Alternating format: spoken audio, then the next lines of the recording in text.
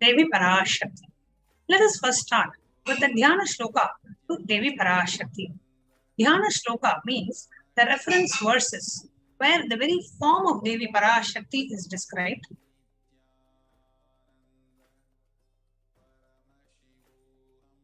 And where we can just meditate on the very form of Devi Parashakti. That is what we mean in Dhyana Shloka. So let us now first see the Dhyana Shloka of Devi Parashakti.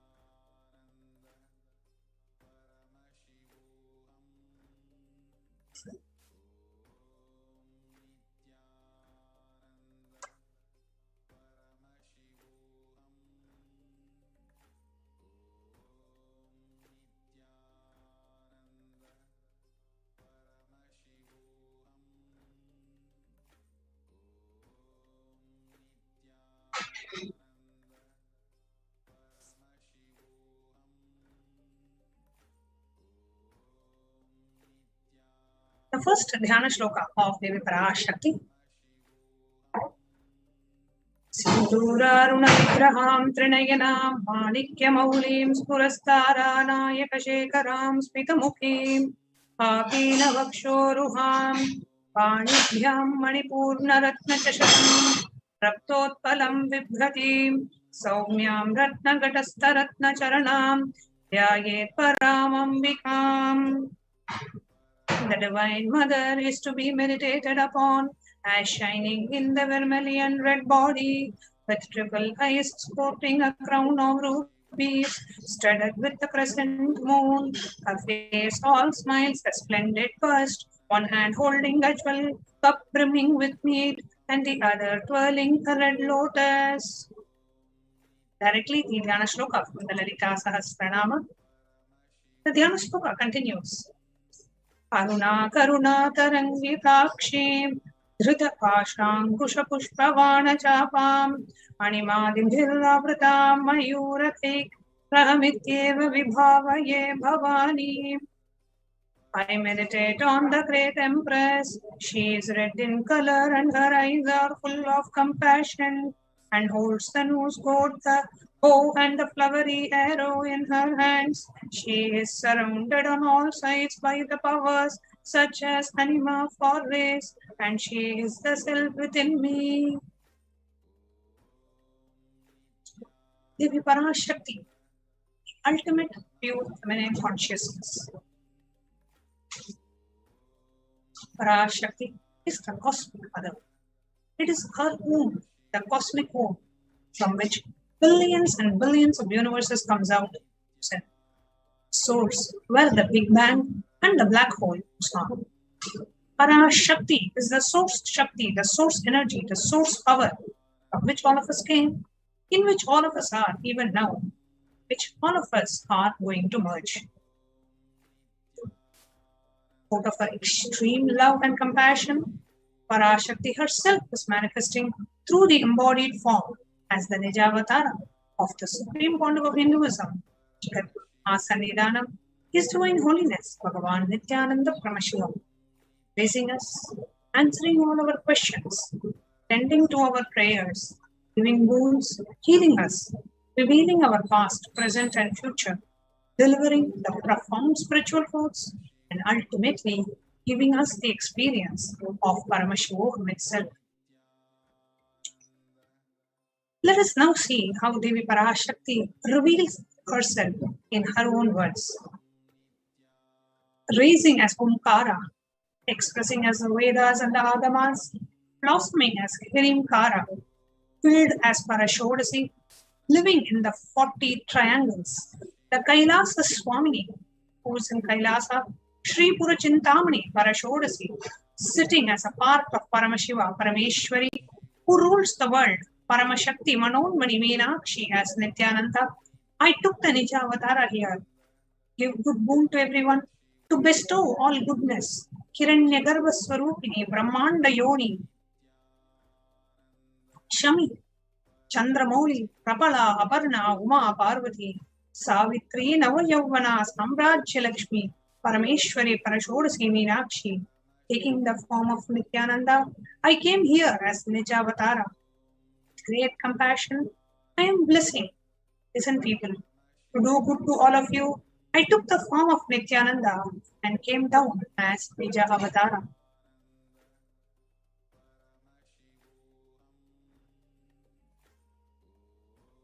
Rising in Omkara, blossoming as Shiva Shiva, manifesting as the source of existence, powers of existence, expression of existence, from the oneness of whom, blossoming into two as Prakriti and Purusha, blossoming as three Shaktis, Icha Shakti, Jnana Shakti, Kriya Shakti, blooming as the four Vedas, expanding as Panchabhutas, beyond the six chakras, filled as the gotras of the seven rishis, expanding as the eight directions, existing as the navagrahas, the nine planets, blossoming as the 10 indriyas, being as 11 rudras, creating all the worlds, bringing life, to tell and to make the truth blossom, to do good.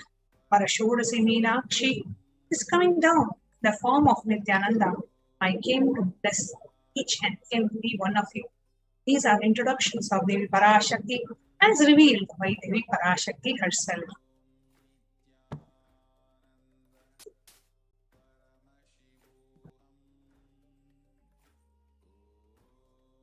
Now, the question is, how do we receive Devi Parashakti? Literally, we are seeing Paramashiva and Parashakti at that moment. She is there in your screen. So always receive her very traditional. Keep 2 betel leaf, 1 banana, 1 betel nut, and 1 coin in front of the screen. Watch Devi. Coin is considered as a traditional dakshana. The Hindu tradition can be a lowest value. It can be just 1 rupee or just a quarter, $1, whatever it may be. Just keep it. And so for 100 days, if you have darshan, it will probably be equivalent to $1, even if you put like just 1 cent. In India, even 1 paise is okay. But some amount is a dakshana. Offer that to Devi. After the darshan is over, do the namaskara, the prostrations, and eat the banana, the betel leaf, and the betel nut. Take it as a prasadam immediately after the darshan. Collect these coins and then send it to the Los Angeles temple. Now, this betel leaf, betel nut may look too small, but in a few days you will see how much it adds to your sentiment that yes, really she is there. You will not take the Devi Darshan for granted. Rituals will break your monotonous and conscious mentality and lifestyle and remind you and raise you to the powerful cognition. It will break your unconscious behavior. So, how do we receive Devi Parashakti? Have a plate, betel leaf, betel nut, bananas, and some dakshina, some offering, a coin. Next, we are going to share with you about Akashic readings. What are Akashic readings and how we can benefit from Akashic readings?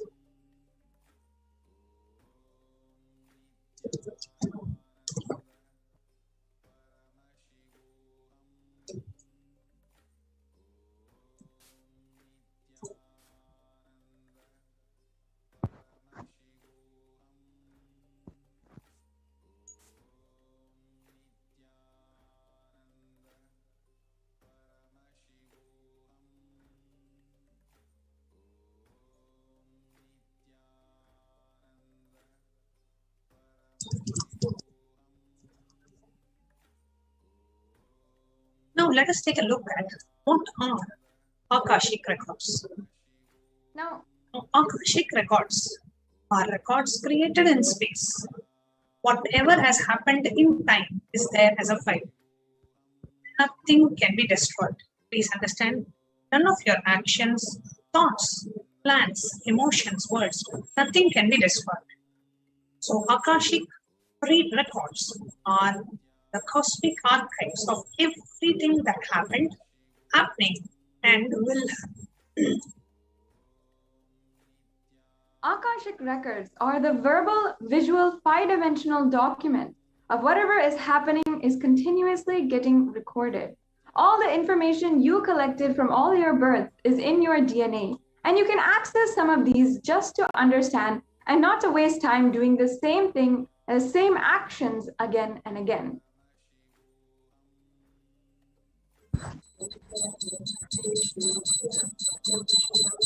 What is Akashic reading? Akashic reading is not a prediction. It is a reading from the cosmic archives. Now, there is no such thing as past, present, and future. Beyond space, creation and destruction happen simultaneously. In the dimension of time starts the past, present, and future. But in Akashic records, there is no past, present, and future. That is why whatever you call as happened, happening, and yet to happen are already clearly recorded.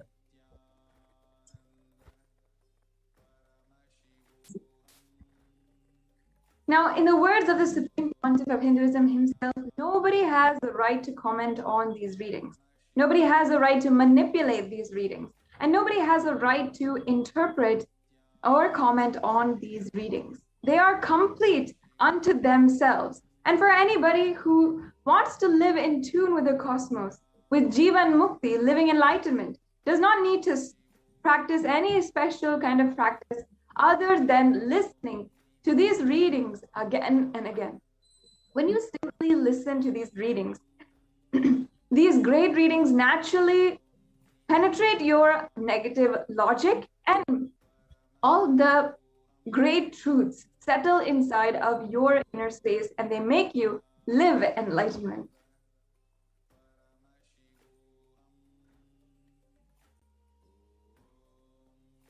Only an avatar can decode Akashic readings. The avatar of Paramashivoham, the Supreme Pontiff of Hinduism, has graced humanity the blessings and darshan, the form of Devi Parashakti, revealing answers to the questions, the earning of the seekers as solutions, breakthroughs, and liberating humanity from pain and suffering. Any answer given by Devi Parashakti is not just an answer, but a karmic breakthrough for the receiver. Now, let us look at the Shastra Pramana, the scriptural reference for the power of Akashic readings. The Shastra Pramana is from Vijnana Bhairava Tantra, Sutra 84, Dharana 61.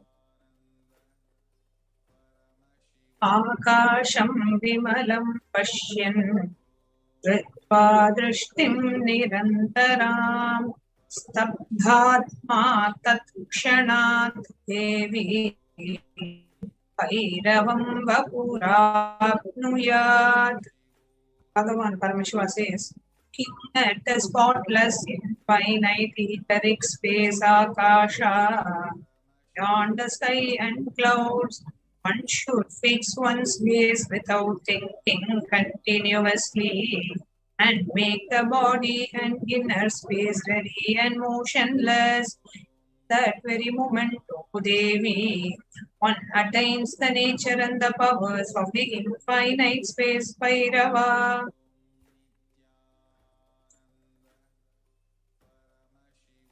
Now, in the Pramana, the reference of the powers of Akashic reading comes from the Mahabharata. In the Hindu Purana, the Mahabharata narrates the story of the great sage Maitreya, who reveals to the secrets to Vidura, the story of his birth in the human form and the reasons of all his suffering. Sage Maitreya actually accessed the Akashic records and told Vidura that he is not an ordinary man, but he was in fact an incarnation of Yamraj, the Lord of Death. He was to play the part of a so-called Shudra for 100 years, being cursed by Manduka Muni. What are the benefits of attending an Akashic reading session? Please understand, all the information that we collected from all of our births is in our DNA. You can access some of them just to understand, not to waste time doing the same actions again and again. Accessing the DNA code Reading the Akashic records will be useful for us to be liberated from our default future, bringing an end to binding cognitions, known and unknown suffering, leading you to experiencing enlightenment. Paramashivoham.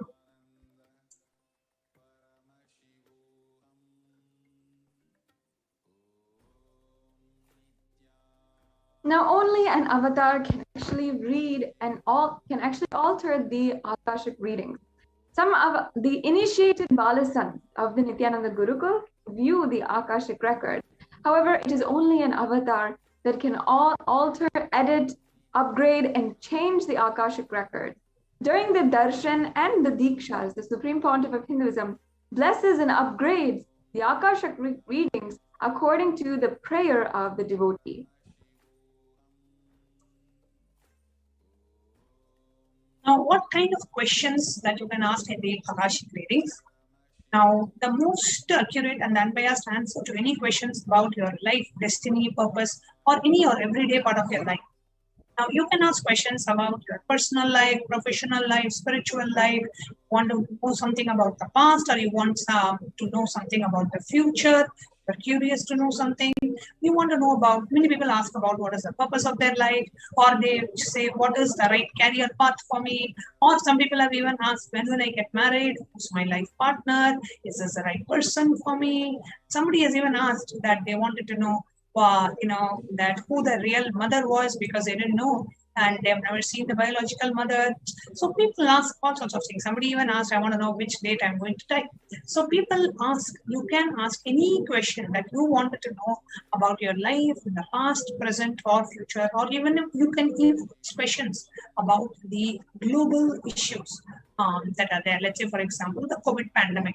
If some aspect of this COVID pandemic want some clarity, you can even ask questions about the global pandemic or any other global issue for that matter, and Devi Parashakti will directly reveal the answers from the cosmic archives. So we are all so blessed that Devi Parashakti herself is coming down from Kailasa, the enlightened time-space zone, be able to answer our questions live, and you can listen to the answers live and understand the live answers and experience the ultimate transformation. Now the question will be, okay, how do I submit my questions in the Akashic reading session? That's what we are going to cover next. What are the different ways we can submit our questions for the Akashic reading session? So there are various different social media platforms through which you can submit your questions to Devi Parashakti.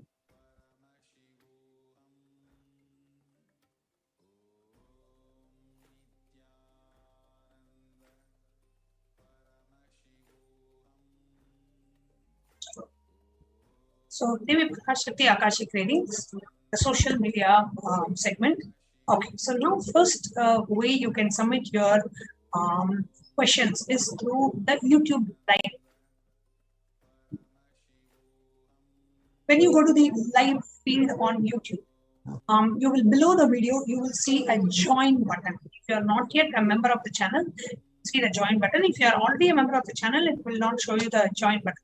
So you can join the channel to become a member of the channel, and all the members have exclusive privileges to be able to ask questions directly to Devi Parashakti, and your questions will be directly seen by Devi Parashakti, and whichever Devi Parashakti chooses to answer, she answers those questions.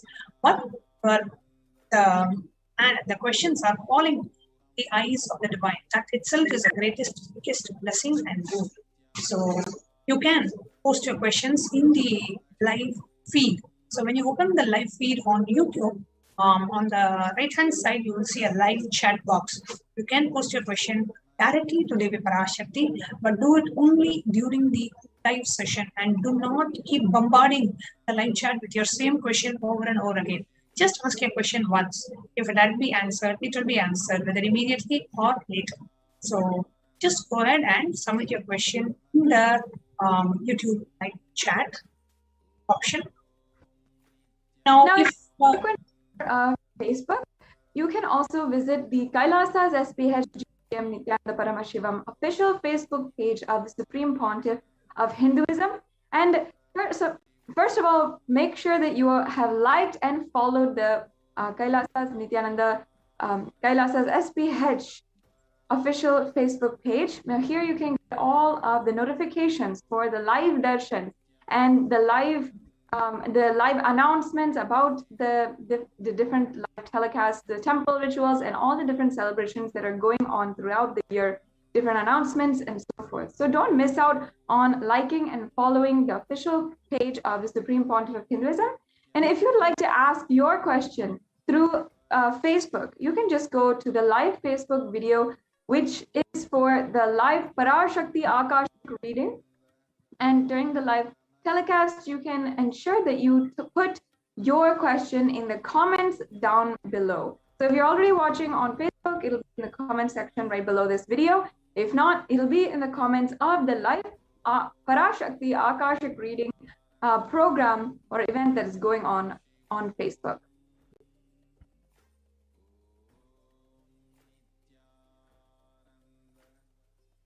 The third option that you have is a tweet. The official Twitter account of the Supreme Pontiff of Hinduism is Kailasa's SPH GGM HDH Nithyananda Paramashivam, and the Twitter handle is @Shri Nithyananda. So if you are not yet a follower of the Supreme Pontiff of Hinduism on Twitter, now is the time to go ahead and follow @Shri Nithyananda on Twitter, and you can ask your questions in the reply section of the tweet with the hashtag #AskTheAvatar. So when you use the hashtag #AskTheAvatar and put it as a reply tweet to their main live feed. So every day we will be having the live feed on Twitter as well. And to that live feed, just reply to that live feed with your question with the hashtag #AskTheAvatar as projected on the screen. The next platform in which you can submit your questions is the Instagram platform. Now, in the Instagram, the official Instagram handle of the Supreme Pontiff of Hinduism is also @Shri Nithyananda, and so you can follow the Shri Nithyananda on Instagram, and you can ask your questions in the comments.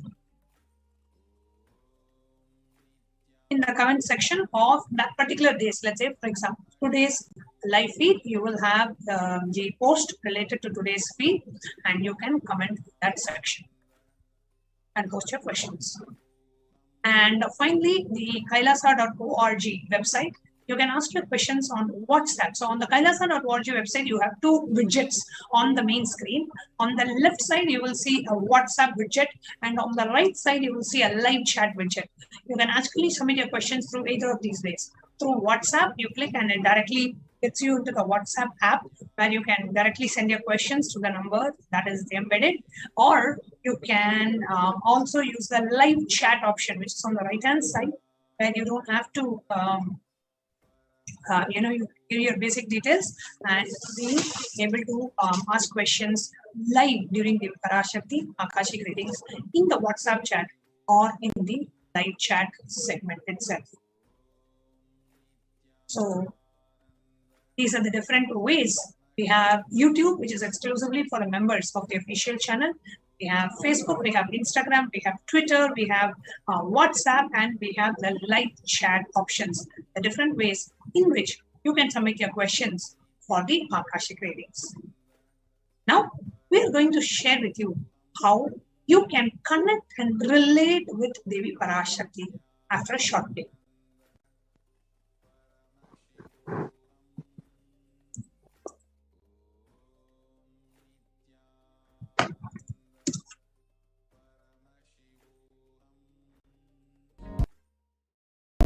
We get you ability to build beautiful relationships in your life. We get you direct spiritual support, and we make sure you become wealthy.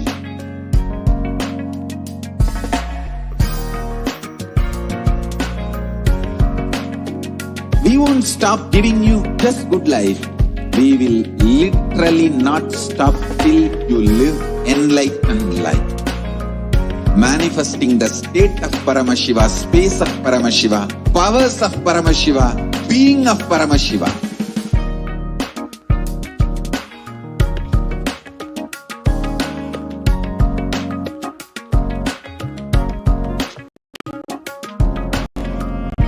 Whole world should become Kailasian. I want the whole world to know Hindus have something great to contribute to the world.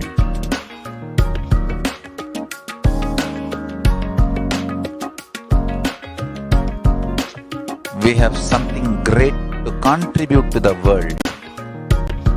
Let us do that.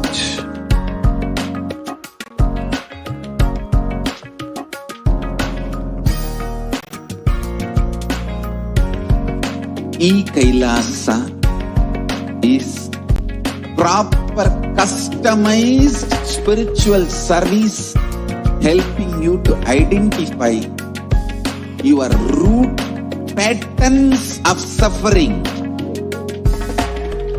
We have perfected the science of helping every individual from every cultural, religious, nationality background.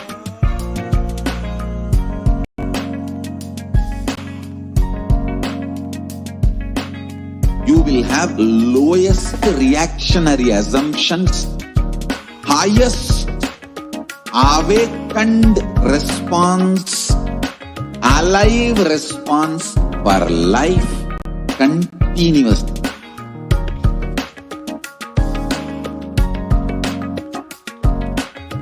Kailasa is enlightenment ecosystem, literally enlightenment itself in your own home, wherever you are.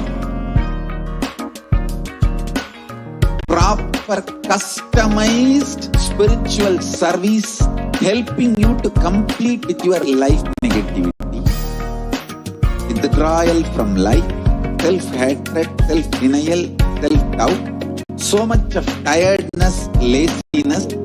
We can support you aligning your diet, your attitude, your aptitude, your understanding about life. We can help you with everything.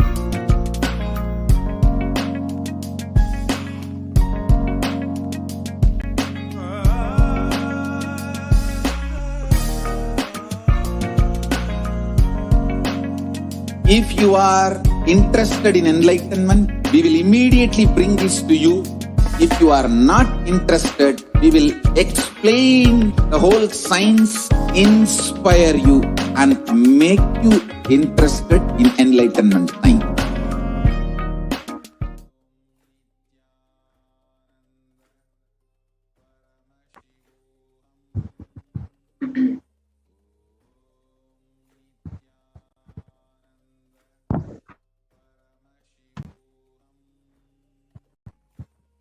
Nithyanandam. To all of the viewers, welcome back.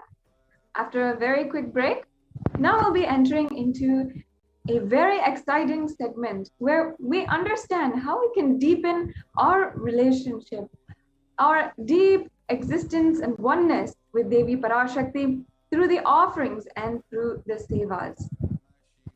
So let us now understand what is the significance of offering. What is the real context behind these offerings and sevas? The Supreme Pontiff of Hinduism has literally revived the science of worship and the science of rituals through the Nithyananda Paramashivam Devalaya and through so many other different entities, different ways that we can offer the ritualistic worship to the divine cosmic beings through the Supreme Pontiff of Hinduism. And each and every one of these sevas has a unique significance and is referred to in the Shastras, in the ancient Hindu scriptures of Sanatana Hindu Dharma.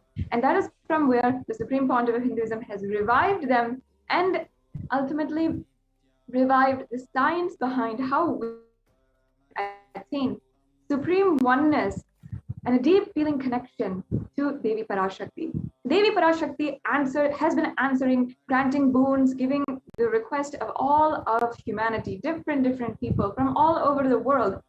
If they just ask a question, regardless of the fact if they're offering, if they're feeling gratitude for it, if they're understanding or anything, if you ask a question, Devi Parashakti has been answering. And out of a person's gratitude, out of their individual gratitude, later on or even before that, if they'd like to offer these sevas and make sure that they deepen the relationship that they have with Devi Parashakti and offering the gratitude for making whatever they wanted manifest into reality, these are the different sevas. So let us now enter into this segment and understand the significance of offering. Now, what is really an offering mean? Does Devi Parashakti really waiting for us to offer? For whom is this offering? Now, just to give a small example of what is the significance of this offering. Now, let us say you are, it's, I know most of you in the US have just finished a long weekend. So let's say you are just sitting in your house and it's a holiday, and suddenly you are hearing a knock on your door. And you're wondering, I wasn't expecting any guests or my friend to turn up today. Who is this? So you kind of anxiously and curiously peep out through the window and see that it is Devi Parashakti herself standing. You run to the door and open the door, and you're not able to believe your eyes. It is literally Devi Parashakti standing there, right? And you just know that she has come down, and you're not able to believe your eyes. You're pinching yourself and you're seeing, is this true? Is this really Devi Parashakti? Am I dreaming or is it real? Immediately what you will do, you will fall at her feet and you'll say, please, please, please come inside, come inside. You will make her sit. You will do what you can. You will offer some flowers. You will, whatever you can. You will worship her. You will talk to her. You will still not be able to believe that it is actually Devi Parashakti who has come down to to bless you, shower you with all the boons, to connect with you and to make you feel that, you know what, you are taken care. She is there taking care of you, protecting you. So let us say Devi Parashakti is in your living room and she's sitting on a couch and you're just talking to her and connecting with her and relating with her. So then what really happens at that time? Right? So you will feel like you will ask, okay, Devi Parashakti, can I give you some food to eat? Can I pour some water at your feet? Can I offer some flowers at your feet? Can I give this? Can I give that? Why? Is it that Devi Parashakti came to your house to receive flowers from you? No. That is the way we relate with the Devi Parashakti. That is the way we connect with her.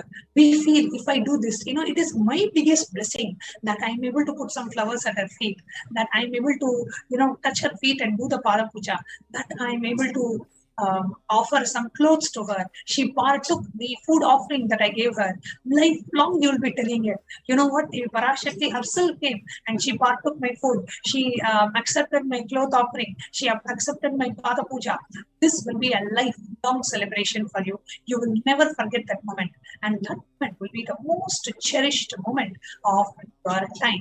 So that is the significance of the offering. You will literally feel that the divine being is real. Devi Parashakti is there and you are making that offering. So the offering to Devi Parashakti is a way that you experience that immense feeling connection and you know that Devi Parashakti is real and it is not some mental construct. She is physical and she is real in your life. That experience is given to each and every one of us when we partake in these offerings. And you can choose whatever offering you want. You can choose those offerings and request the darshan and the blessings and the boon. And ultimately, the deep feeling connection and bhakti and devotion and surrender to Devi Parashakti herself. So that is the significance of the offering.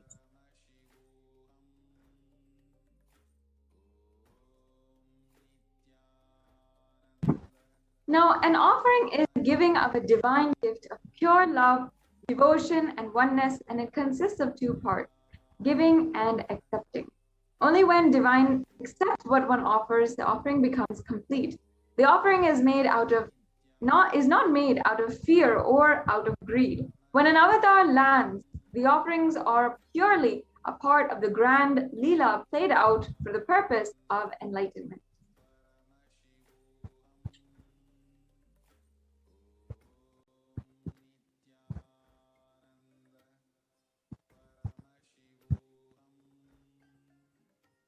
Let us now look at the Dhyana Shloka which describes the very form of Devi Parashakti.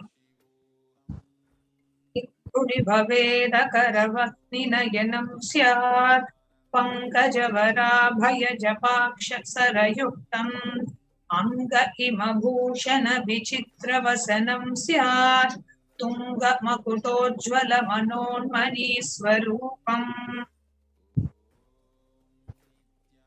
And now I'll chant the English translation. Moonlight face holding the Vedas or books in hand, fire in eyes, with the lotus flower gracing and blessing hands, and one hand with the Japamala, beautifully decorated with jeweled ornaments in wonderful clothes and shining bright crown. Her name is Manonmani. This verse is a direct reference from the Mula Agama, the Manonmani Dhyana. The next Dhyana shloka we have for Devi Parashakti.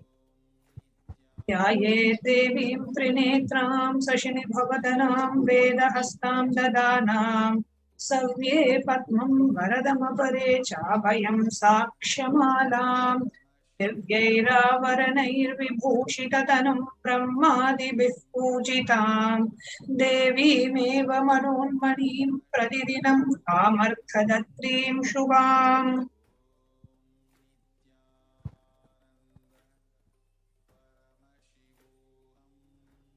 And now the English translation.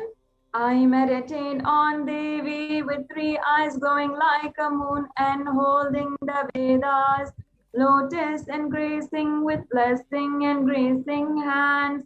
She is wearing beautiful ornaments and she is worshipped by Brahma and the other many gods and showers auspicious boons for all actions every day. This reference is also from the Mula Agama, the Manonmani Dhyana. Now, you will be saying, and sometimes you may be even curious, what is the significance of gold? Why do we offer, why many of the offerings that we do to the divine beings and the divine, to Devi Parashakti and all the other divine beings of Hinduism, why do we make the offering in gold? The direct reference is from the Atharva Veda, which talks about gold. Let's understand that the gold is a divine element. Gold doesn't have dosha. Gold is therefore considered as a divine element. When I say dosha, gold and rudraksha, these two do not have dosha. Means if you wear it and you can even what you are wearing, the chain, you can even offer it to the divine. Because that jewelry or whatever you are wearing, because it is gold, the gold doesn't carry the dosha of the person who's wearing it, or you do not add anything to it. You do not add any impurities, or it doesn't carry anything, even though you may be using it. So the gold as an element itself doesn't have any dosha. It purifies anything it touches. Hence, it is an element of spiritual significance and great spiritual power of healing and enlightening. The vibration of the gold has the power to infuse sattva energy and positive thought currents for anyone who wears and anyone who sees or operates it in its vicinity. Gold is actually present, referenced in all of the scriptures, including the Agamas, the Vedas, the Shrutis, Smritis, and Itihasas and Puranas. In all of the Hindu scriptures, gold is the most auspicious and purest metal which purifies our being. In Hindu civilization, everything was built in gold, exchanged in gold. Ritual feasts were offered in gold bricks. When one was to be saved from a life-threatening disease, gold was offered as the ritual fee. Gold was in abundance and used for weighing equivalent amounts of commodities, including cows. Kingdoms were built in the huge doors of gold. The streets would have huge columns and huge archways made out of gold, and the horses, cows, elephants, and all of the animals were also dressed in gold as they lived in coexistence and harmony in the whole Hindu civilization.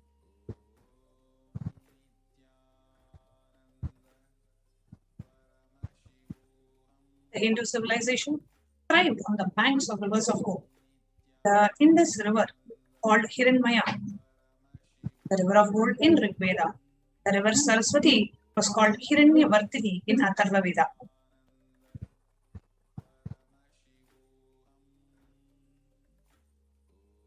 Gold is the supreme element for offering gifts to the ones you love and revere. Temples are constructed and paved in gold, deities are made in gold and decked and adorned in gold. Because it preserves the enlightenment energy for thousands of years. It lasts forever.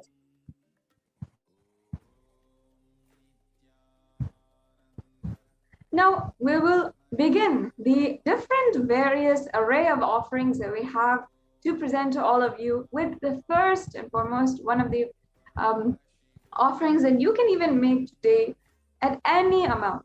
So this is the E-Hundi offering, and first I'll be chanting the Shastra Pramana for this offering. Bhakti Priya Bhakti Ghamya Bhakti Vashya Bhayapaha Shambhavi Sharadaradhya Sharvani Sarmadayini. And the English translation: Devi is fond of true devotion and is realized through true devotion. She can be won over through true devotion, and she removes all fear. Now you can, if you are ready, go ahead and make the payments through the registration forms, or the E-Hundi offering can be made through the YouTube super chat option. If you're wondering what this is, don't worry. Stay tuned, and at the end of this segment, we will be walking each and every one of you through of how you can make these payments. So understand that what Devi is promising here is if there's any fear in the minds of her devotees, she will remove that fear. It is stated that Devi likes to be worshipped in autumn. However, it is meant of the autumn of our lives, not the yearly autumn that we might go through, when thoughts move more and more inwards and the role of the divine is known and understood clearly. At that point, the need for Devi worship becomes stronger. And here we have a couple of the words that Devi that is used, translated. Shambhavi in the previous verse is the consort of Shambhu, Lord Shiva.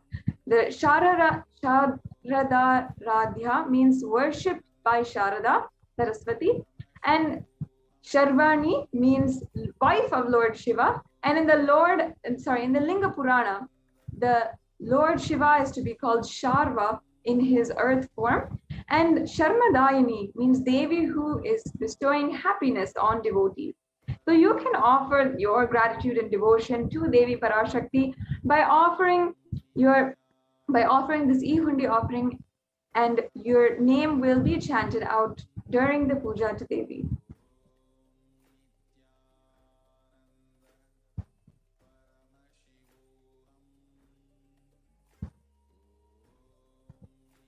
The next offering that we have for the Parashakti is the offering of the Sankalpa.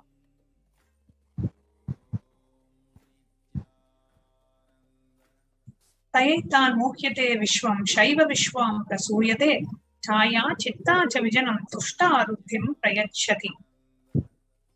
The goddess enchants this universe, and she herself gives birth to the universe. That goddess, being prayed without interest in anything, gives that knowledge that leads to salvation and gives wealth in the materialistic sense. This is from the Devi Mahatmyam, the 12th chapter, the 34th verse. Offering of the Sankalpa, the conscious resolution, blesses the person offering all the fruition of the desires, the wishes that he is earning for. So pray to Devi Parashakti, take a conscious resolution, receive earth blessings, and manifest the reality that you want. And it is just $1, so that every one of you will be able to participate in this offering. So if you would like to offer it for, let's say, 3 of your family members, then it will be $3. So it's basically just $1 per person. And go to tiny.cc/Devi-offering to make this offering. The next offering is the beautiful Sahasranama Swarnakastu. In the Lalita Sahasranamam, in the verse 731, Devi is referred as Nama Parayana Prita, meaning that she who likes the repetition of her various names. So this offering is the repetition, literally the Parayana of the 1008 names of Devi Parashakti. the very special offering and unique archana offered to the Mahameru of Devi Parashakti. In this offering, you can offer a gold coin inscribed with each of the 1008 names of Devi Parashakti and receive the blessings to have the Ananta Kalyana Gunas, all the divine qualities of Devi Parashakti.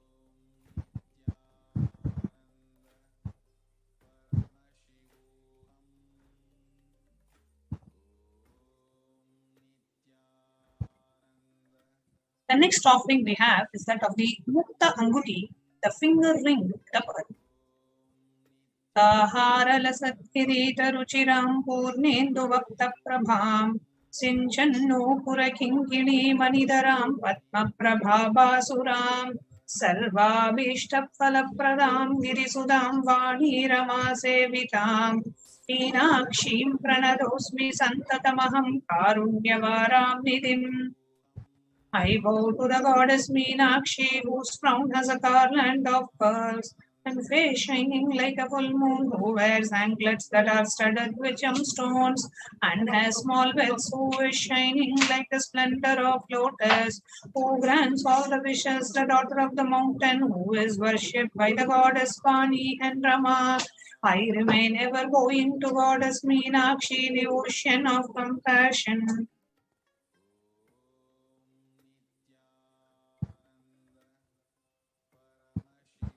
Offering, offer the pearl finger ring and receive the blessings to be showered by her compassion and pure love in all your business endeavors.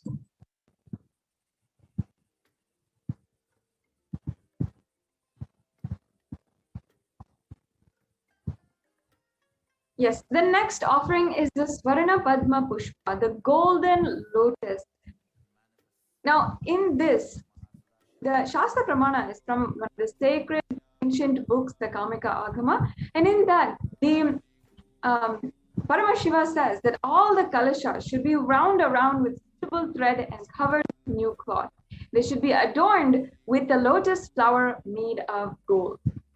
The lotus flower has such importance and significance in the Vedic scriptures. And in fact, it is referenced in all of the scriptures. We can go on to the next slide.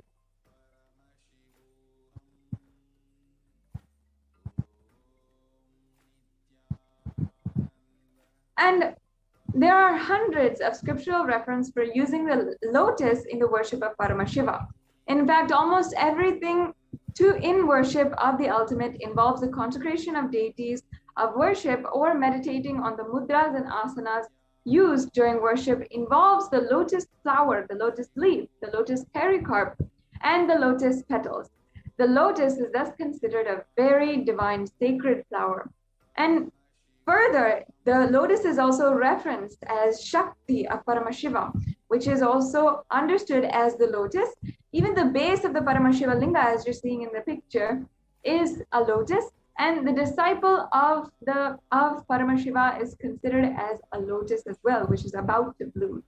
So you can offer the Swarna Padma Pushpa in any size which you wish to, and be blessed to have the state, face, powers, and being of Parashakti in your inner space amidst any and every adverse situation in your life. The next offering we have is that of the golden florin, the Swarna Metti. The reference in the Lalita Sahasranama, it says, Nakadiditi Samchanna Namachana Tamoguna Padadvaya Prabhajala Parakrata Saroruha. You, Devi, whose brightness from the toenails destroy the darkness of ignorance from the minds of your devotees, prostrates at your feet. Whose brightness from your 2 feet overpowers that even of the lotus flower. So, offering of the Swarna Metti, the golden touring, Devi Parashakti, adorning her sacred feet, be in the space of constant gratitude for receiving her blessings in even the most difficult aspect of your life. So the offering of the Swarna Metti is $750. You can visit tiny.cc/Devi-offerings. Make this offering. The next beautiful offering is the Swarna Mangalika. Now, Devi Parashakti is referenced as, described as the Shuddha Sarabhi Varshani, meaning she who makes the nectar flow in all of our nerves from the Sahasrara, she who gives the very pleasant experience of the ultimate. Actually, in Hinduism, the Mangtika, which all of the women, the Hindu traditional women, will wear on their forehead, on their hairline, and we're offering it here, the golden hairline jewelry. So the Mangtika actually represents the nectar which is flowing from the Sahasrara Chakra, which is fully opened. And the Sahasrara Chakra is described to be a 1,000-petal lotus. So when it is open and the nectar is flowing from it, the Mangtika is the representation of the nectar of the flowing from the Sahasrara Chakra. The next slide, please. So you can offer this golden hairline jewelry in order to experience the overflowing gratitude and complete completion with Devi Parashakti in your life.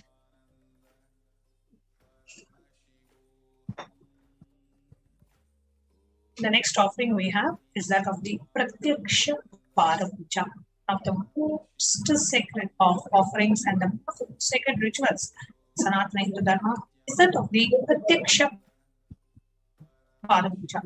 Now, what is the Pratyaksha Parapuja offering? Where our whole being is just melting in gratitude, and from that space of gratitude, you want to do something, you don't know what to do. Something to express your gratitude to the divine, to Devi Parashakti, to the Supreme Pontiff of Hinduism, for gracing in our lives. So you offer the Pratyaksha Parapuja. Offering of the Pratyaksha Parapuja is done just to express your gratitude, not even for any benefit.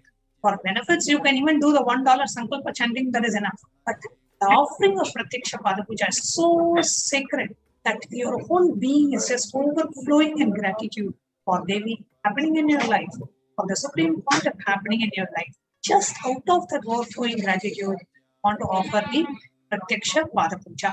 So the offering of the Pratyaksha Parapuja is $1,008, and you can make this offering by visiting tiny.cc/Devi-offerings.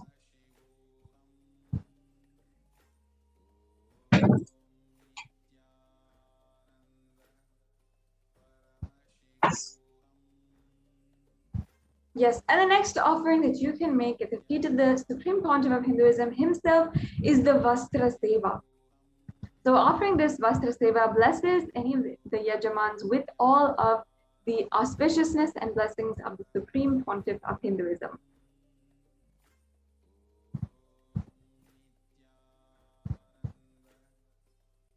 And the offering of the Vastra Seva is the sacred offering of the divine cloth for wearing. So after the Pratyaksha Parapuja, you can offer this Vastra Seva as a beautiful divine gift of love and gratitude to the Supreme Pontiff of Hinduism.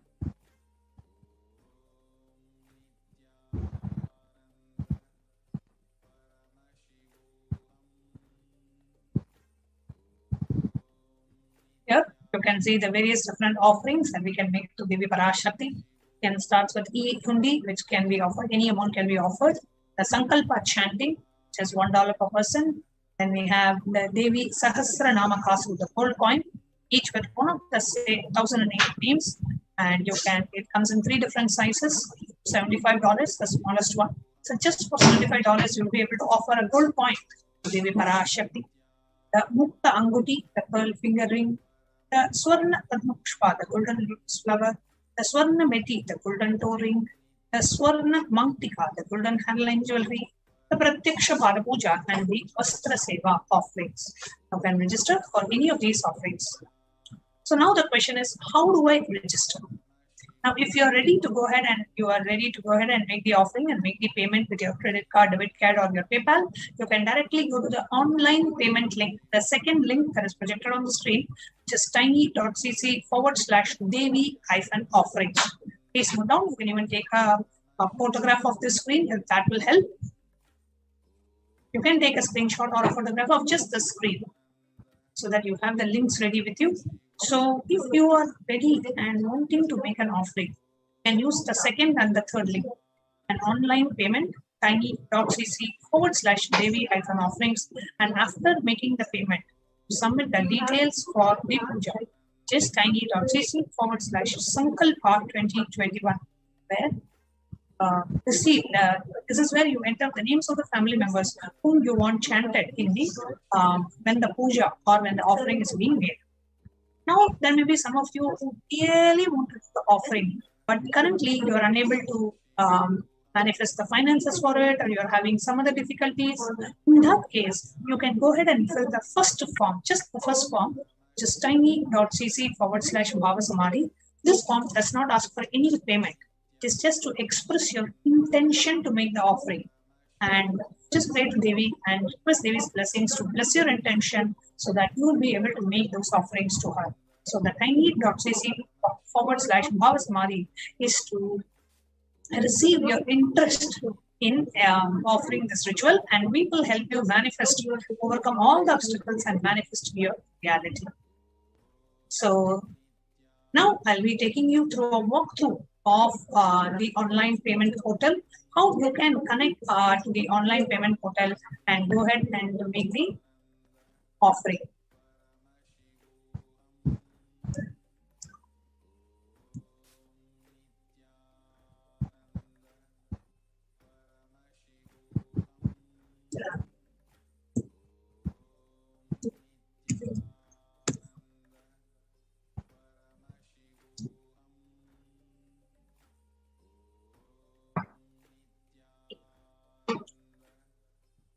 I will now be taking you through a step-by-step walkthrough. So the first link that we are going to be projecting is the link. This is the tiny.cc/Devi-offerings. If you click on tiny.cc/Devi-offerings, it will take you to this page where you scroll down and you choose what seva that you would like to offer. Let us say we choose the Pratyakshapala Puja. Guru Purnima is coming up, 24th of July. Nobody can do Guru Purnima. So you go ahead and choose Pratyakshapala Puja. As soon as you choose any offering, immediately the cost of the offering will pop up in the bottom. You can increase the quantity. Let's say you want to do it separately and your husband wants to do it separately. So you can increase the quantity by 2, or you can just have it as 1 and click on add to cart. Now, if you want to do any other offering and you just want to make the payment once for all, so you want to do the Pratyakshapala Puja and you want to make an offering of Sankalpa chanting, just click the black button on the browser, go back to the same page, and you can choose Sankalpa chanting, which is $1.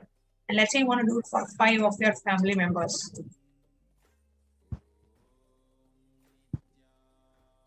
So you click on add to cart. It adds 5 Sankalpa names to the cart. Come down, check down verify the cost. Click on proceed to checkout. In the next checkout page, basically you enter your billing details, your credit card details. Click on I agree to the terms and conditions. It's very, very straightforward. It's your basic billing information. And go ahead and say that I agree to the terms and conditions, and you click on place order on the bottom right. After you place the order, it will say successful and you will get an order number. Note down that order number and go to tiny.cc/Sankalpa 2021 and you click on next.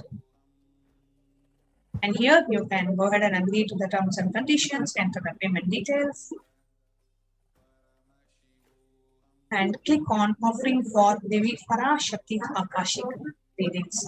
So you click on Devi Parashakti Akashik reading and then click next. In the next page, you can choose that you're making an offering for Pratyakshapala Puja and the Sankalpa chanting, and you can enter the names of your family members to be chanted the puja in the offering.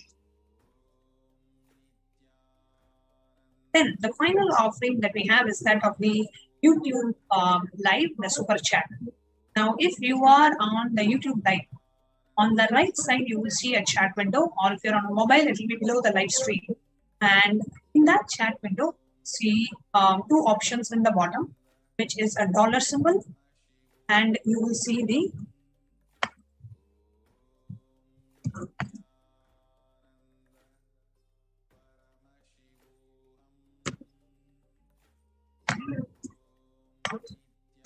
you will see a dollar symbol and you will see an emoji. An emoji and then a dollar symbol. Click on the dollar symbol. You will see three options.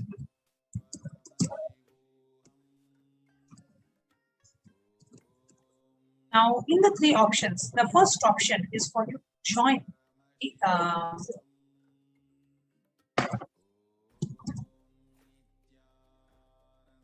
channel and become a member of the YouTube channel. And you will see an emoji and then a dollar symbol. Click on the dollar symbol. You will see three options.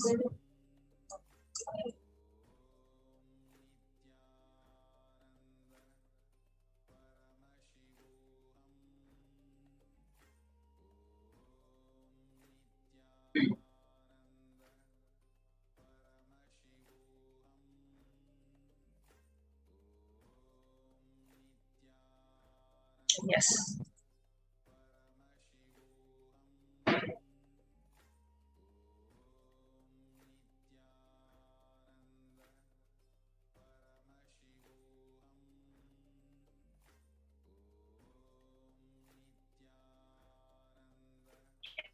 So here, bottom, see the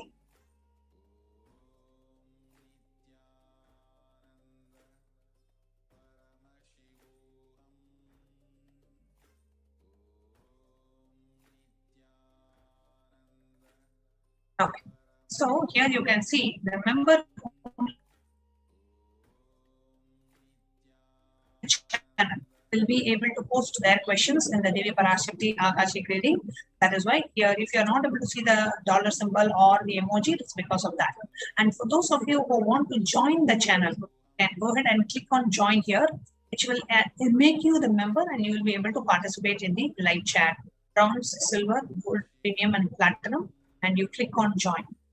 When you click on join, it allows you to go ahead and enter your credit card, your debit card details, your PayPal details, and go ahead and make the purchase. Become a member of the channel so that you will be also able to enter into the chat, be able to chat with our viewers. And this is a member only on, so that the members only will be able to join live during the Devi Parashakti Akashic readings and ask their questions. So these are the different ways in which we can connect with Devi Parashakti and make our offerings. So with that, we come to the conclusion of the segment, and now we'll be entering into the next segment where we are going to be revealing to you, sharing with you some of the revelations by Devi Parashakti herself after a short break.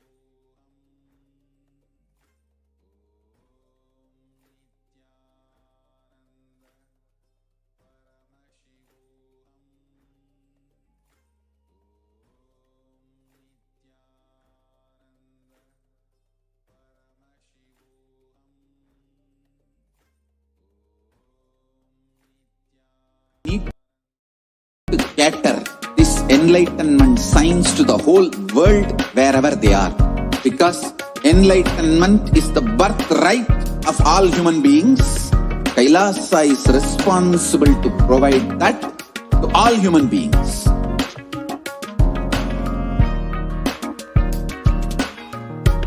Kailasa is the totality of the knowledge I received from my gurus and practice manifested in my life, perfected by teaching millions of people from all cultures, time zones, backgrounds, genders, nationality, race, from every creed.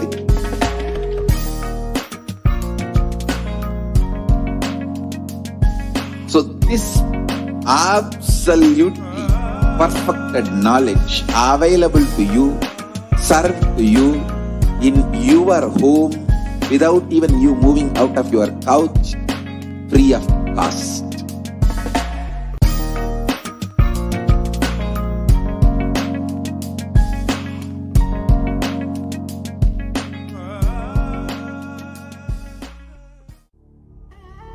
What I mean by the word Kailasa, listen intensely.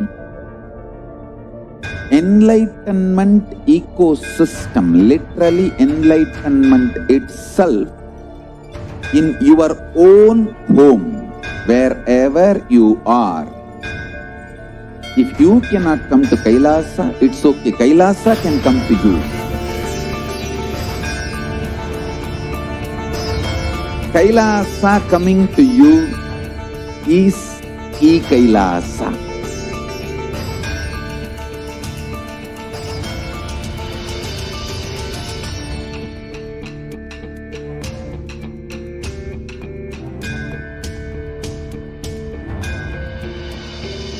I will revive Hinduism. I am a Hindu revivalist, not by any revolution, but by evolution.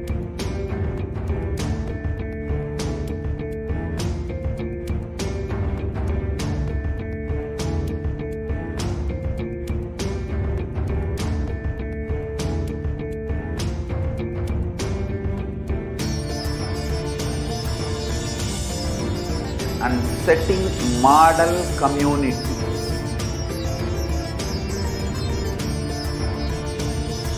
Kailasa, enlightenment ecosystems, Sarvanya Pitas all over the world.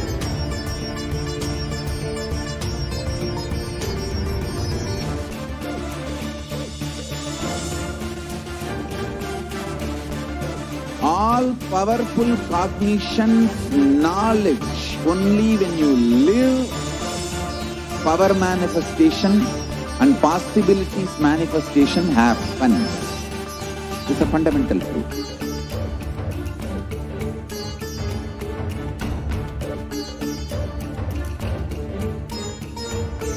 Hinduism cannot live exclusively as one sampradaya. No.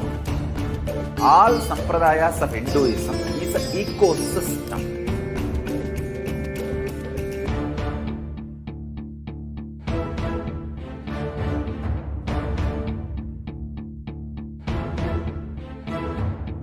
So don't keep quiet thinking that if one sampradaya is attacked, only that sampradaya is going to be affected.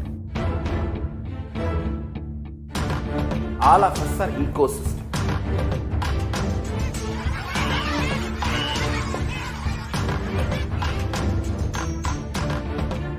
I invite all of you to get involved and enjoy Hinduism by the principle of Dharmo Rakshati Rakshitaha. When you protect Dharma, Dharma protects you. We will make the whole planet flourish spiritually. The spiritual prosperity will happen to the whole planet. We all have to coexist together.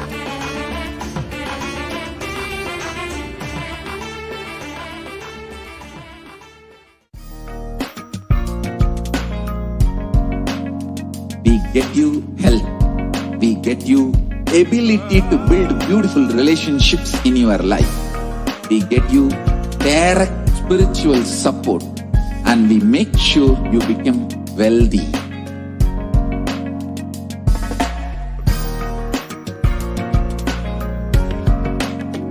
We won't stop giving you just good life. We will literally not stop till you live enlightened life. manifesting the state of Paramashiva, space of Paramashiva, powers of Paramashiva, being of Paramashiva.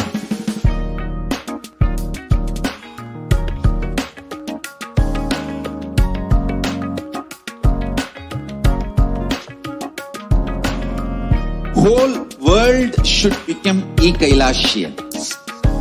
I want the whole world to know Hindus have something great to contribute to the world.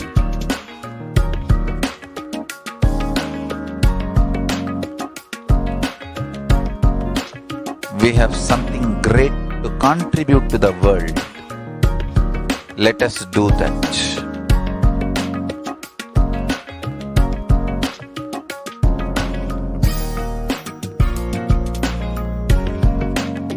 Kailasa is proper customized spiritual service helping you to identify your root patterns of suffering. We have perfected the science of helping every individual from every cultural, religious, nationality background.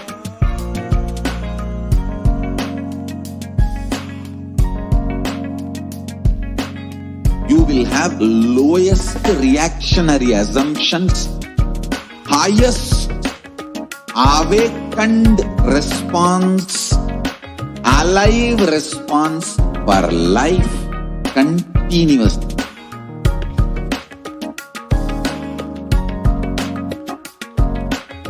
Kailasa is enlightenment ecosystem, literally enlightenment itself in your own home, wherever you are.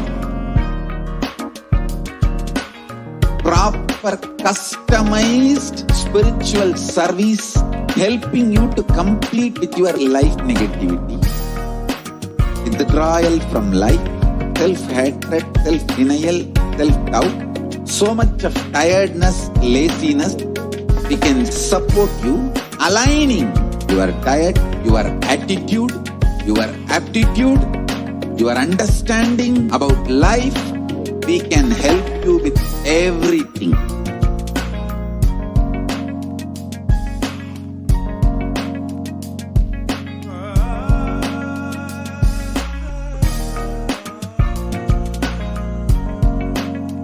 If you are interested in enlightenment, we will immediately bring this to you. If you are not interested, we will explain the whole science, inspire you and make you interested in enlightenment time.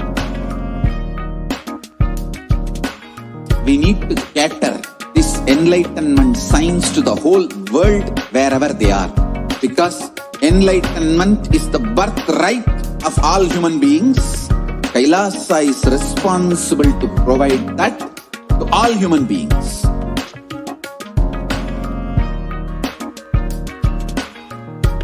Kailasa is the totality of the knowledge I received from my gurus and practice manifested in my life, perfected by teaching millions of people from all cultures, time zones, backgrounds, genders, nationality, race, from every creed.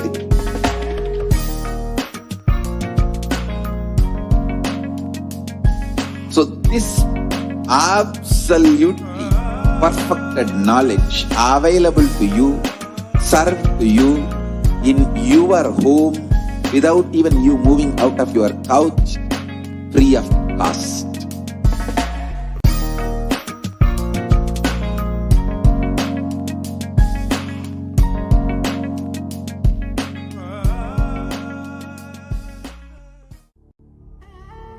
What I mean by the word Kailasa, listen intensely.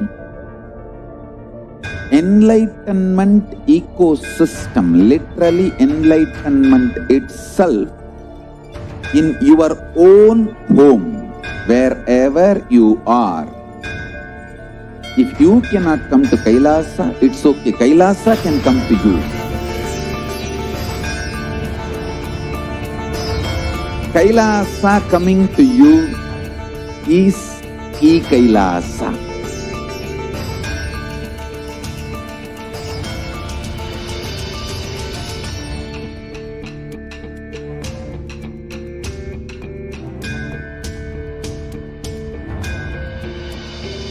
I will revive Hinduism. I am a Hindu revivalist, not by any revolution, but by evolution.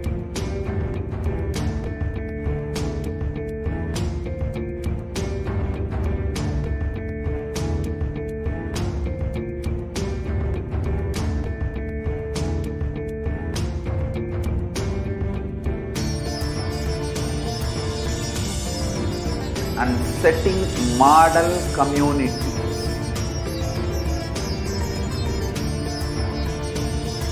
Kailasa, enlightenment ecosystems, Sarvanya Peethas all over the world.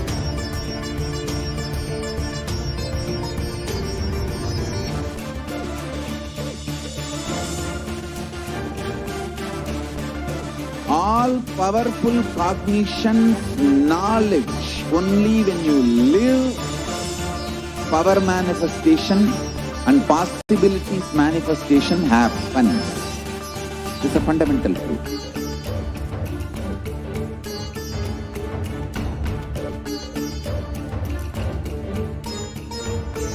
Hinduism cannot live exclusively as one sampradaya. No. All sampradayas of Hinduism is an ecosystem.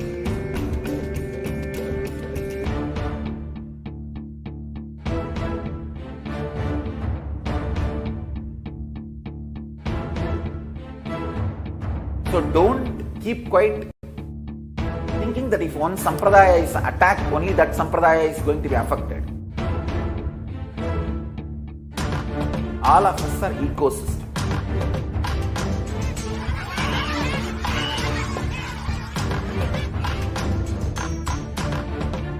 I invite all of you to get involved and enjoy Hinduism by the principle of Dharmo Rakshati Rakshitaha. When you protect Dharma, Dharma protects you. We will make the whole planet flourish spiritually. The spiritual prosperity will happen to the whole planet. We all have to coexist together.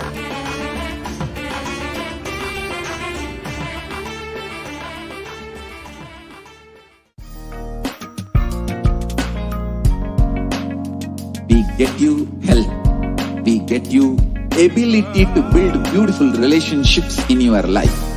We get you direct spiritual support, and we make sure you become wealthy.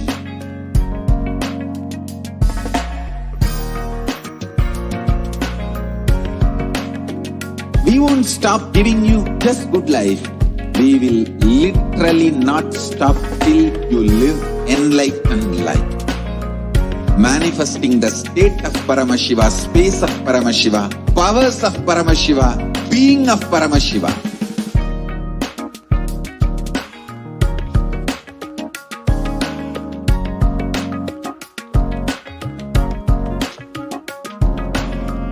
Whole world should become Kailasians. I want the whole world to know Hindus have something great to contribute to the world.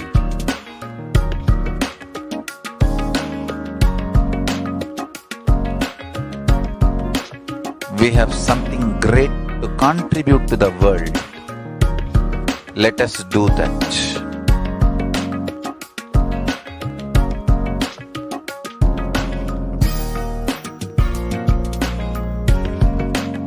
Kailasa is proper customized spiritual service helping you to identify your root patterns of suffering Nithyanandam, welcome back. So we'll be moving on to the next segment of this program of Devi Parashakti's revelations to this whole world during this pandemic, COVID-19 pandemic. So let us now listen to Parashakti's revelations to the world about the black fungus and the effects of the black fungus. கரும்பூஞ்சை வியாதிக்கு வைத்தியம் கேட்கின்றாய், நன்றாய் தெரிந்து கொள். கரும்பூஞ்சை வியாதி நுரையீரல் மட்டுமல்லாது மூளையையும் நசுக்கி மனிதனை ஜடமாக்கி மரணத்திற்குள் தள்ளும் உயிரியல் ஆயுதம். மனிதர்கள் மீது நடத்தப்படும் உயிரியல் போர் இது. நவபாஷாணத்தின் மீது பொழியப்பட்ட நீரும் மஞ்சளும் பாலும் வேம்பு ரசமுமே இதற்கு மருந்து. அதை அருந்தி உடலிலே அதை ஊற்றி நீராடி இருந்தவர்க்கு காவல் அம்பிகையின் சக்தி.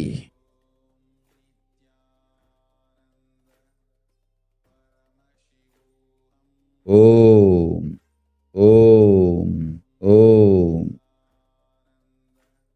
சிருஷ்டி நஷ்டமாகாதிருக்க தேவ ரகசியங்களை தெளிவாய் உலகத்திற்கு சொல்லிவிட்டேன்.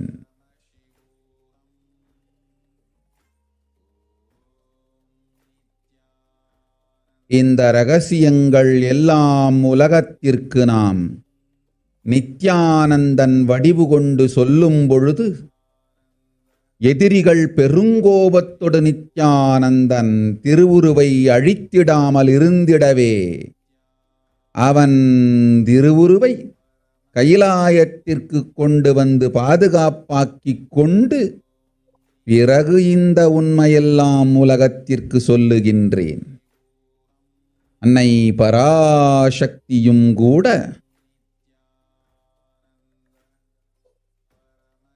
உண்மைகளை உலகிற்கு சொல்லும் முன் தற்காப்பு செய்து கொள்ள வேண்டிய அளவிற்கு மனிதர்களின் அரக்கத்தனமும் அட்டூழியமும் உலகத்தில் அரண்டு ஆடுகின்றது.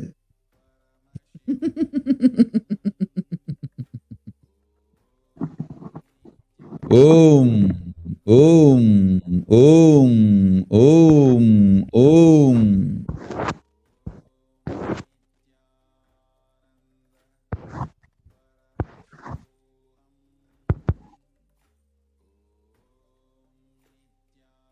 Yes. So this is the translation of what Parashakti has revealed exactly in the Akashic reading about the black fungus. So you are asking remedy for black fungal disease. Know properly black fungal disease. Not only it will affect the lungs, it will smash the brain also. It is a bio weapon that makes humans lifeless matter and push them to death.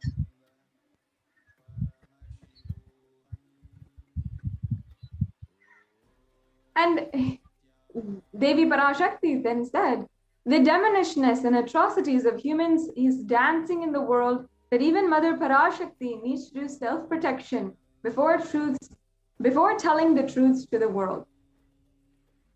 Yes, you see, this black fungus was denied and dismissed as a rare disease, declared as an epidemic by several states, declared as a pandemic within the pandemic, which literally eats the brain. It mutilates the bodies, the face, eating the bones, and affects only the COVID patients. It is extremely fatal, and 50% of the people who are infected with the COVID and the black fungus literally die out of it. And as you can see here an article where where they're speaking about the black fungus disease linked to COVID that spreads across India. This is from the 23rd of May 2021. And here it's saying that the fungal disease with a name is having actually 50%, is affecting 50% of the COVID patients, and is initially, but now the fungus can spread to others and can be literally spread to anyone within anyone who, even if they do not have COVID. So they're stating here how many people, 7,200 people in India have this black fungus disease, and this was 2 months back in May. And it's also said here that the high incidence of diabetes is one of the causes of how this disease is affecting so many people across India. Yes. So you can see another news article which presents the COVID-19.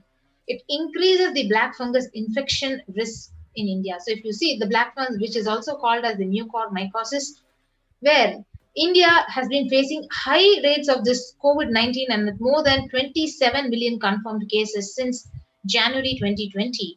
And also, the World Health Organization has announced that the B1617 variant of this SARS-CoV-2 virus is a variant of real global concern. So, literally, some scientists believe that the severe COVID-19 could potentially weaken the body's immune response. So COVID-19 is increasing the risk of black fungus, the mucormycosis infection risk in India.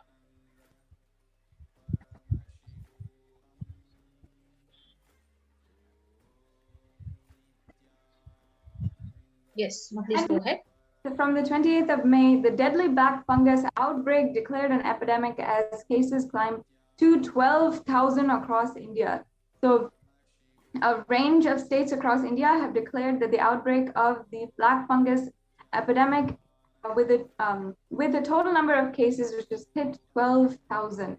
So this was, again, a pandemic within a pandemic. You can see a pandemic within the COVID-19 virus. So the incidence of death and the death toll after the COVID-19, the soaring number of fungal infections among the recovered patients have emerged.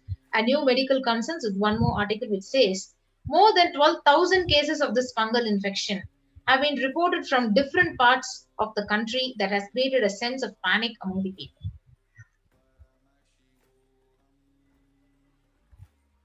And here, flesh-eating black fungus killing off patients who even survive COVID-19.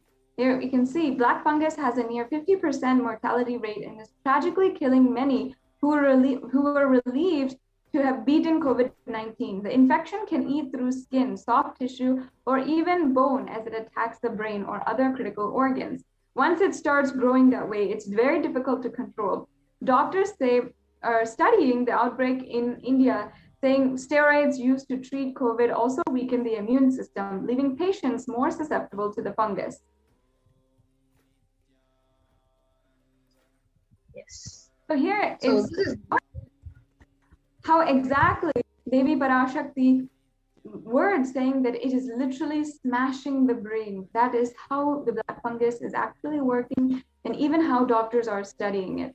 And Devi Parashakti even revealed to the world, saying that human beings will die like rats and cats on the streets.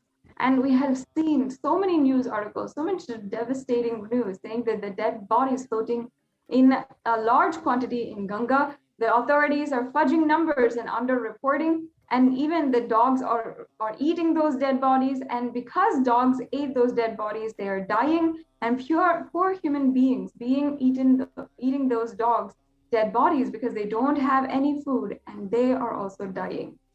And these are each and every one are somehow in some way shown how it is made happen, how it is literally becoming a reality. And Devi forewarned that this is going to happen, forewarned each and every one of her disciples and those who love her that they must protect themselves from literally these really horrific happenings in the outside world. Yes. So, as how Devi Parashakti has revealed, you can see very clearly the dead bodies are floating in large quantities in the Ganga. You can see corpses in Ganga, the Buxar locals, more worried about water contamination than where these bodies came from. So, this is exactly what the world is witnessing, what Parashakti has revealed, and as we read out as her revelations.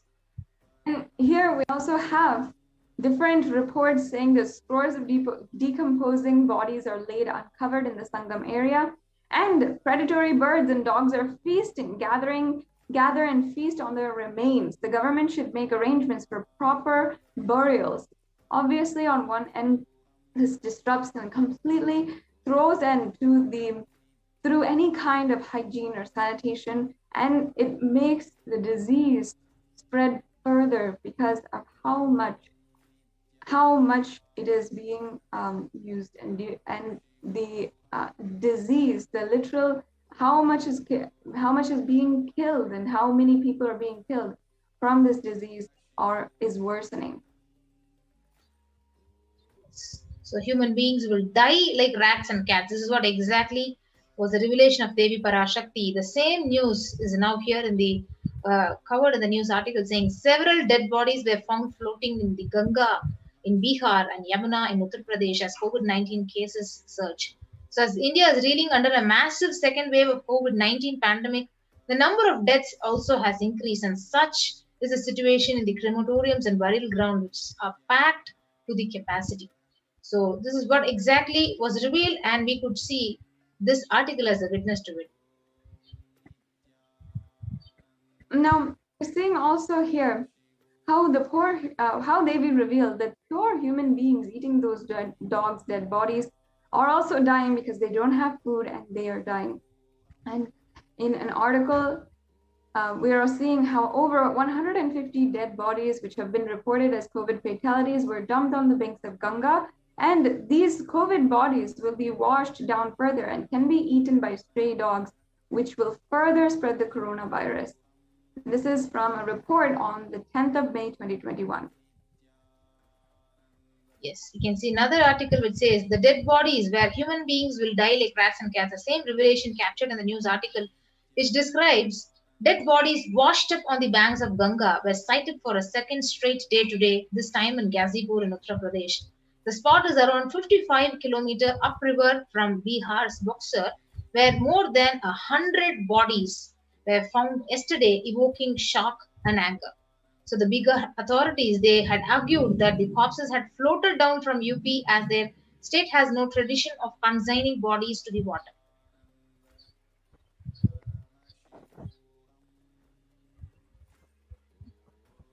And here we also have that another article where it's showing that dozens more bodies wash up on Ganga River, and the reports are downplaying the number, especially as we see that literally at least 40 bodies were pulled from the river, from Ganga, in some like 50 kilometers downstream from Gunnar. So then the dead bodies are not being counted. The reports of these should not be believed. How many people are being affected?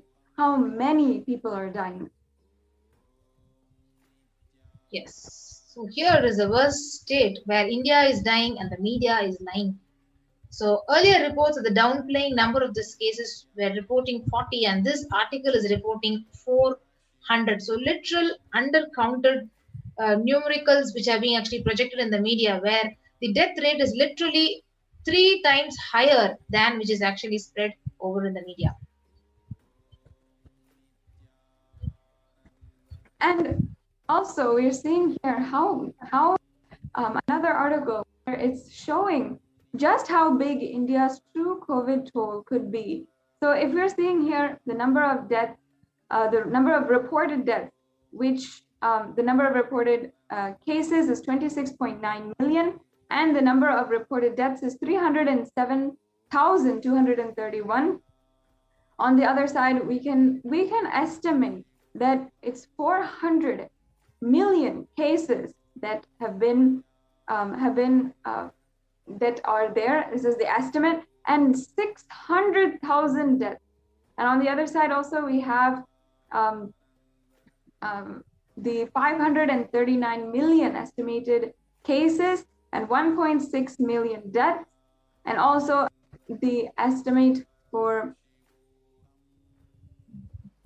here it says that 700.7 million estimated cases and 4.2 million estimated deaths. So this is over time how we could see the different reports and the different differences in the estimate, and what estimate based on various different sources and different evidence, and what is being reported. So really we have to be concerned about how much is being underreported, because the numbers are double or more than double.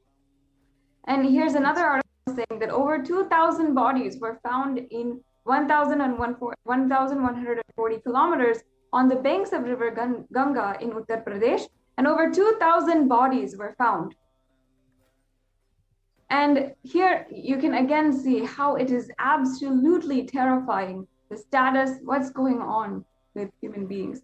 And here we are seeing that the New York Times says the actual figures are likely to be, of course, much higher than what is being reported, and more than half of the Indian population is infected with COVID. We can see here how a graph of from the number of people who are infected, or from the Indian population, and how that is increasing over time.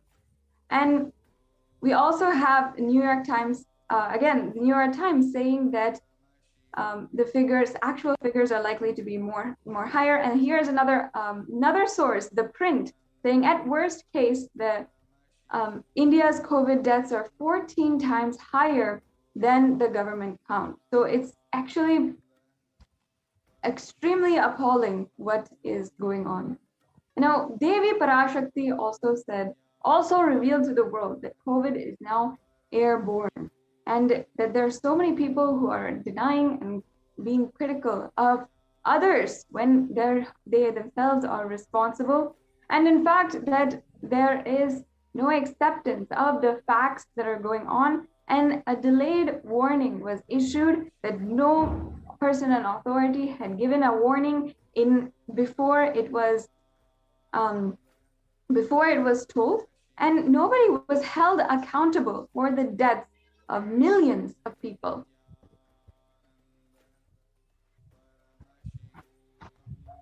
The COVID vaccine is creating variants, and here we have the Montenegro has promoted several controversial and unverified claims surrounding vaccinations, homeopathy, and the COVID-19 pandemic. This is who is a French virologist. Many people who are saying that that there are so many variants that are being created of the COVID-19 virus.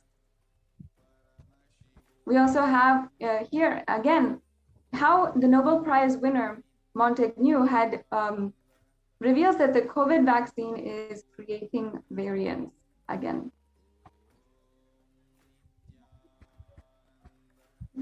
And here another article which goes to say that the COVID is airborne, scientists say, and now authorities think so too.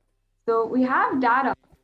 We have the data that COVID-19 is airborne. However, authorities, the people who are giving the message, relaying the message, and guiding the people on how to be precautious about the pandemic that is ongoing, they are delayed in accepting the whole truth.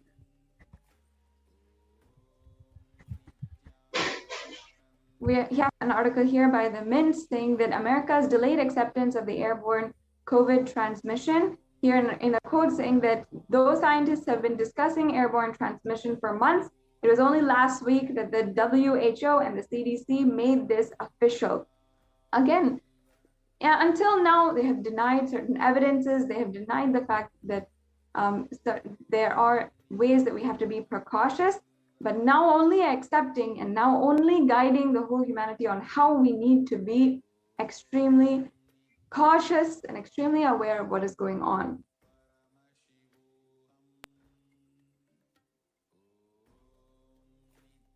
And again, now after there's so many people affected by the disease, by millions of people being infected and then millions of people dying, now they're releasing the guidance on how they should, what to do about the airborne transmission, about how it's airborne, and so forth. But nobody is held accountable for the people, the millions of people who died before this because they didn't know and they weren't guided properly on how the COVID-19 pandemic was airborne.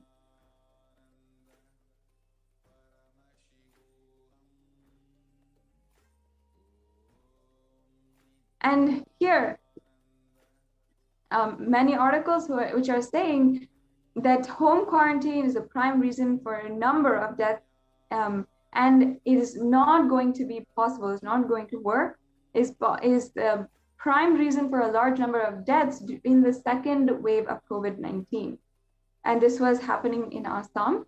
And this goes to show what the guidance of the Supreme Pontiff of Hinduism and Devi Parashakti herself is literally a forewarning, warning us all about how grave this is and how much we should be cautious. We should make sure we protect ourselves.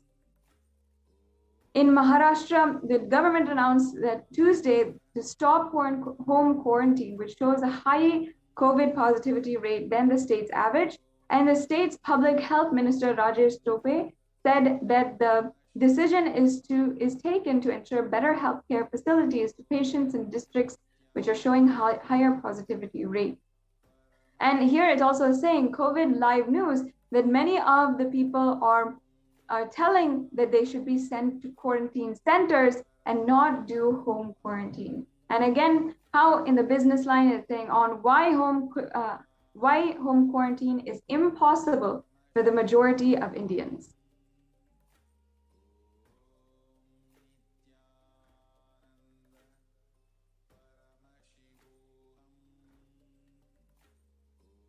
And again, another article saying self-isolation for COVID-19 is impossible for 40% of Indian families. Again, this is something that many of us had known in our large families, in our larger households. How do we self-quarantine when there is maybe four to 10 people in one single room? This doesn't give us an explanation of why the guidance was never thought through, was never explained to each and every citizen across the world in advance. Again, another article asking, where is the space for home quarantine in cities? And it says here, following the ministry's guidelines on home quarantine is nearly impossible. Again. Yes, so with that, we understood what Devi Parashakti had revealed had exactly come true, and it is all these articles, news articles which we saw, like what exactly Parashakti had revealed in the Akashic reading is literally coming true. So with that, we will now move on to the next segment of this program after a short break.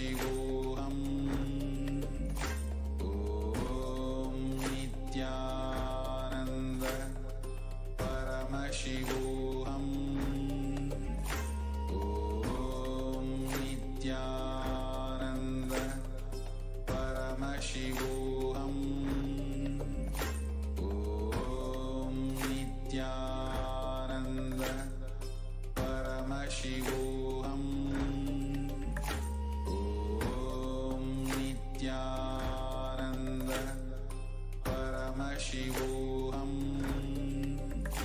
Om Nithyananda Paramashivoham. Om Nithyananda Paramashivoham. Of helping every individual from every cultural, religious, nationality background.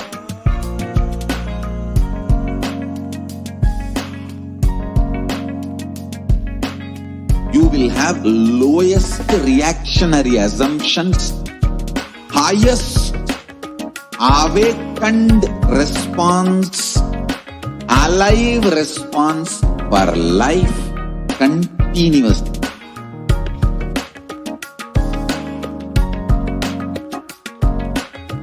Kailasa is enlightenment ecosystem, literally enlightenment itself in your own home, wherever you are.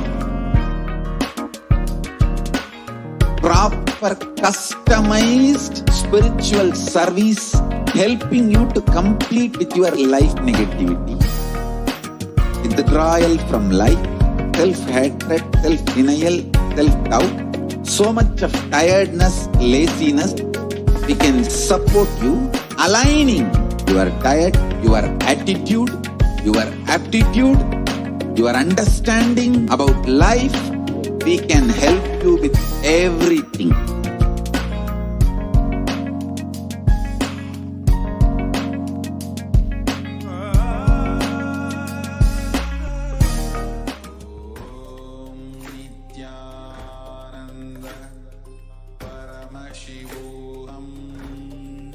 Nithyanandam.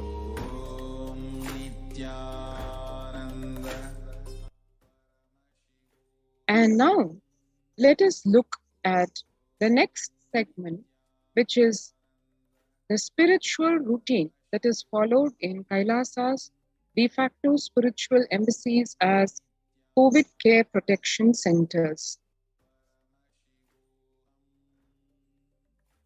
In today's world, which is affected globally by the corona pandemic, younger adults are more likely to report symptoms of anxiety and or depressive disorder during the COVID-19 pandemic. 56% of the youth in the age group 18 to 24, 49% of the age group 25 to 49 are reporting symptoms of anxiety and or depressive disorder. The next group, which is the age group 50 to 64, almost 40%, and the elderly generation, which is 65 plus up, at about 30% of the people are experiencing symptoms of anxiety and or depressive disorder. The average share of adults reporting symptoms of anxiety disorder and or depressive disorder, if one compares between 2019 and 2021, which is about 2 years back to today, it is a whopping increase of about almost 4 times, 11% to 41%. This is as per the Household Pulse survey, and this data is released by the US Census Bureau.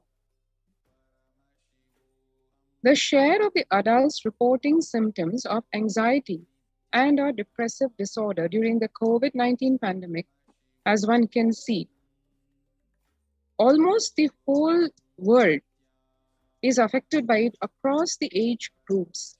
So not only we have the physical impact, the diseases, the deaths, the debilitating symptoms, and the after effects of the corona pandemic, which includes various infections, including black fungus, white fungus, yellow fungus, and now the recently discovered Delta and Delta plus variants.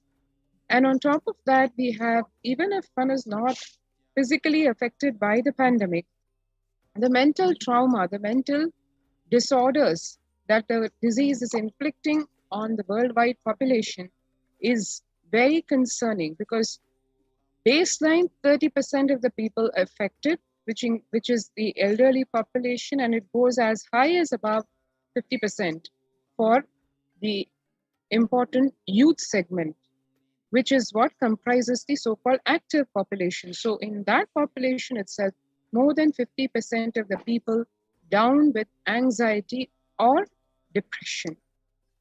And to study further, when companies, including HR segments, the human relations companies and segments of various companies, did a survey in terms of asking employees how they feel for more than half the time at work, the results are indeed very worrisome, because 34% of the employees said they felt tired more than half the time. 34% said they felt stressed. 27% felt burnt out. 22% felt discouraged. 19% felt distracted. 17% felt depressed. And this is for more than half the time at work, which is a syndrome which one is seeing across all the segments in terms of population, in terms of the type of work, because as one can see in the further data, for example, in America, the American Psychological Association, the studies reveal that nearly 8 in 10 people, American citizens, say the coronavirus pandemic is a significant source of stress in their life. Nearly 7 in 10 say they have experienced increased stress over the course of the pandemic. And these statistics lead one to declare, because it's more than 70% of the population, it is now a national mental health crisis, because COVID-19 is now the significant stressor for most Americans. To add to this, 1 in 4 essential workers, which is 25%, have been diagnosed with mental health disorders since the start of the pandemic. And COVID-19, the reports say, could exacerbate doctors' existing mental health burden, because on the physical level, more than 60,000 healthcare workers in the US have contracted COVID-19, 300 have died, and if we compare relatively, an estimated 300 to 400 physicians die by suicide every year. Similarly, of the health workers who treated patients during the COVID-19 outbreak, 50% showed signs of depression, 45% showed signs of anxiety, and this is just according to the preliminary research. So we have a situation where to treat the pandemic and to give both support, mental strength, and tools and techniques to overcome the corona pandemic, we have the frontline defense being doctors, physicians, healthcare workers. But now 50% of them almost themselves are down with depression or anxiety. So it is indeed a situation where the whole mental health crisis is exploding on the face, and it has its ramifications in terms of the healthcare that the physicians are able to provide to the patients. The self-reported mental health among pregnant women and new mothers, the other segment which was studied, is before COVID-19 pandemic, 15% of the pregnant women and new mothers felt depressed, and 29% experienced anxiety. But during this COVID-19 pandemic, 40% of pregnant women and new mothers are suffering from depression, and a whopping 72% of pregnant women and new mothers are suffering from anxiety, which, needless to say, will have its effects not only on the mothers, but also on the children either yet to be born or just born. The US cases of depression have tripled during the COVID-19 pandemic. A large study finds a dramatic increase in the number of adults in the United States reporting symptoms of depression during the COVID-19 pandemic. The number of adults experiencing depression in the US has tripled, according to a major study. Researchers estimate that more than 1 in 4 US adults now report experiencing symptoms of depression. Before the pandemic, 8.5% of US adults reported being depressed. That number has risen to 27.8% as the country struggles with COVID-19. So one can see here the numbers are not just linearly increasing, but it's almost an exponential rise, as 3 times, 4 times is what we are seeing the numbers of people affected in those relevant segments, be it healthcare workers, be it pregnant women, be it the workforce. In every segment, the number of people affected has increased almost a few times compared to just a couple of years back.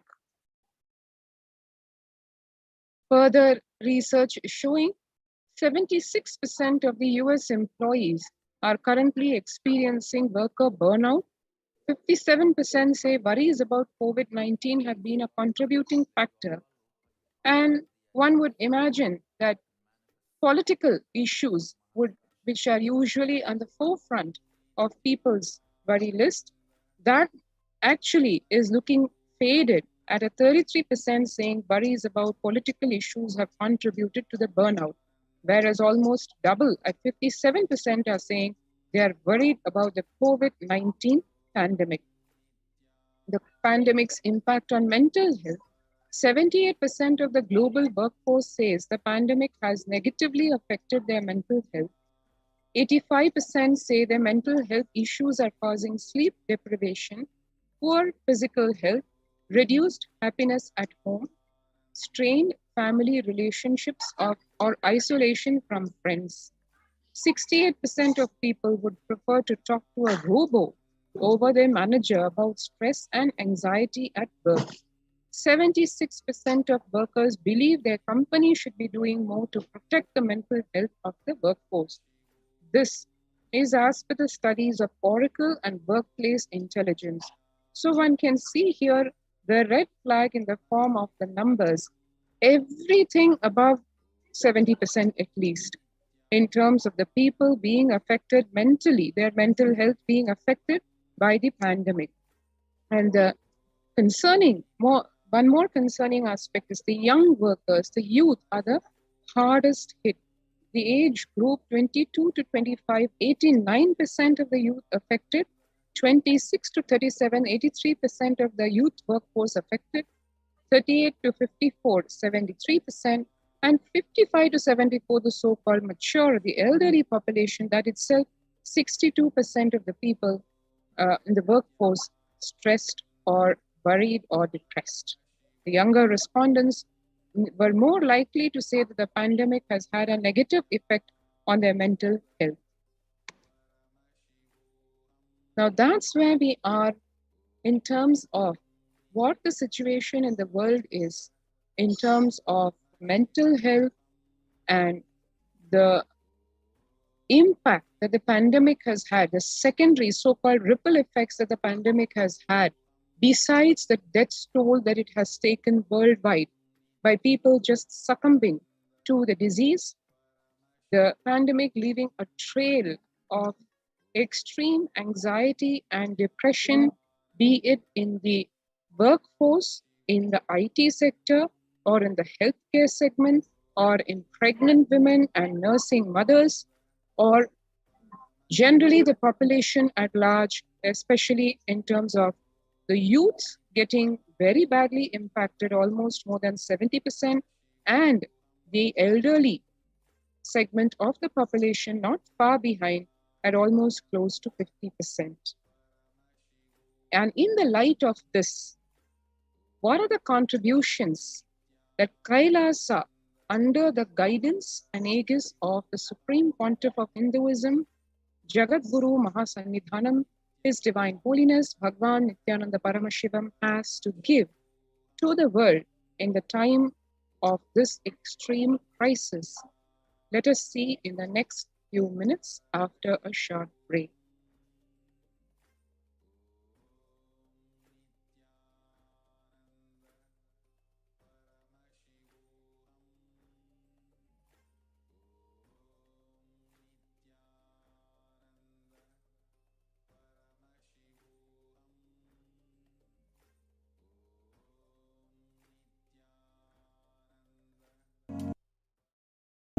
If you are interested in enlightenment, we will immediately bring this to you. If you are not interested, we will explain the whole science, inspire you and make you interested in enlightenment time. We need to cater this enlightenment science to the whole world wherever they are, because enlightenment is the birthright of all human beings. Kailasa is responsible to provide that to all human beings.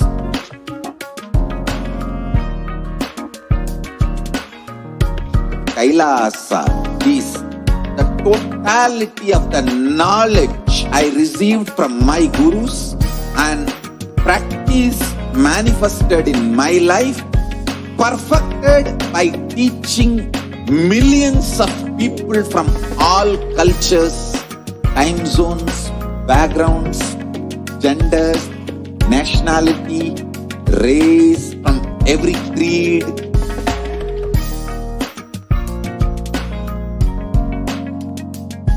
So this absolutely perfected knowledge available to you, served to you in your home, without even you moving out of your couch, free of cost.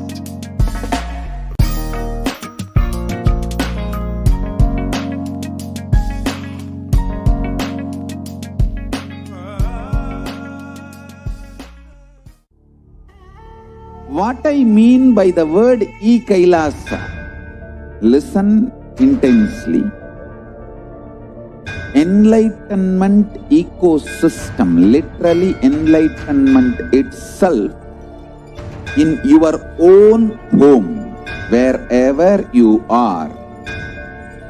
If you cannot come to Kailasa, it's okay. Kailasa can come to you.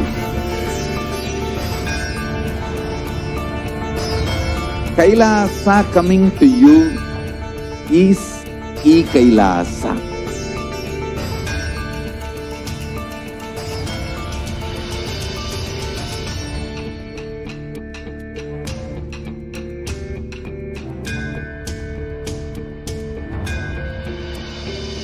I will revive Hinduism. I am a Hindu revivalist, not by any revolution, but by evolution.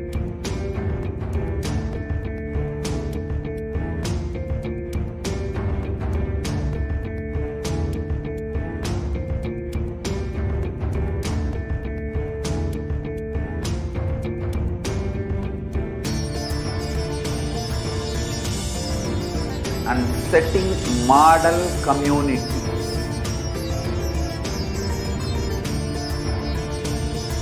Kailasa, enlightenment ecosystems, Sarvanya Pitas all over the world.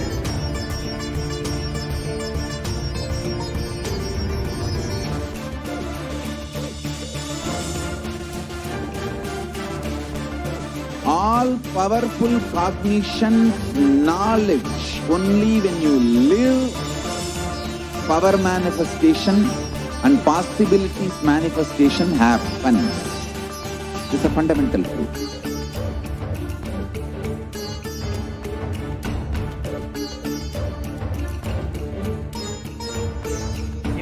Hinduism cannot live exclusively as one sampradaya. No. All sampradayas of Hinduism is an ecosystem.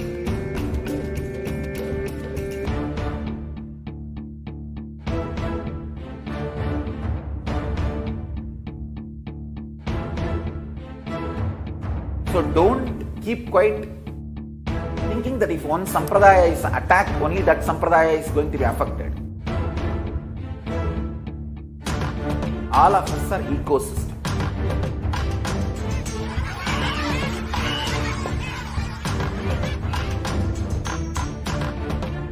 I invite all of you to get involved and enjoy Hinduism by the principle of Dharmo Rakshati Rakshitaha.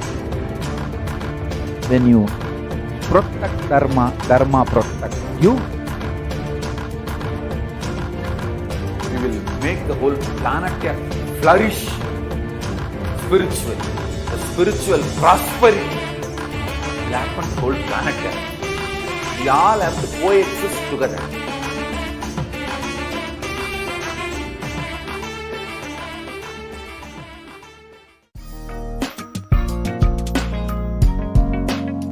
We get you help.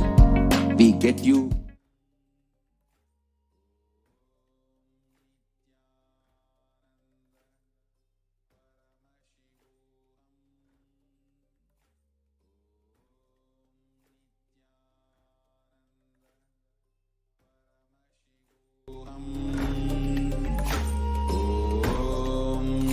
Nithyananda Paramashivoham. Om Nithyananda Paramashivoham. Om Nithyananda Paramashivoham. Om Nithyananda Paramashivoham. Om Nithyananda Paramashivoham. Om Nithyananda Paramashivoham. Om Nithyananda Paramashivoham. Om Nithyananda Paramashivoham. Om Nithyananda Paramashivoham. Om Nithyananda Paramashivoham. Om Nithyananda Paramashivoham. Om Nithyananda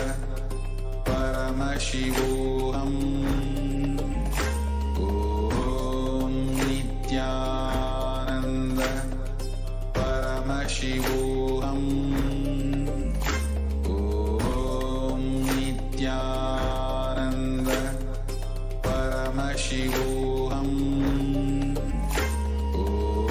Om Nithyananda Paramashivoham. Om Nithyananda Paramashivoham. Om Nithyananda Paramashivoham. Om Nithyananda Paramashivoham. Om Nithyananda Relationships in your life. We get you direct spiritual support and we make sure you become wealthy.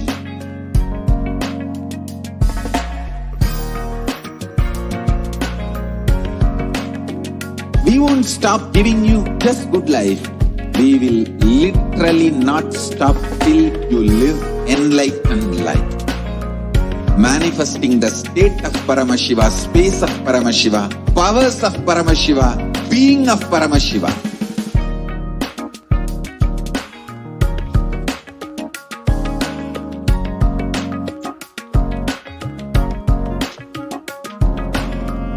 whole world should become Kailasians. I want the whole world to know Hindus have something great to contribute to the world.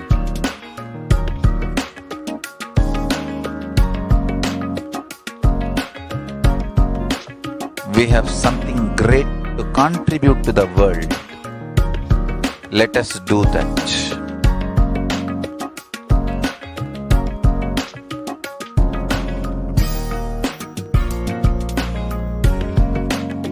Kailasa is proper customized spiritual service helping you to identify your root patterns of suffering. We have perfected the science of helping every individual from every cultural, religious, nationality background.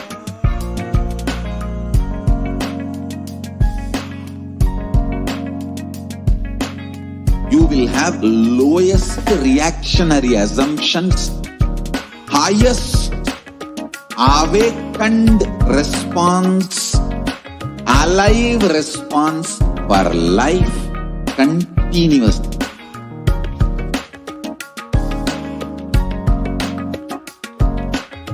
Kailasa is enlightenment ecosystem, literally enlightenment itself in your own home, wherever you are.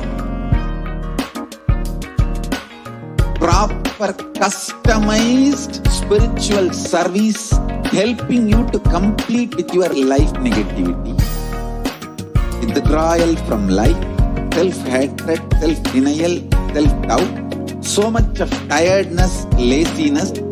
We can support you aligning your diet, your attitude, your aptitude, your understanding about life. We can help you with everything.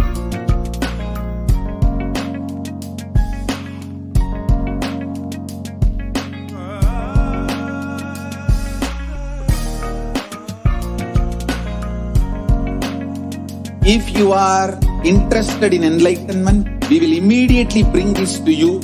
If you are not interested, we will explain the whole science, inspire you and make you interested in enlightenment time. We need to cater this enlightenment science to the whole world wherever they are, because enlightenment is the birthright of all human beings. Kailasa is responsible to provide that to all human beings.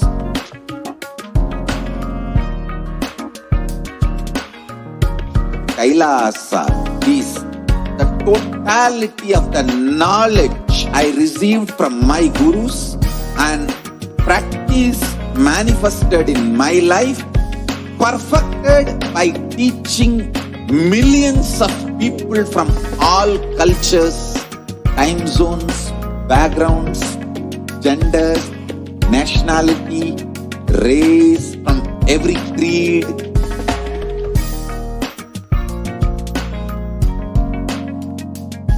So this absolutely perfected knowledge available to you, served to you in your home without even you moving out of your couch, free of cost.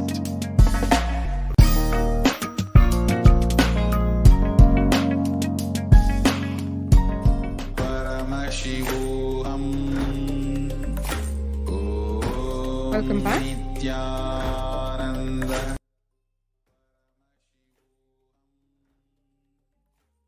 And now we will see the contributions from Kailasa's Department of Human Services.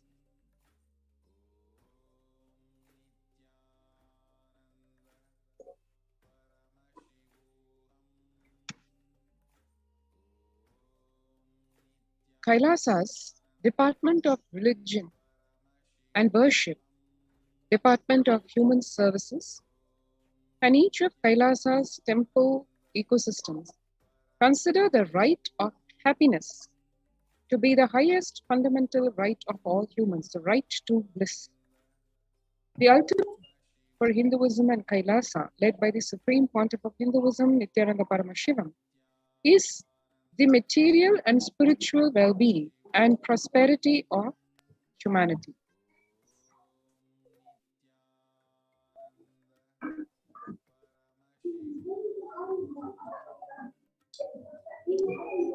Kailasa is a place where everything related to superconsciousness is revived.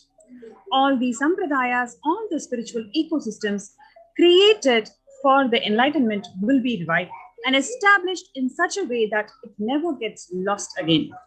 They're forever serving the humanity.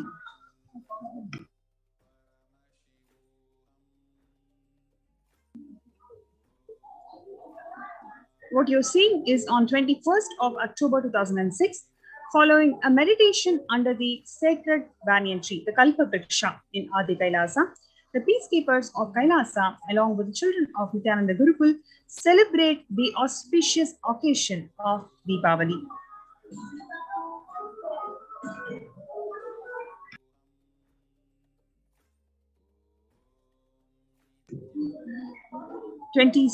December 22nd, 2018, where the peacekeepers of Kailasa and participants of Paramashivoham meditation program take part in the celebrations of traditional flag hoisting ceremony in Adi Kailasa, Vididi.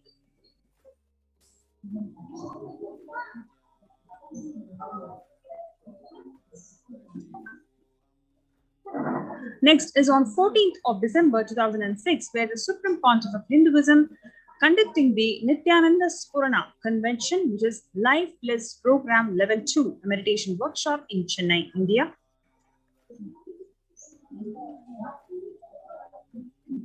The Supreme Pontiff of Hinduism conducting the Nithyananda Purana Convention program at St. Peter's Engineering College in 17th of December 2006. This is from 26th of May 2006, where the peacekeepers of Kailasa and the Supreme Pontiff of Hinduism embark on the Himalayan Yatra, the traditional sacred pilgrimage to the Himalayan mountains and up the river Ganga.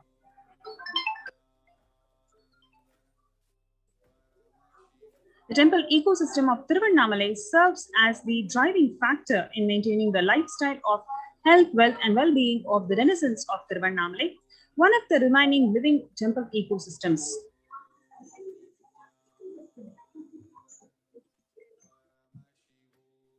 On 31st of December 2018, where the peacekeepers of Kailasa and the participants of Paramashivoham meditation workshop who take part in morning meditation and traditional puja or the ritualistic worship.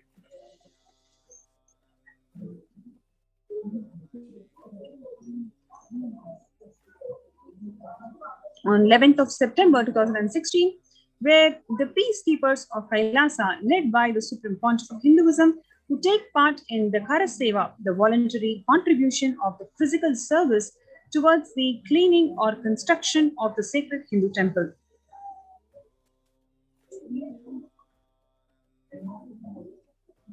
Next, what we are seeing is the Kailasa's establishments, Kailasa's ecosystems around the world.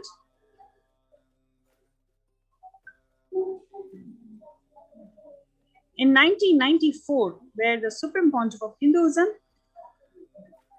is receiving the traditionally passed Kailasa in Tiruvannamalai onto the hands from his Guru, Mata Vivekananda Puri. And what you're seeing on right is the Kailasa in Tiruvannamalai receiving the visitors and delegates for the Kalpataru meditation workshop and Sivadiksha.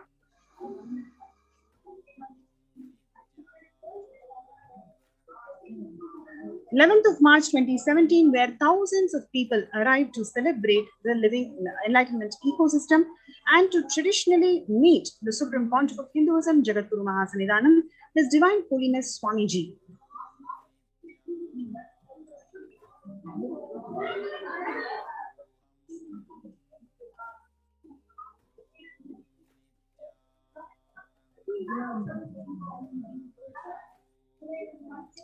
Now, next we are seeing the Kailasa in Los Angeles, California, USA, as a 25,000 square feet temple complex housing 80 plus deities. It is one of the largest Hindu temples ecosystems in the West.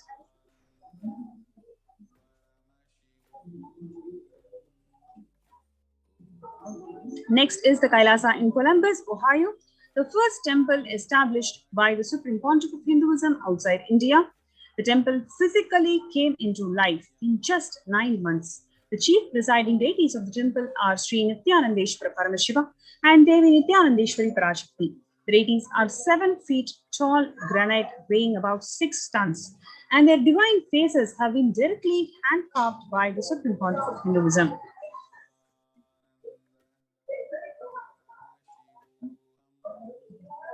Next is Kailasa in Seattle, where the housing the blissful dancing form of Ganesha and the largest living Nataraja outside of India. The Kailasa in Seattle is also known as the Chidambaram of the West.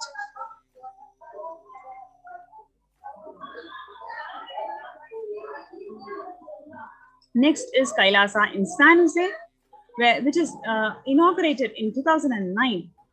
Kailasa in San Jose radiates the energy of the Madurai Meenakshi temple. The chief presiding deities of temple are Devi Meenakshi, the Shivalinga, Lord Sri Nithyanandeshwara and Devi Nithyanandeshwari, which have been created, installed and energized by the Supreme Pontiff of Hinduism himself.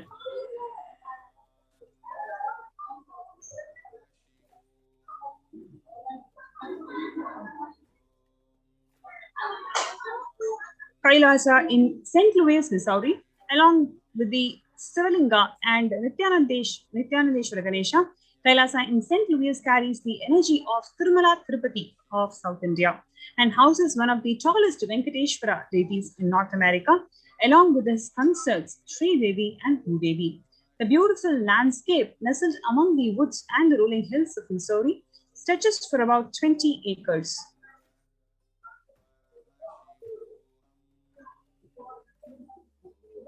Next is Kailasa in Phoenix, Arizona, which is a home to over 21 deities and with a temple structure of 2,500 square feet.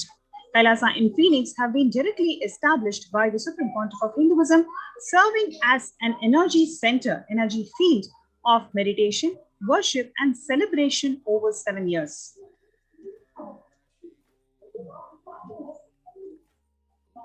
Kailasa in Houston, formally inaugurated in 2017, the Supreme Pontiff of Hinduism has declared the Kailasa in Houston as the Parihara Sthala for all the Navagraha doshas.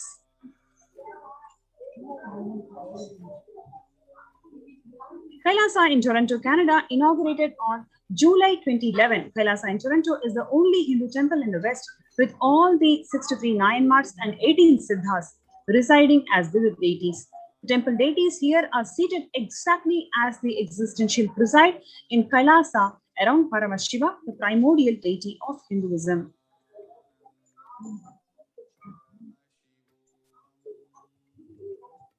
Next, what we are watching is the active and alive Sangha of the Kailasa in Toronto from 2011 onwards, which has been blessed to radiate the super conscious energy of Kailasa.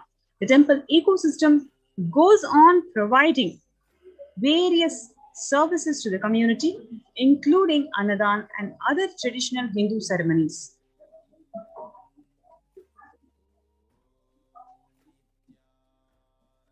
So far what we have seen is the different contributions from Kailasa since its inception. And now what we're going to see is a special segment on the spiritual routine during Brahma Muhurta and its effectiveness in overcoming the pandemic fatigue.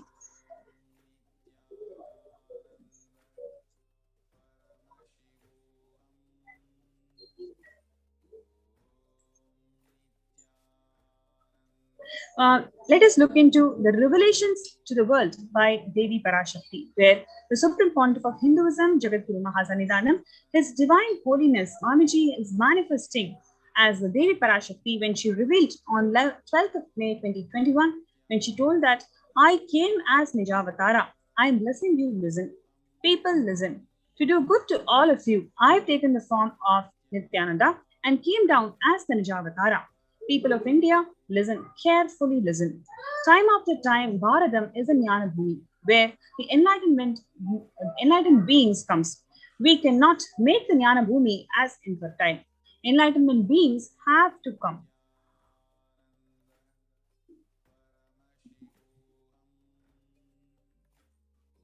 They have to live, it has to flower. Few hypocrites, because they are stuck in delusion, we cannot sacrifice the world.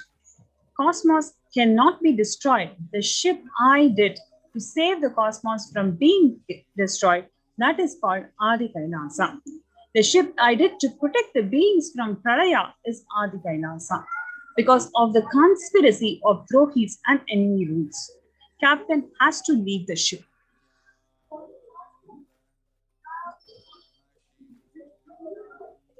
Before 12 years, knowing the great deluge that is going to happen, all the Aushadas, by this Guru Purnima, that Jnana Rasavadam, Navabhashana is going to flower. I love people to come and take a dip in Navabhashana flower. People, whoever comes and dips in Vaidya Sarovar, they will not have death. They will not have corona. Crores and crores of people will come in line. Every day they will come and dip in the Ananda Lingam.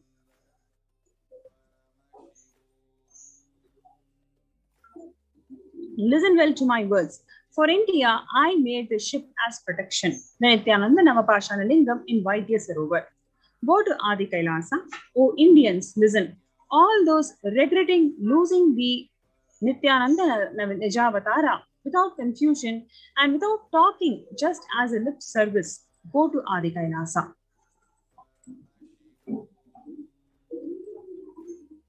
Crores of people will come there looking for help, Navapashana, water feast and medicine, to get health and protection and enlightenment. To protect India from the great destruction, I, Parashakti, made this huge ship. Even if the captain is not there, the ship is there.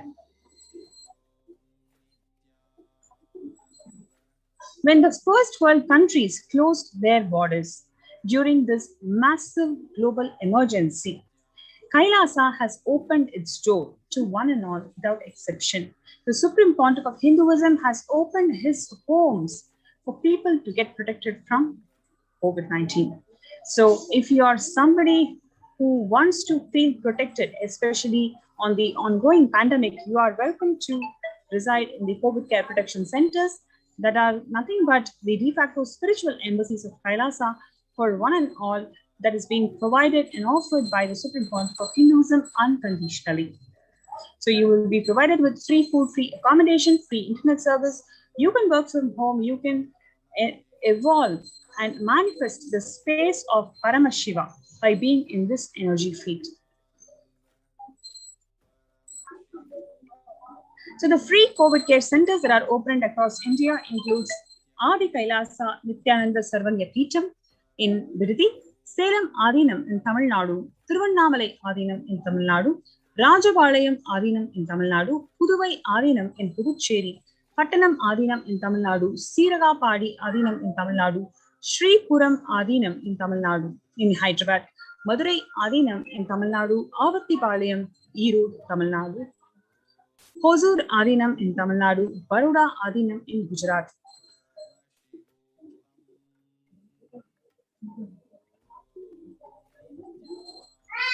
Free multiple COVID care centers are opened across India that offers various spiritual services and social services in Kailasa's de facto spiritual embassies across India. And we have this cosmic revelations on global pandemic.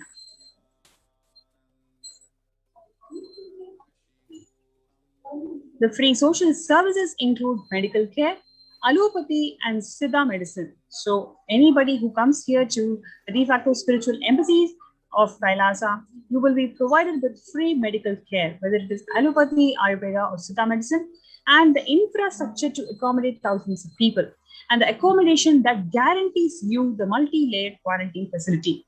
You will be completely protected from the environment to interact with anybody who's not in quarantine. And you have enough amount of personal protective medical equipment, and then you have emergency ambulances food security management through food banks, and you have organic farming that you can do.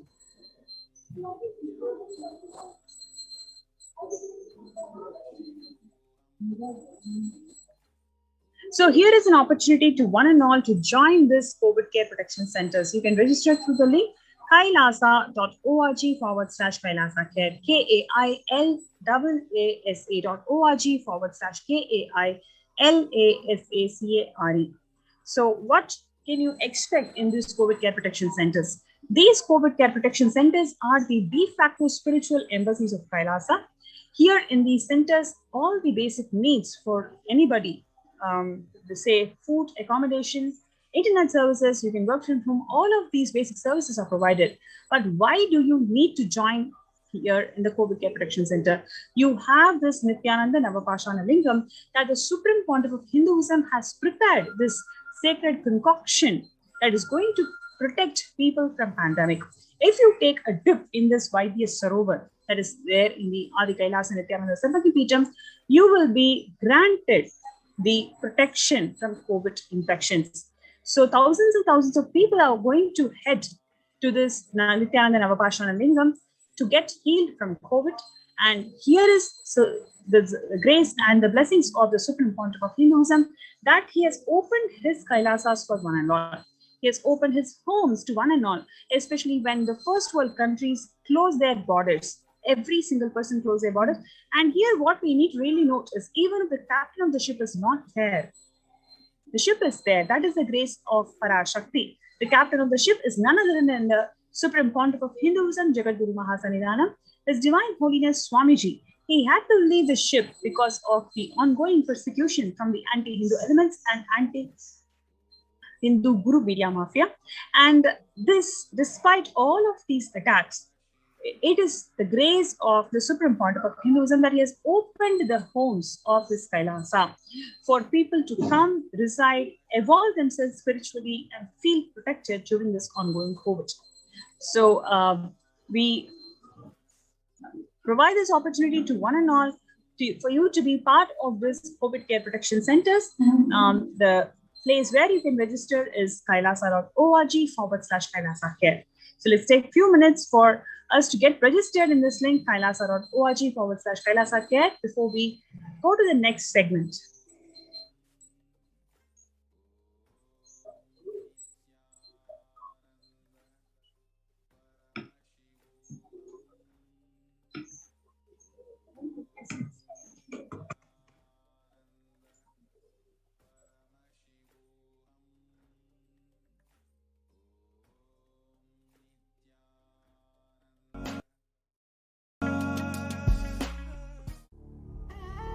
What I mean by the word Kailasa, listen intensely. Enlightenment ecosystem, literally enlightenment itself, in your own home, wherever you are. If you cannot come to Kailasa, it's okay. Kailasa can come to you. Kailasa coming to you is Kailasa.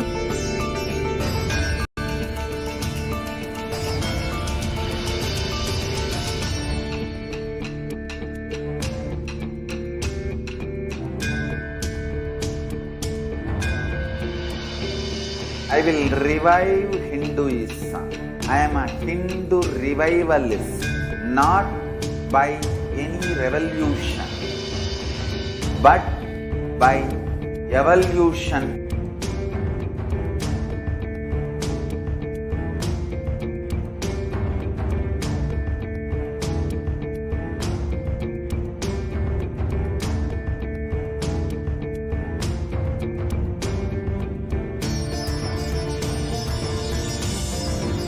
And setting model community.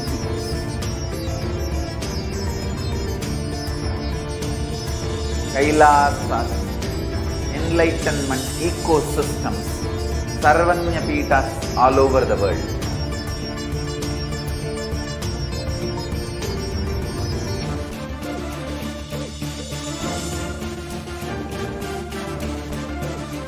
all powerful cognition, knowledge. Only when you live, power manifestation and possibilities manifestation happens.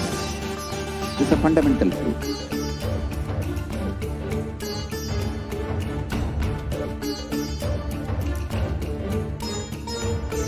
Hinduism cannot live exclusively as one sampradaya. No. All sampradayas of Hinduism is an ecosystem.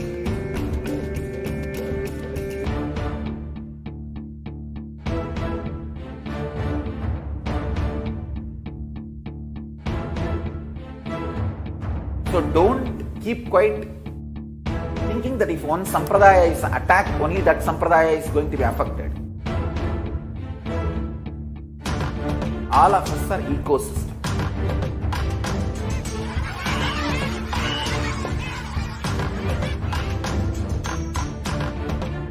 I invite all of you to get involved and enjoy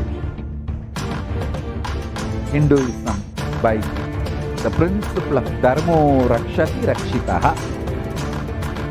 When you protect Dharma, Dharma protects you. We will make the whole planet flourish spiritually. The spiritual prosperity will happen to the whole planet. We all have to coexist together.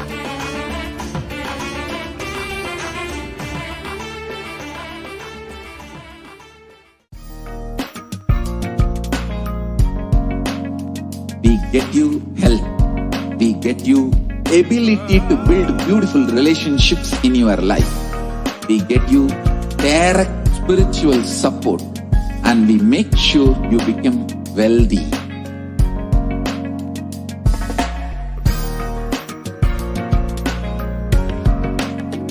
We won't stop giving you just good life.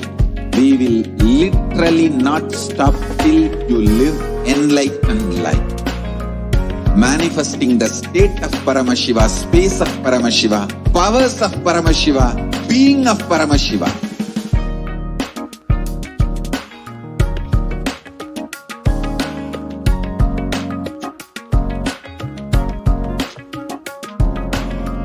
Whole world should become Kailasians. I want the whole world to know Hindus have something great to contribute to the world.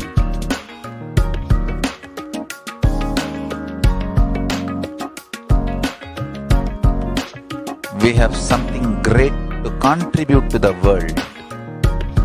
Let us do that.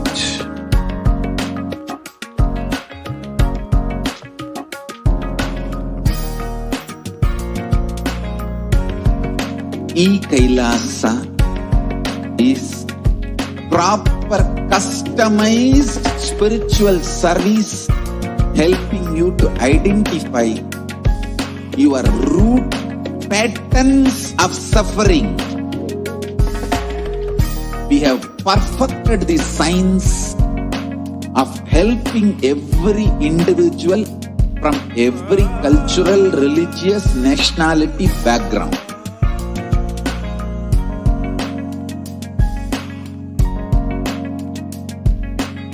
You will have lowest reactionary assumptions, highest awakened response, alive response for life continuously.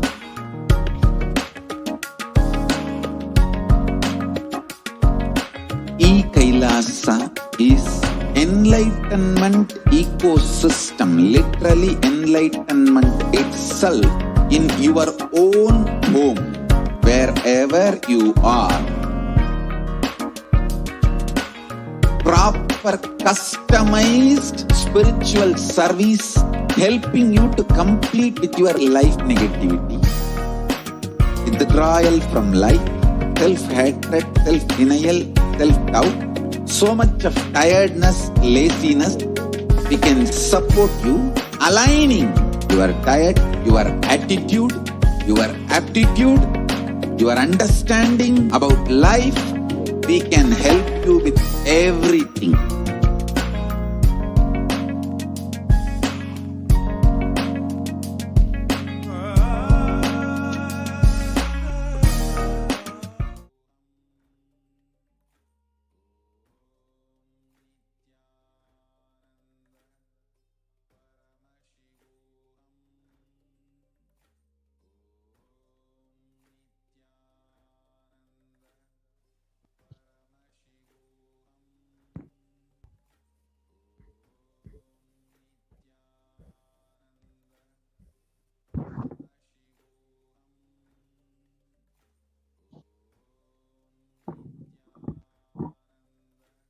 Nithyananda. Welcome back to all of the viewers who are joining us for today's program as we are moving more and more towards the live Parashakti Akashik reading at 10 p.m. IST today. And I hope every single one of you is sharing this with all of your friends, your family, and ensuring that everyone who is interested in the very least and wants to have the divine blessings of Devi Parashakti in your life, and you can make sure that you share this link with everyone and anyone that you know. The Devi Parashakti Akashik reading is at 10 p.m. IST and 9:30 a.m. PST. Make sure that you are tuning in and you're staying tuned for the live Parashakti Akashik reading. Now we're moving into the next segment in today's program, the continuation in the series of presentations on the persecution of the Supreme Pontiff of Hinduism.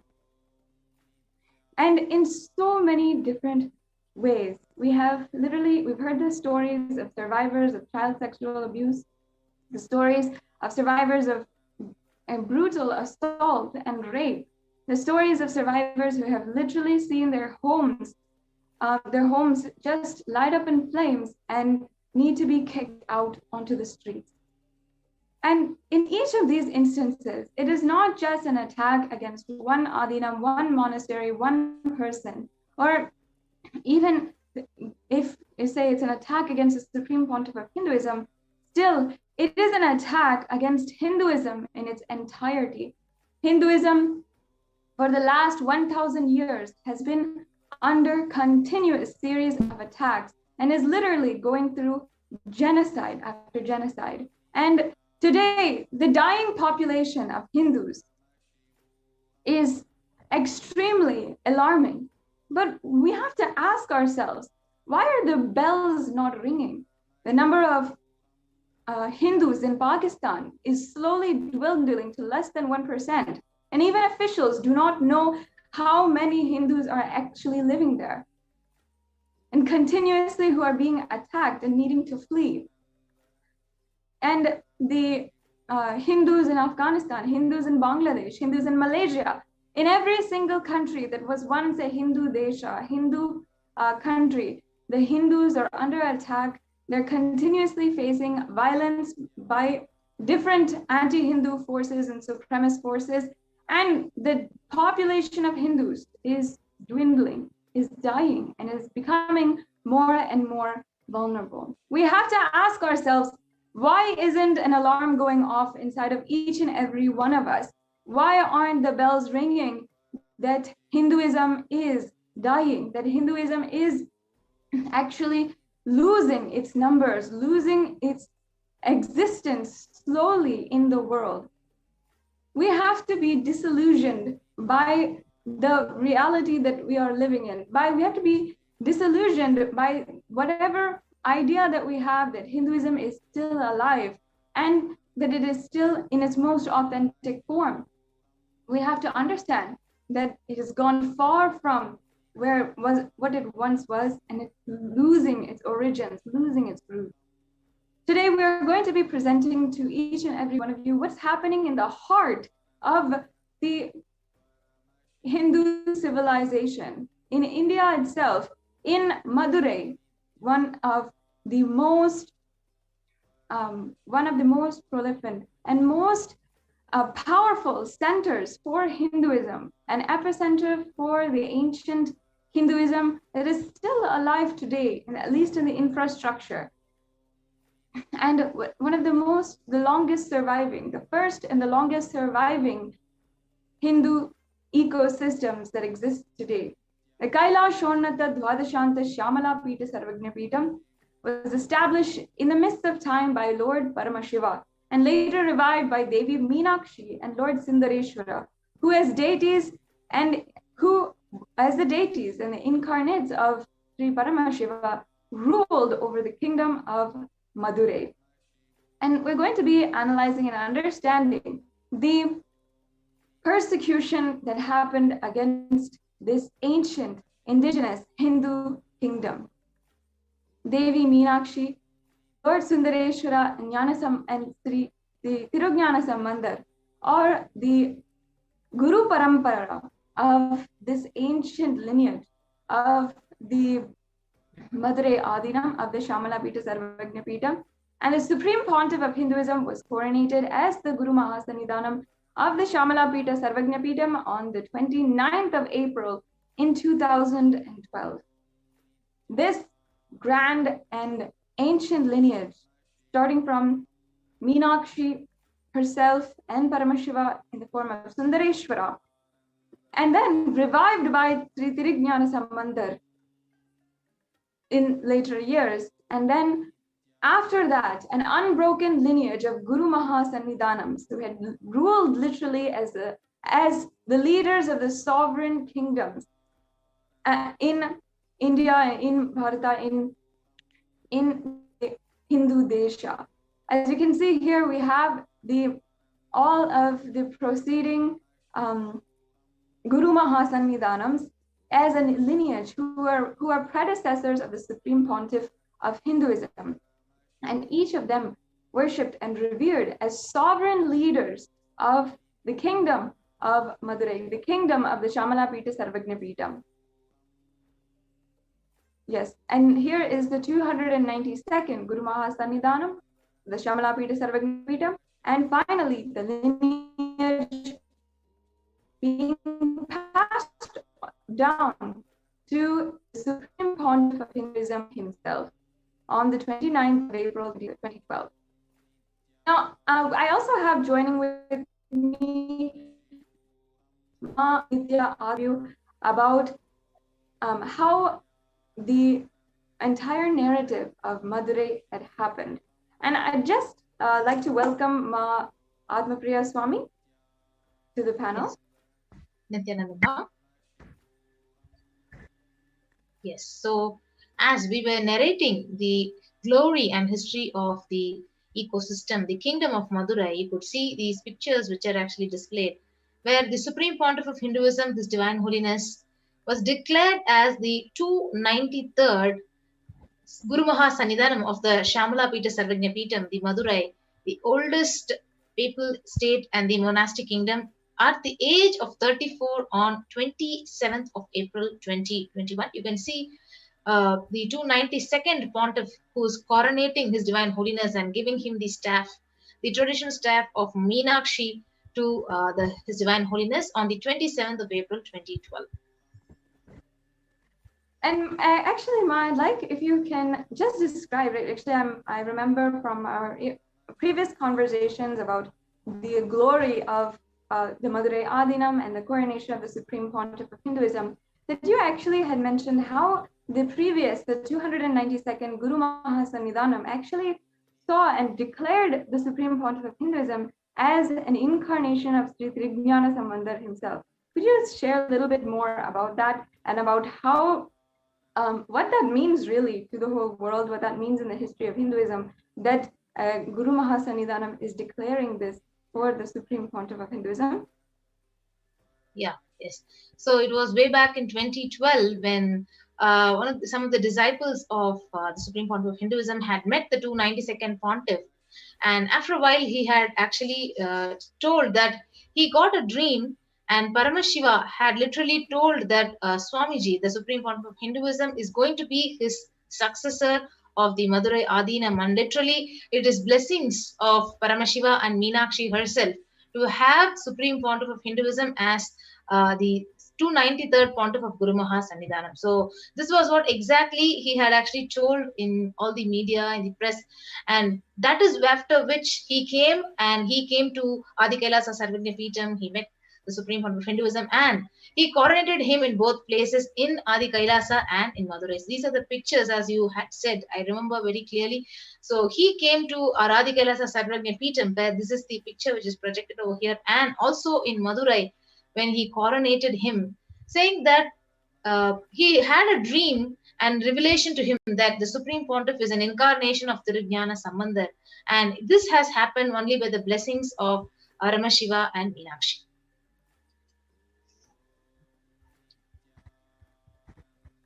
And here we have a photograph of the immediate lineage of all of the four predecessors of the Supreme Pontiff of Hinduism, and it is going from the five pontiffs back until the Supreme Pontiff of Hinduism. So we have each and every one of the Guru Mahasanidhanam.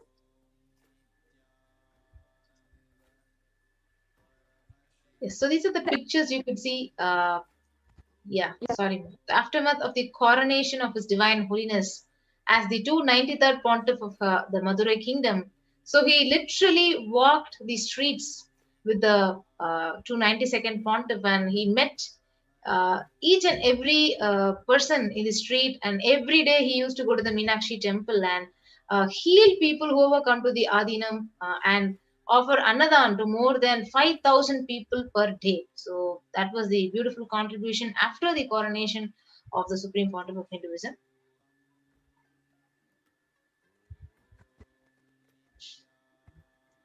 Yes, and as we can see here, the Supreme Pontiff of Hinduism, after having been coronated, is visiting the Madurai temple with the 292nd Guru Mahasanidhanam. And after this, he had done so much to revive and to bring back life into the Madurai Adinam, whether it is the reconstruction of the reconstruction and repair work around the Madurai Adinam, around this ancient heritage, or giving free food every single day, or reviving the ancients, such as the Jnanapal. With Atmapriya Swami, would you be able to even tell, I think even yourself, you had served as one of the doctors in the medical camps that were going on. Could you tell a little bit more about what kinds of services that the Supreme Pontiff of Hinduism was spearheading there, and how was the reaction? How many people came to Madurai Adinam, came to the SSJP or the Shamala Pita Sarvagnipitam every day? And what was, like, if you can give us a picture, like what was a day in the life of Madurai when Swamiji was there? Yes, so when the Supreme Pontiff of Hinduism was there in Madurai, so literally in terms of Annadan, I could see around more than 200 volunteers were staying in campus in the Shamalapita Sarvagnipitam, and we were cooking and serving pure sattvic organic food in the Madurai Adinam, and per day, like for one meal. So we used to give 3 meals 24/7. So it is not only limited to 3 meals. Anytime anyone walks in, they can actually have a full meal, a fulfilled meal. So minimum 1,000 to 2,000 people, they enter the campus and they have a fulfilled meal. And the beauty was the crime rate. So the local police officer, he came one day to have the darshan of Supreme Pontiff of Hinduism, and he said that literally the crime rate of the whole area had reduced because the theft, the robbery was the high level in that area just because they didn't have food. So the Supreme Pontiff of Hinduism was coronated right after 2 months. The whole crime rate has decreased, and even I was a witness to that when the police officer was actually sharing it with the devotees and the Supreme Pontiff of Hinduism itself. So that was the level of enriching just in terms of Annadan which was done in the Shamalapita Sarvagnipitam when the Supreme Pontiff was coronated.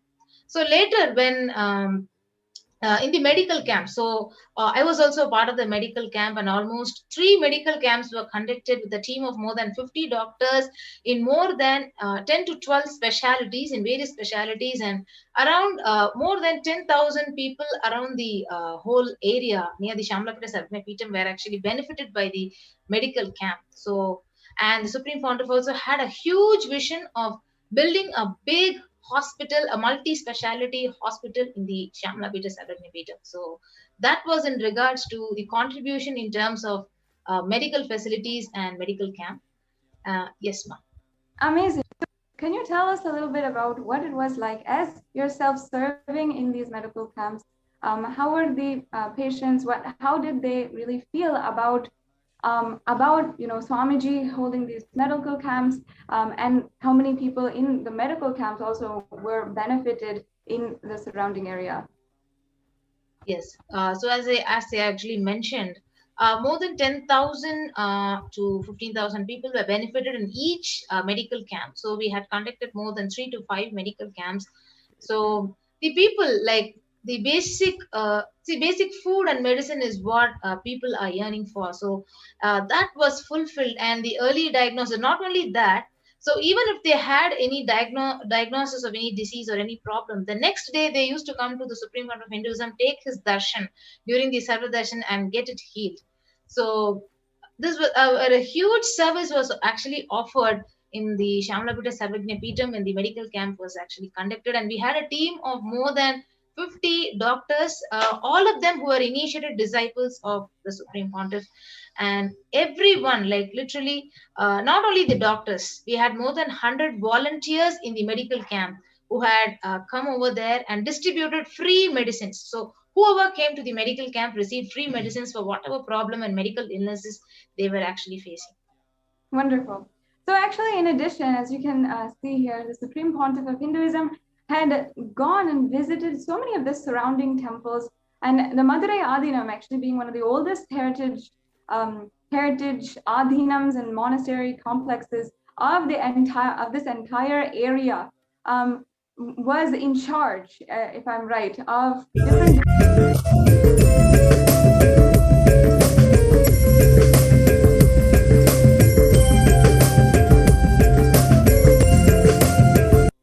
and the Adhinam. So as a part of this, the Supreme Pontiff of Hinduism had visited these temples, had initiated so many repair projects, not just repair, but recovery, reconstruction, and had initiated even volunteers coming from all over the world in order to begin the restoration of these ancient heritage. And these are some of the oldest temples in the area, if I'm right. So can you tell us a little bit about the restoration projects that Swamiji had spearheaded at this time, led, and he even led and started to do the same, like lead all the volunteers in restoring. We have footage of that, which is an amazing thing. If you can describe that, Ma, we'd really like to know about these restoration projects that the Supreme Pontiff of Hinduism spearheaded at this time.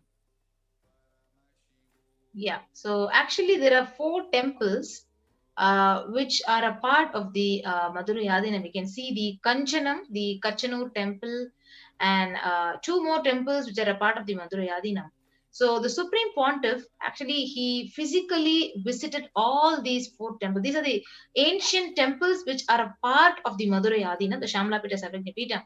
So he literally, we could actually, we can also see few visuals and pictures of how Supreme Pontiff, he physically was there. He was physically cleaning each and every pillar and each and every statue, each and every deity inside the temple, and he was literally supervising the whole temple area. So literally sitting there and monitoring and cleaning the whole temple, and he was actually an intense part of the cleaning process and the revival process of the all 4 temples. So that is what is the video which we are watching here.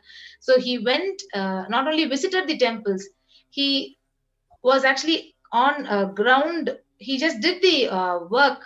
I don't know, I don't have words to say, but literally I was also a part of the project.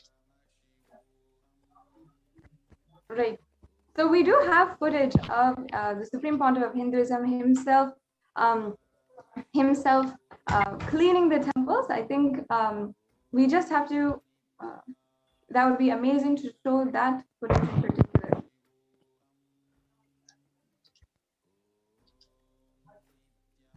Yes. I think now we have to stop the screen share and then we can start. Yes, we can just show that video of the Supreme Pontiff of the Supreme Pontiff of Hinduism himself spearheading the project of restoration in Madurai. And we're doing this, we're understanding about this is because the Supreme Pontiff of Hinduism had literally gone, visited temple by temple, had literally shown so many different heritage sites to the whole world, brought the Shamanapita Sarvagnapitam to the international audience. And from all over the world, volunteers had literally signed up to come to start and join in on these projects. And there was, as you can see here, these are some of the temples where the Supreme Pontiff of Hinduism himself led the restoration projects. And these temples, if you have an estimate of how old these temples are, I'm quite sure that they're some of the oldest temples in the area, even.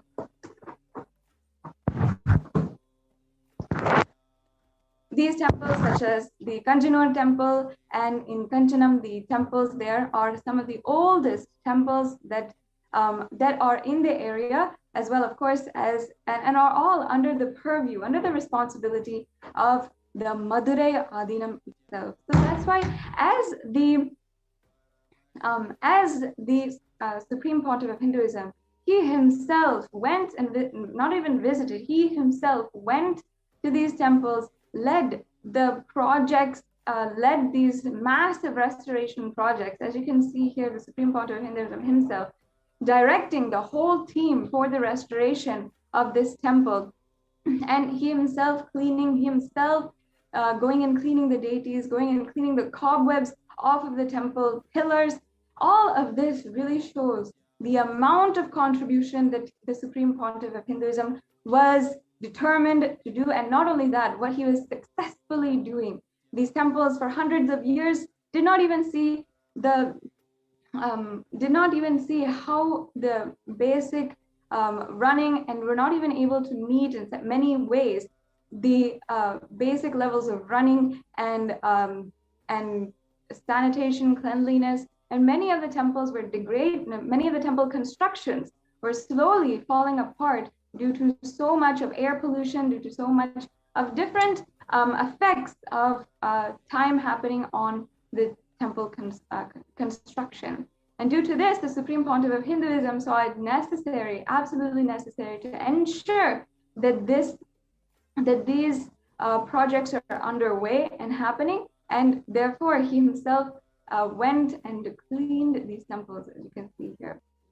Now, the very why we are showing this, and the very astonishing fact is then, despite having contributed so much, shown in so many different ways, the amount of restoration he was doing, the amount of contribution he was doing, how, as Mahatma Priya Swami had mentioned before, literally the crime rates in the surrounding area of the Kailasa, the Shamanapita Sarvagnapitam, had decreased, and 10,000 people in the surrounding areas were continuously being benefited.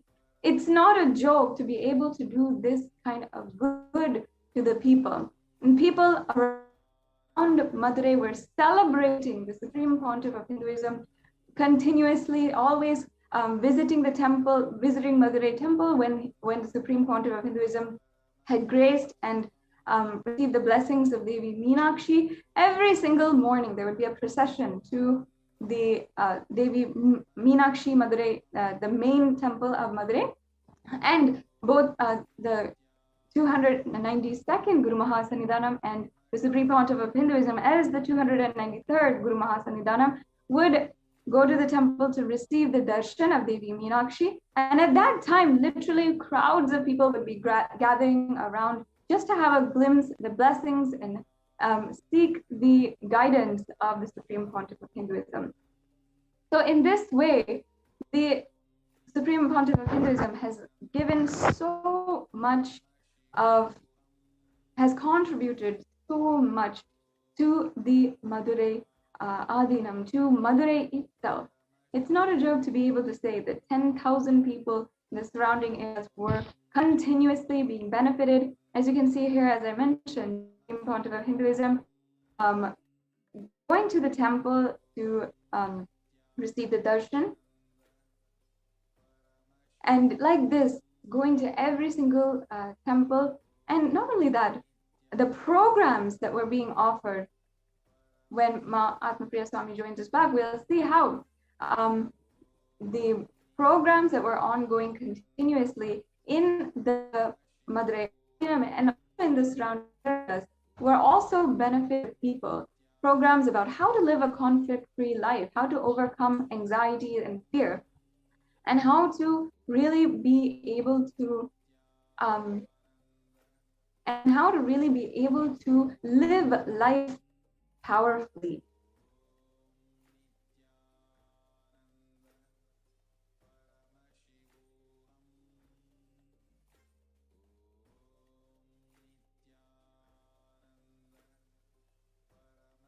So as you can see, the Supreme Pontiff of Hinduism, along with the temple administrators, the leaders of the community, who are also discussing and speaking about the activities, the socio-spiritual activities that are going on in the temple, the benefits that is reaching the people, and so many other issues that are concerning the temple, including the regular attendance and the regular treatment and of the pujacharyas, the worship, the rituals, everything.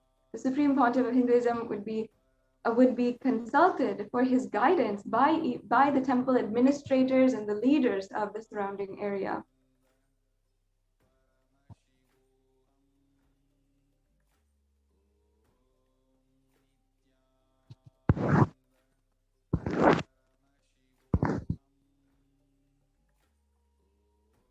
Yes.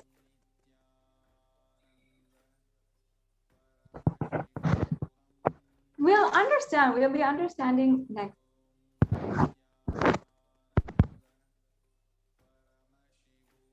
About sorry for that technical glitch. Now in the next few minutes, we'll be understanding about, despite having successfully transformed this indigenous kingdom, revived this indigenous kingdom of the Shamala Pita Sarvagna Pitam, even though he had revived this, the Shamala Pita Sarvagna Pitam, the Supreme Pontiff of Hinduism had literally been undergone so much of attack over the course of just a few weeks. More than 50 petitions and 50 cases were filed against the Supreme Pontiff of Hinduism in acts of abhorrent, incessant lawfare, making up absolutely baseless allegations that would go out onto the media and then have massive campaigns of hate speech against the Supreme Pontiff of Hinduism. We'll now be understanding how the attacks against the Supreme Pontiff of Hinduism ensued in the following month after a very quick break.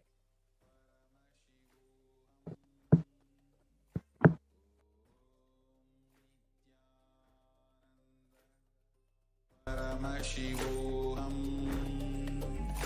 Om Nithyananda Paramashivoham.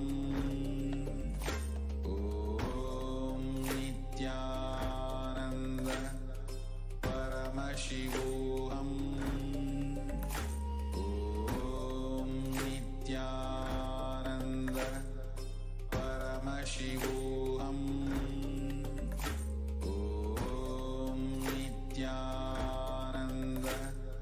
Paramashivoham. Om Nithyananda Paramashivoham. Om Nithyananda Paramashivoham.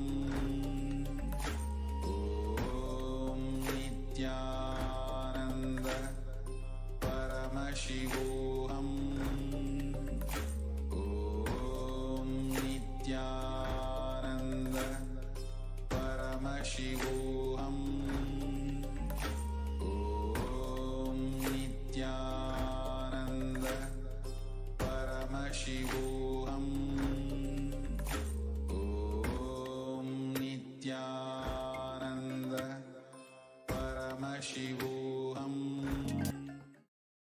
If you are interested in enlightenment, we will immediately bring this to you. If you are not interested, we will explain the whole science inspire you and make you interested in enlightenment science. We need to cater this enlightenment science to the whole world wherever they are, because enlightenment is the birthright of all human beings. Kailasa is responsible to provide that to all human beings.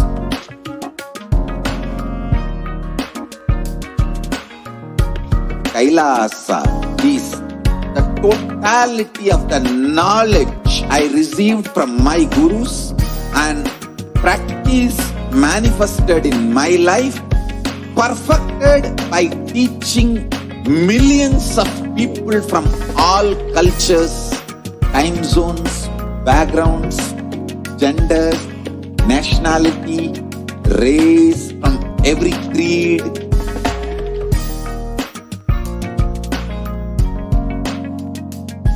So this absolutely perfected knowledge available to you, served to you in your home without even you moving out of your couch, free of cost.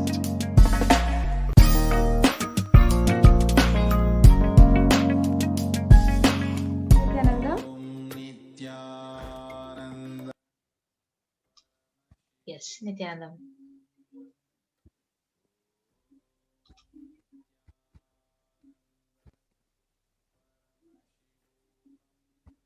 Nithyanandam, once again, welcome back to all of the viewers. And just as a recap for what we have been through, what we have discussed so far with Mahatma Priyananda Swami, is the amount of contribution, the amount of successful revival of this ancient Hindu indigenous kingdom that the Supreme Pontiff of Hinduism had done in a very short amount of time. I think just within 1 month, if I'm right, Mahatma Priya Swami, that within 1 month, the entire Adinam had just been transformed. And again, whether it is the Annadan, the medical camps, the restoration projects, not only inside of the Madurai Adinam, but also in temples across this area. So in just a short amount of time, immediately after the Kailashwan, the Shamanapita Sarvagnapitam, the coronation that happened on the 29th of April in 2012, immediately after that, in record-breaking amount of time, there was so much activity, so much celebration, so much of good that was happening for the area, for the people, and ultimately for Hinduism. And it was, and even now seeing the pictures, as you can see, there are all of these different projects, all of these different, even the satsangs that Swamiji had literally daily been conducting, and the darshans. I believe that every single day, as you can see, Sarva Darshan was happening. So if Ma'am Atma Priya Swami can just briefly describe what is Sarva Darshan and what the people that came even for Sarva Darshan. Yes, so all the localites of the Madurai kingdom, so who are living in and around the temple, and all the people, the local public, they literally used to visit the Madurai Adinam. So earlier, before the Supreme Pontiff of Hinduism was before coronation, so all of them used to come to the temple, but it was after when Supreme Pontiff of Hinduism was coronated, literally around every day, around 1,000 people used to come take the darshan. The Sarva Darshan is the darshan with the Supreme Pontiff used to actually meet the public. He used to listen to their problems, heal them literally by talking to them and giving them the spiritual healing. So these are the various picture which we could see. So literally, at least all the people in the local Madurai kingdom, that whole place would have been benefited by this Sarva Darshan, which is literally free. And he used to, there are a lot of miracles had happened. He used to literally heal each and every one who come there by giving them the free healing, talking to them and attending each one of them individually through the Sarva Darshan. So that is what we could see actually in all these pictures in the Shamalapita Sarvagnapitam, which happened right in 2012. So people used to flock in crowds just to see his face, even if they didn't even have a touch. At least they wanted to come and see his face, to see the Supreme Pontiff of Hinduism. These are the various pictures which we could actually see. And also here, the tradition of Jnanapal that the Supreme Pontiff of Hinduism had revived. Can you explain a little bit about that, about how, what was the tradition and how the Supreme Pontiff of Hinduism revived it? Yes, actually, in the Hindu tradition, in the Vedic heritage, it is a symbolic offering of the wisdom to people. So that is when it started with the great saint Jnana Sambandar, when he had the breast milk of Devi Parashakti, and he literally experienced that oneness, the superconscious breakthrough in him. The same tradition was actually revived by the Supreme Pontiff of Hinduism, and you can see those pictures in Shamalapita Sarvagnapeetam offering the enlightening milk, which is called as the Jnanapal, to all the visitors, to all the pilgrims, to all the devotees who visited the ashram here. Both the 292nd and the 293rd pontiffs are actually having the enlightening milk, and they're distributing it to their visitors and the pilgrims. So it is a symbolic offering of wisdom to all the people. So that is the heritage and the tradition of the Shamalapita Sarvagnapeetam. Yes, and amazing. As you can see, so it's not just the amount of things he was contributing, the Annadan, the medical camp, but even the sacred traditions, the revival of these sacred traditions that were lost so many thousands of years ago, that the Supreme Pontiff of Hinduism was reviving and distribute and giving to the public. And that just that sacred sentiment, literally once again, is like Meenakshi was living among them again, living in Madurai once again. And as you can see in the photos and everything, it literally how Queen Meenakshi attended to her people in her kingdom. The Supreme Pontiff of Hinduism was attending every single day and reviving the community, reviving this ancient indigenous Hindu kingdom. And after that, if you see the incessant attacks, the amount of extreme that the anti-Hindu militant forces had gone to ensure that what the Supreme Pontiff of Hinduism was doing, the amount of good that he was doing, was stopped or needed to be stopped.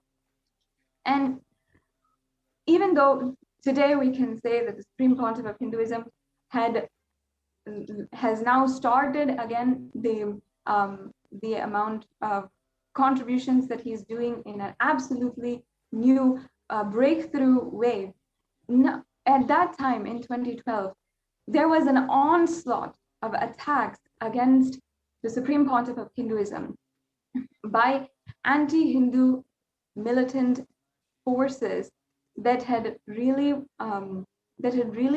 been invested in ensuring the Supreme Pontiff of Hinduism needed to be eliminated. First, many of them had been had started lawfare that would which are basically false cases that would try to gain the public opinion on the against the appointment of the Supreme Pontiff of Hinduism as the 293rd Guru Mahasannidhanam. So in so many different ways, they're literally making up lies, making up just out of thin air, making up lies about what's going on inside of the Adinam, portraying that using the media, which they own, the anti-Hindu forces own the media, using the media in order to portray that to the public and to illegally move their lawfare cases against the Supreme Pontiff of Hinduism.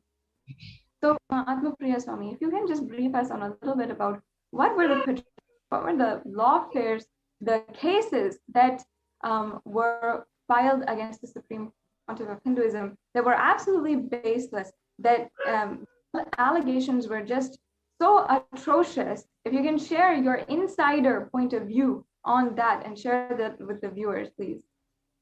Yes, so actually you could see here after the coronation of the Supreme Pontiff of Hinduism, around the Hindu leaders from more than 53 organizations, they had actually pledged their support to the Supreme Pontiff as the 293rd Pontiff. But on the 10th of May 2012, so if you see, a false case, a lawfare was actually filed by an unknown, anti-Hindu militant, who actually he filed a case that the appointment of the Supreme Court of Hinduism as the 293rd pontiff is illegal. So that was the first illegal attack which started. So it continued on the 12th of May 2012, where you can see a false complaint claimed to have visited the Madurai Adinam on the night of 12th May, that he was served holy water spiked with intoxicants, and that he has reached an inebriated state, and in front of him his divine holiness and several women were in compromising position on beds made of white tiger skins and elephant tusks. So this is what is the most stupidest of the case which was filed, because I was a witness and I was an inmate there, right in Madurai Adinam, doing all these services. So this was a brutal false case which was filed against, stating that women, like all the women, are dressed inappropriately inside there, and they are seen in compromising position on the beds with men, and there is a tiger skin and elephant tusk there in the Adinam, and women are doing prostitution. And one of the guys called Sole Kannan, he said he had seen all these things happening right in front of his eyes there inside the Adinam. So this was the atrocious attack, especially saying calling all the sannyasis by names as prostitutes. So that was the attack on the women, like especially even myself and so many other sannyasis who were there were personally attacked by this false complaint on the Madurai Adinam, where literally day in and day out, all the sannyasis were serving thousands and thousands of people through Annadan, through medical camps, and as we had seen all the pictures. And every activity which we do was directly contributing to the public at large. So this was the false complaint on the 12th of May 2012. And on the 26th of May 2012, one unknown, like a caste supremacist, Jagadala Pradhaban, he filed a false complaint saying that His Divine Holiness had to be removed as the 293rd pontiff of Madurai Adinam. So several cases were filed against Supreme Pontiff of Hinduism, even though Hindu leaders from more than 54 organizations had supported him, that his coronation is true, it is legal. So that was the brutal attack in Madurai Adinam. Yeah, I would like to point out several things here. One, this is an example of how the anti-Hindu militant forces use the sexual objectification of women, and they use that in the media, like trying to show in the media that women are prostitutes, that there's prostitution going on inside of a monastery where we have taken up vows of sannyas, where we've taken up vows of chastity and of service to the whole world, but completely twisting that and portraying that in the media and sexualizing us, objectifying us, and making it an absolute opposite. When a woman stands up to do service to the whole world, volunteers and wants to do service, this is how they portray in the opposite way. And not only file cases, but also portray in the media, so that the public view is an absolutely opposite frame or image that is portrayed to the whole world, thus literally assassinating the character of the Supreme Pontiff of Hinduism and all of the women sannyasis. And it's like, and thus all after that, then justifying the attacks that they do, the rapes and assault that they do against the women, just with this, just with the media, talk, and what the campaigns in the media have been speaking about and spreading hate speech about the women of inside the Adinam. And not only that, they use the legal cases as well as the media hate speech that is being spread in order to justify the subsequent violent attacks against sannyasis of the Nithyananda order. And in Madurai also, we saw several different attacks where literally our sannyasis were hospitalized. Even the Supreme Pontiff of Hinduism had to intervene and go to the hospital to ensure that the sannyasis were healed and being taken care of, and even the destruction of the properties, like the cars, they were thrashed and like literally stones pelted into the cars, the property of the Adinam, property of Kailasa. What had really, honestly, if we have to ask ourselves, what had provoked this violence when we're doing so much of good inside, when we're doing so much of good and we're we're successfully reviving an indigenous Hindu kingdom.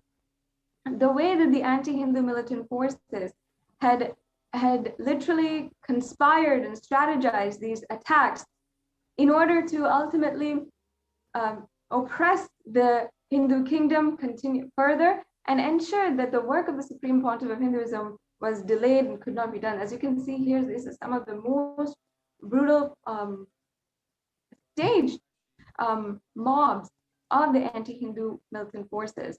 They literally send these henchmen and these people to attack the sannyasis, and then in the media they'll try to portray as if there is hatred, there is so much of public outcry in quotes against the sannyasis, whereas the truth is they sent these their henchmen and their hired people in order to literally cause so much of havoc, violate the sannyasis and sannyasinis, and literally put them in the hospital.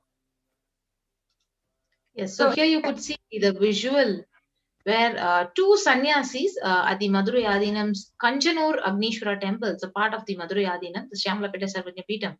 So a mob of at least 100 people, they beat up the sannyasis and they escaped, but the mob, they smashed their car, and the two sannyasis, they managed to drive away. And first they ran to the first local police station, and then they filed a complaint, and then they went to the hospital. They themselves got admitted. So that was the sad pictures. You can see the visuals, how the people, the mobs are beating up the sannyasis and they're attacking the sannyasis just for the good which we had done to the public. And a really disheartening thing here is that in the heart of the whole Hindu civilization, in Madurai itself, the anti-Hindu, such amount of oppressive power, such a supremacist oppressive power, where they can conspire these attacks, and we're literally powerless to stop it. As you can see here, some of the really heart-wrenching photographs of the sannyasis who were hospitalized and the Supreme Pontiff of Hinduism attending to them personally.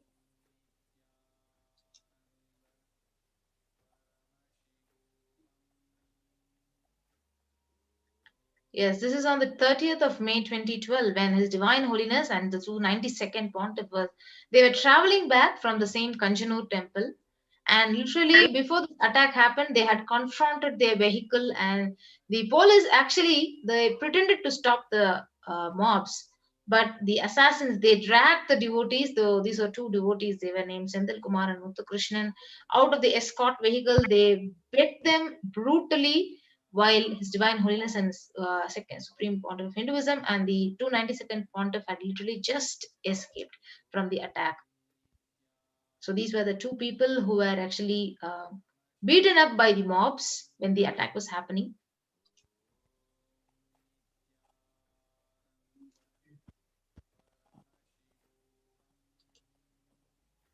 And would it be possible, Mahatma Priya Swami, if you can share a little bit about what was going on inside of the Adinam? Were all of you afraid of what's going to happen next, of a different raid? I know you yourself personally have been through the attacks in 2010, and you know the power that these anti-Hindu militant forces have, and they will go to any extent to make sure that what they want is done.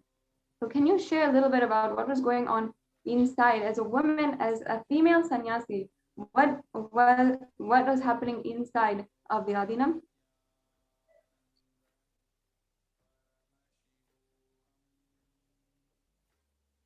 Okay, it seems like we have a technical difficulty.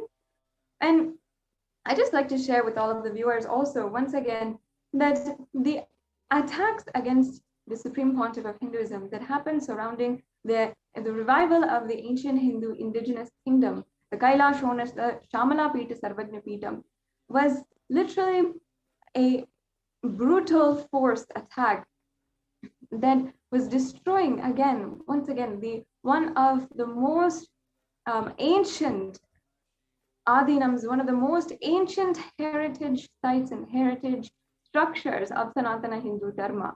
And the Supreme Pontiff of Hinduism, as we had explained before, in just a matter of a few weeks after his coronation, crime rates in the surrounding area of the kingdom had gone down. The restoration of temples had started. The people were being fed free food every single day. Medical camps were going on. A surrounding population of 10,000 people was being attended to, and they were feeling so uplifted by the presence of the Supreme Pontiff of Hinduism. Yet there was so much of brutal onslaught that the Supreme Pontiff of Hinduism had to undergo. Why does this have to happen? What were the intentions of these anti-Hindu militant forces? And not only that, they have specific agenda against Hinduism. If you even see in the writ petitions that they have filed, and just previously we had seen the writ petitions that they had filed, how they were attacking specific Hindu rituals, Hindu traditions, saying that the holy water that we are distributing, that we are offering to the divine, and also then distributing as prasada, taken and drunken immediately, the holy water was mixed or spiked with alcohol.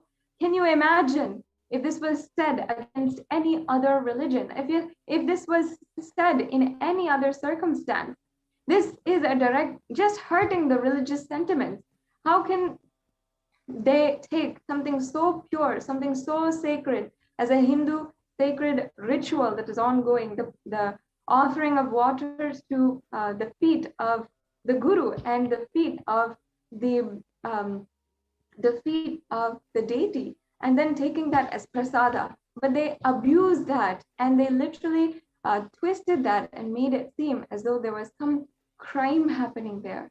This is what we have to address in the entirety, in the fights that in the entire persecution against the Supreme Pontiff of Hinduism, that it's directly because the Supreme Pontiff of Hinduism is reviving Sanatana Hindu Dharma. It's directly against the Hinduism and against Hinduism as an entirety. It's not just the Supreme Pontiff of Hinduism that they want to attack, but entire Hinduism in as a whole, that they want to demolish and they want to eradicate completely.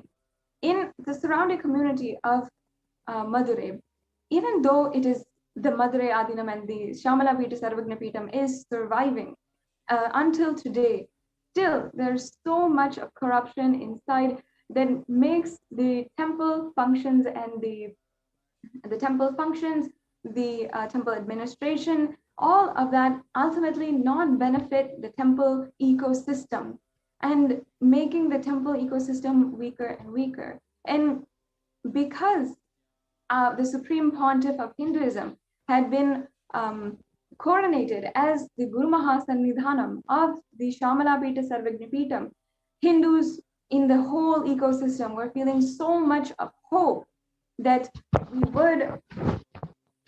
finally there would be some hope that Madurai could be the civilization that it once was.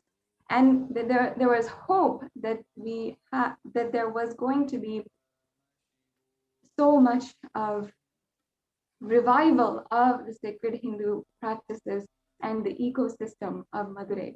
However, we have seen continuously how this attack against the Supreme Pontiff of Hinduism has only worsened and worsened. Now today, the Supreme Pontiff of Hinduism has revived the Shamala Pita Sarvagna Pitam despite so much of attack again in Madurai, and the services are continuing today as the Shamala Pita Sarvagna Pitam, many of you know, And you can even see the activities continuously being shared across on social media and being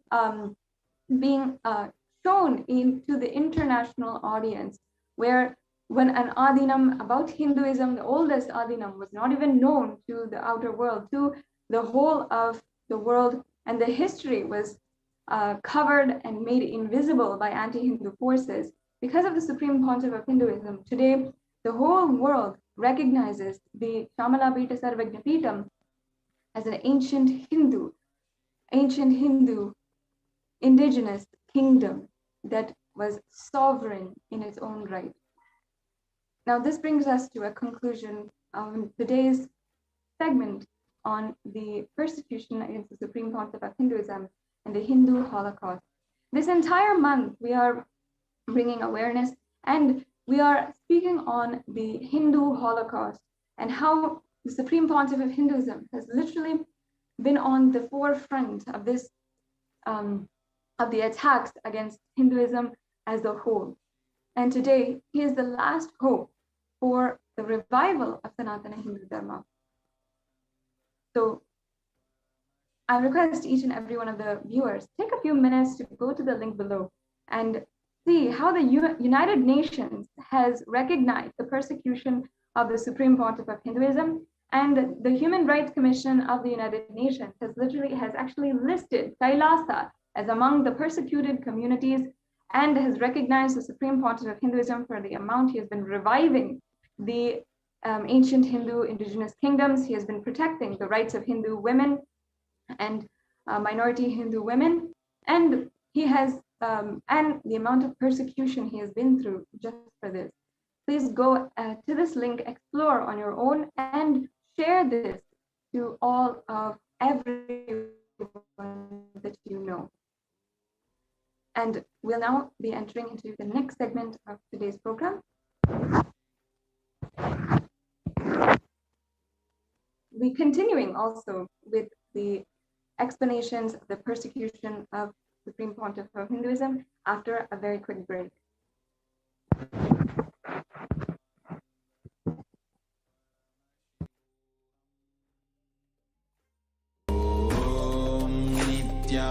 Nithyananda Paramashivoham.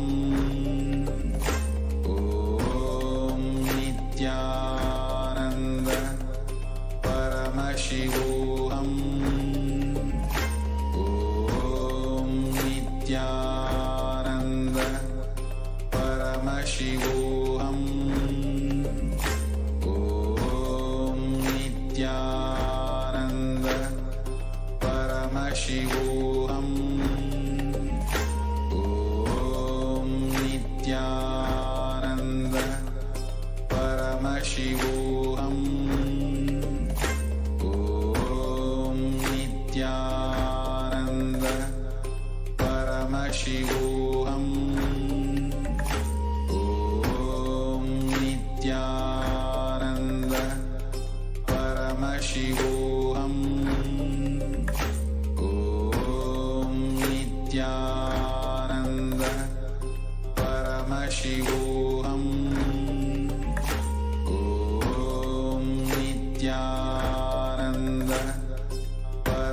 Om Nithyananda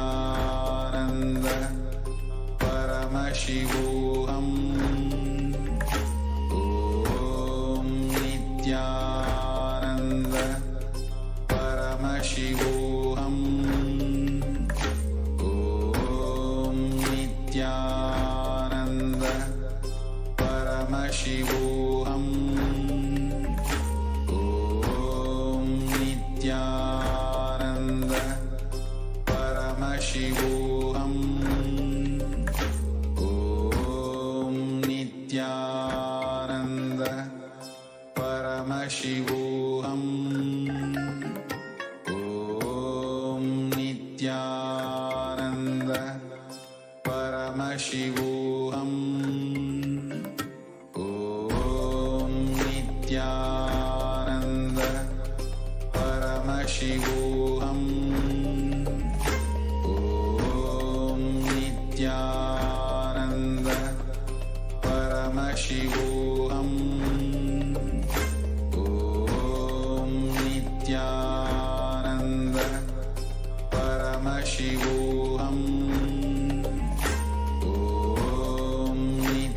Nityanand परमशिवोऽहम्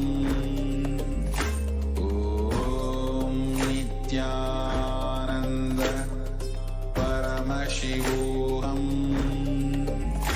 ॐ Nityanand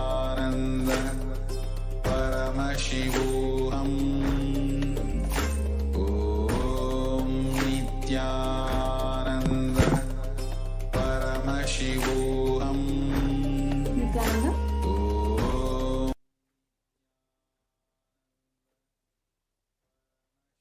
Nithyanandam. So now we'll be continuing on to the next segment of today's program, the Nithyananda Satsang from the Supreme Pontiff of Hinduism. After that, you can join us for the Power Manifestation segment, where you can practice and play with the powers of Paramashiva.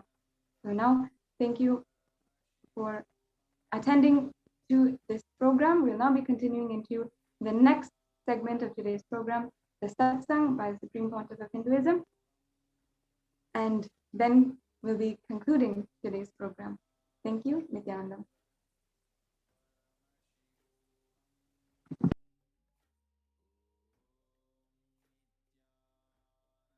Connecting with the divine with your eyes closed is meditation. Connecting with the divine with your eyes open is darshan. Come, let us all now move from meditation to darshan. Slowly, very slowly, please open your eyes.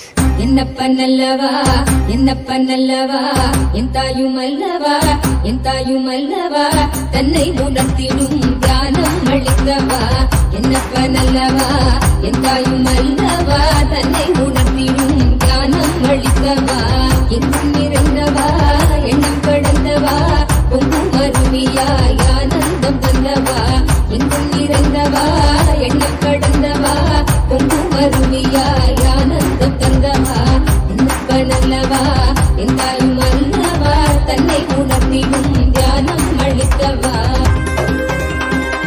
ஏழாம் உடல்கள் தாண்டி நித்திய வாழ்வும் கண்டிட கேடான காலில் நன்மை வென்ற நிலை நின்றிட ஏழாம் உடல்கள் தாண்டி நித்திய வாழ்வும் கண்டிட கேடான காலம் நன்மை வென்ற நிலை நின்றிட சீரான பாவம் பழி நீங்க பெரும் வாழ்வினே கொண்டாட நித்யானந்த ஸ்புரணம் தனை நின்றவா சீரான பாவம் பழி நீங்க பெரும் வாழ்வினே கொண்டாட நித்யானந்த ஸ்புரணம் தனை நின்றவா என்னப்பன் என்னப்பன் என்னப்பன் அல்லவா என் தாயும் அல்லவா தன்னை உணர்த்திடும் தியானம் அளித்தவா என்னப்பன் அல்லவா என் தாயும் அல்லவா தன்னை உணர்த்திடும் தியானம் அளித்தவா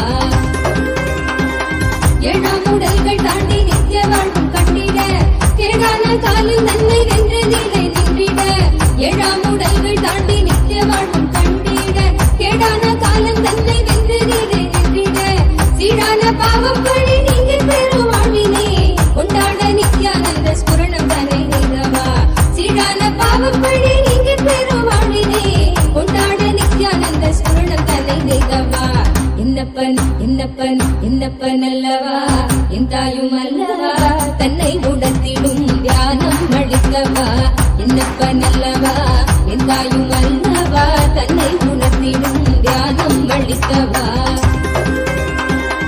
ஏழாம் உடல்கள் தாண்டி நித்திய வாழ்வும் கண்டிட கேடான காலில் நன்மை வென்ற நிலை நின்றிட ஏழாம் உடல்கள் தாண்டி நித்திய வாழ்வும் கண்டிட கேடான காலம் நன்மை வென்ற நிலை நின்றிட சீரான பாவம் பழி நீங்க பெரும் வாழ்வினே கொண்டாட நித்யானந்த ஸ்புரணம் தனை நின்றவா சீரான பாவம் பழி நீங்க பெரும் வாழ்வினே கொண்டாட நித்யானந்த ஸ்புரணம் தனை நின்றவா என்னப்பன் என்னப்பன் என்னப்பன் அல்லவா என் தாயும் அல்லவா தன்னை உணர்த்திடும் தியானம் அளித்தவா என்னப்பன் அல்லவா என் தாயும் அல்லவா தன்னை உணர்த்திடும் தியானம் அளித்தவா ஏழாம் உடல்கள் தாண்டி நித்திய வாழ்வும் கண்டிட கேடான காலில் நன்மை வென்ற நிலை நின்றிட ஏழாம் உடல்கள் தாண்டி நித்திய வாழ்வும் கண்டிட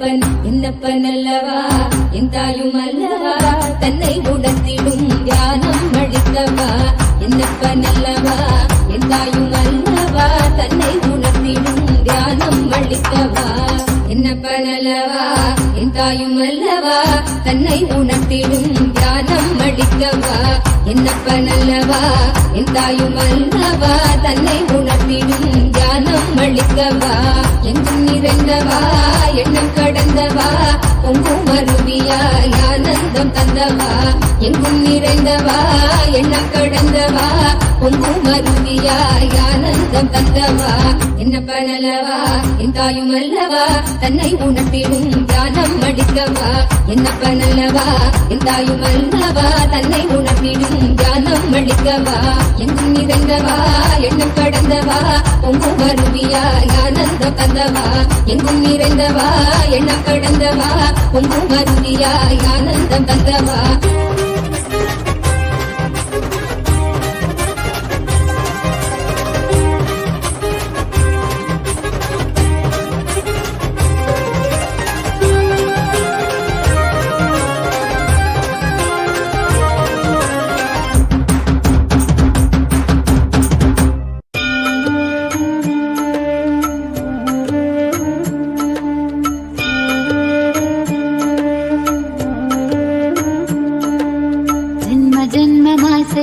தவமோ உற்ற நண்பனாய் நித்யானந்தன் வந்து உதித்தான் ஜென்ம ஜென்மமாய் செய்த தவமோ உற்ற நண்பனாய் நித்யானந்தன் வந்து உதித்தான் காக்கும் இறையே நட்டின் உருவாய் வந்த கழிப்பால் கட்டு கடந்தா மகிழ்வு கொண்டே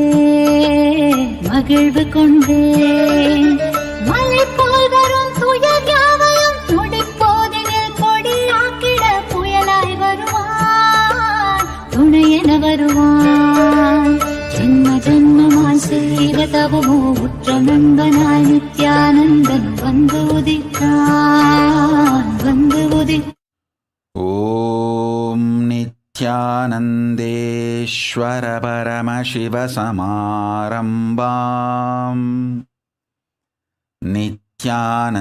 நித்யானந்தேஸ்வரி பரமசக்தி மத்யமாம் அஸ்மதாச்சார்ய பர்யந்தாம் வந்தே குரு பரம்பராம்.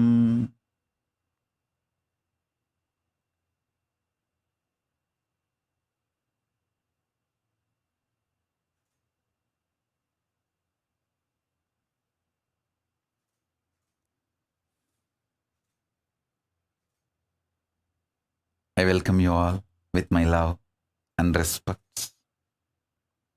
I welcome all the devotees, disciples, Samajis, Satsangis, Shri Mahans, Mahans, Kotari, Tanedar, visitors, viewers, Sarvanyapita Kartas, Ejamans, manifestors, Sarvaparityagis.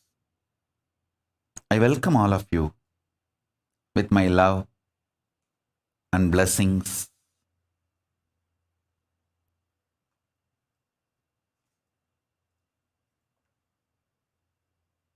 Paramashiva's message directly from Kailasa. Listen.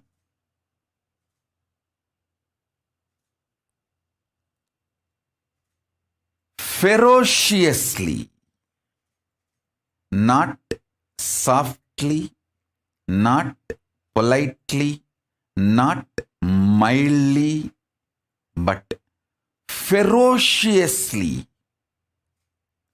breaking the obsessive, compulsive, reactionary patterns.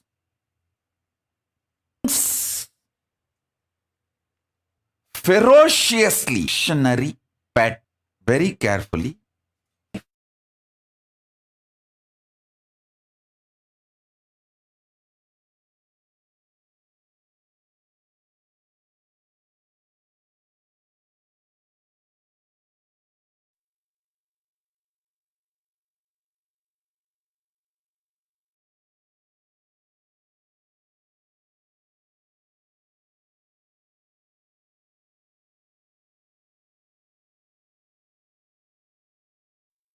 Then I'll translate. Listen.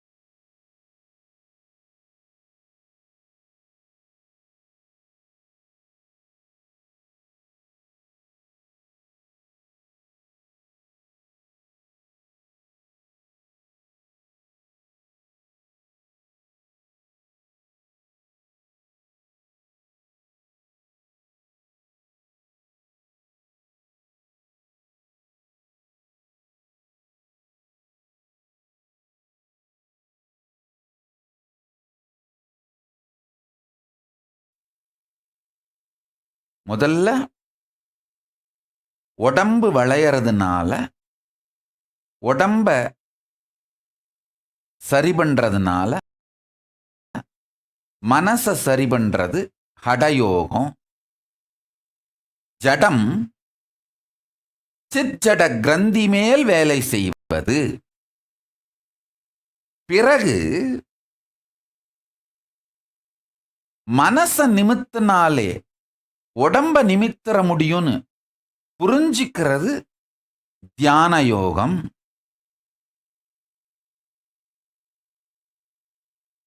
சித்தோட பவரை சக்திய கிரந்தி மேல செலுத்தி ஜடத்தை மாற்றுவது. பிறகு சித் மலர்ந்தாலே கிரந்தி ஜடம் இந்த ரெண்டுமே நம் விருப்பத்தின்படி இயங்கும்னு தெரிஞ்சுக்கிறது யோகம், சமாதி யோகம். Now I'll translate. Listen.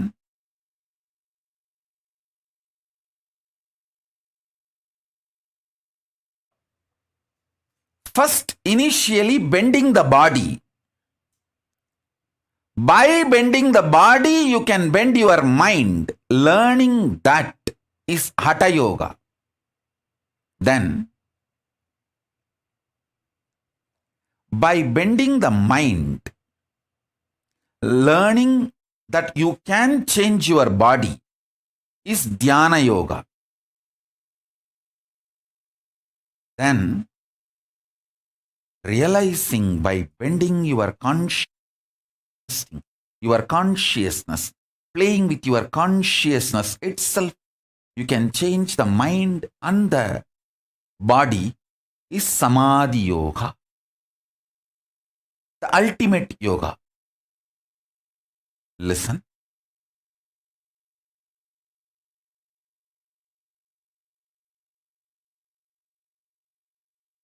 Then,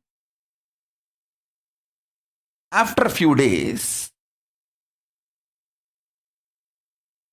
I had the opportunity to have darshan of Arunagiri Yogeshwara. That time, I was asking him some clarification. Beautifully, Arunagiri Yogeshwara explained to me. I'll repeat again the exact statement.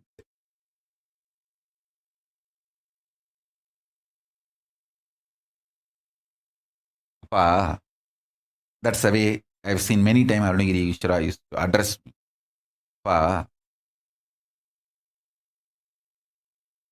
படிப்படியா பண்ணா சாத்தியங்கள் மலரும்பா, ஒரேடியா உடைச்சாத்தான் சக்திகள் மலரும்பா. I'll translate this word. Listen. See, if you break your patterns step by step, slowly, you will achieve the great possibilities. But if you break the patterns ferociously, only then you manifest powers.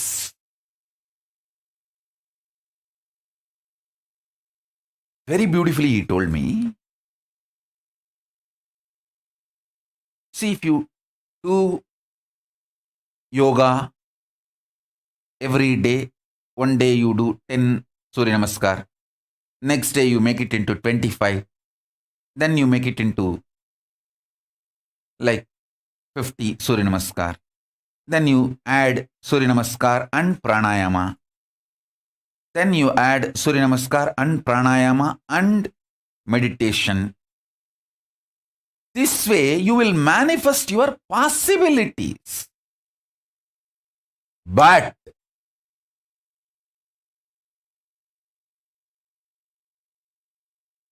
if you break the patterns, not step by step, just in one stroke, ferociously, you manifest powers, not just possibility. See, body flexibility, muscle building, able to do rope yoga, pole yoga, all these are possibilities. But straight levitation is a power, not just possibility. There's a difference between possibility and power. Listen. Every time you break your patterns step by step, you manifest possibilities. Whenever you break your patterns ferociously, you just manifest powers. You just manifest power. Listen, I tell you. Please listen, I tell you.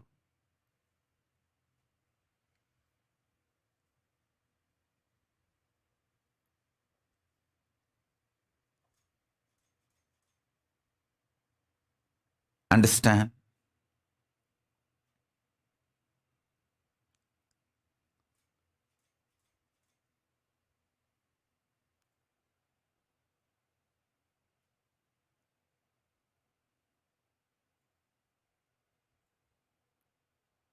I'll repeat now.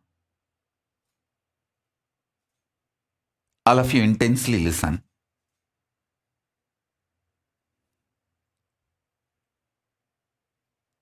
For example,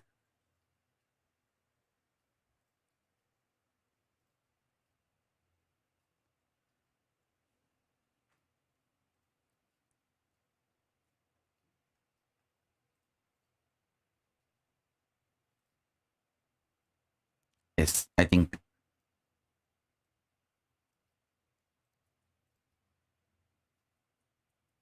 people are able to see and hear. Let me repeat now. Whenever you break your patterns, the obsessive, compulsive, reactionary patterns,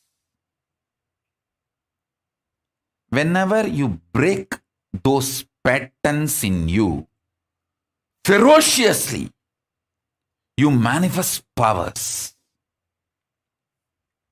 I tell you,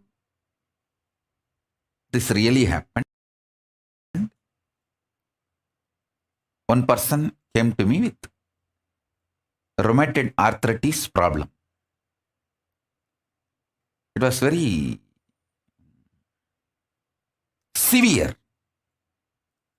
The fingers have started getting twisted, and the effect of the disease is seen even physically, not just in the form of pain alone. The body started getting distorted.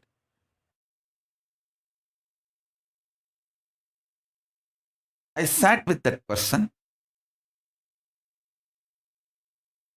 and spoke to the person to understand the source.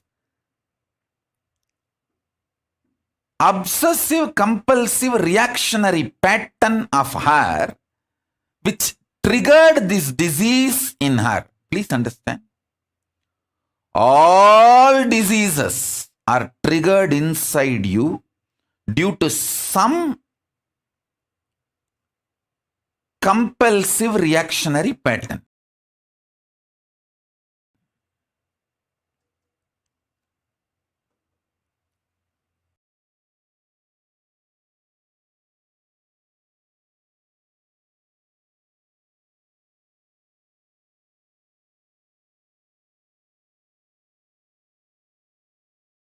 So I wanted to study for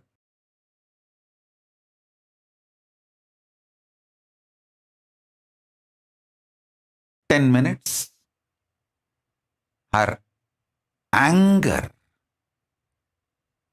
towards mother-in-law and how she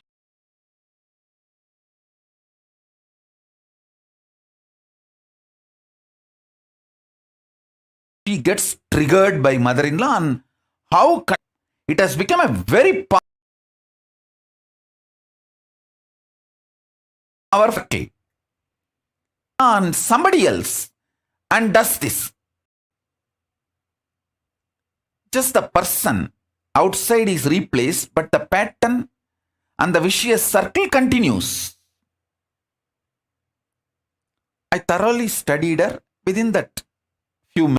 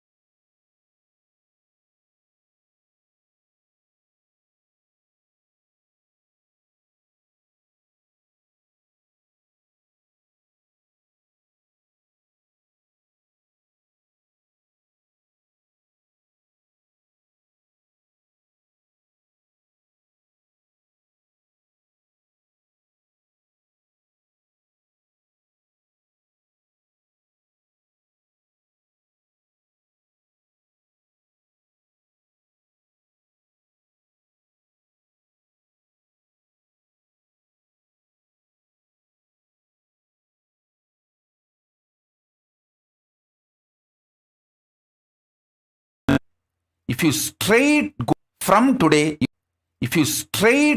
from today, you are going to see Paramashiva in her.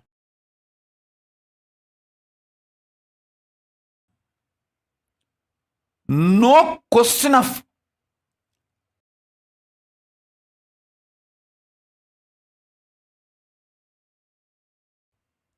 if I fall at my mother-in-law's feet, crumple me under her feet and jump on me and kill me. She will manipulate me, exploit me. My life will be hell. I will be a slave. All these are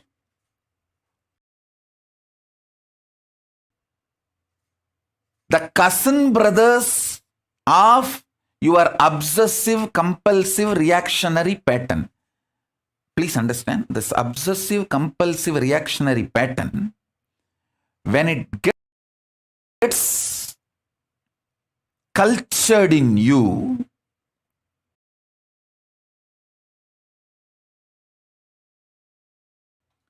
it creates its own fears, insecurity, jealousy, guilt, self-harms. It becomes literally like a Brahma Rakshas ghost possessing you. And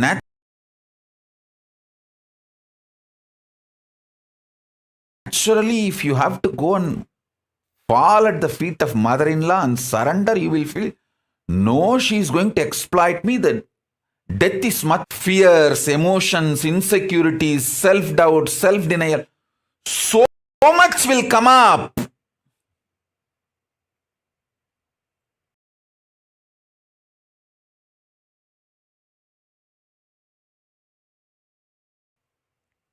But if you are capable of breaking all of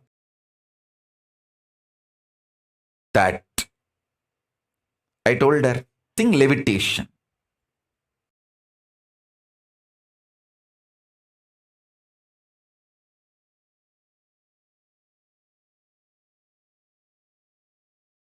I asked, or levitate you want for me?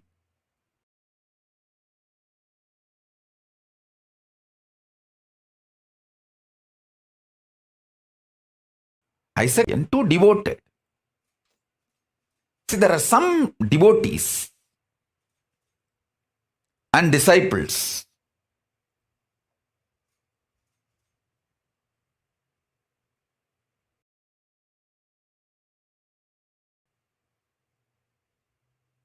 Throw tantrum, I just know they are just throwing tantrum, but they don't mean what they say. I'll give you one or two examples.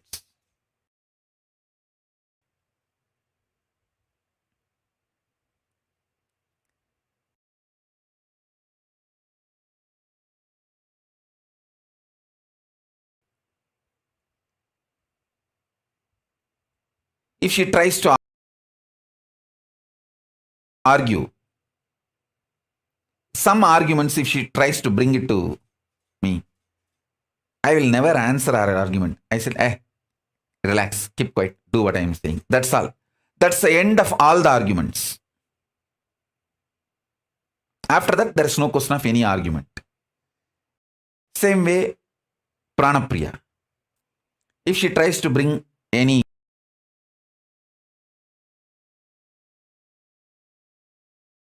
arguments, this is a judgment, execute. She will just do it.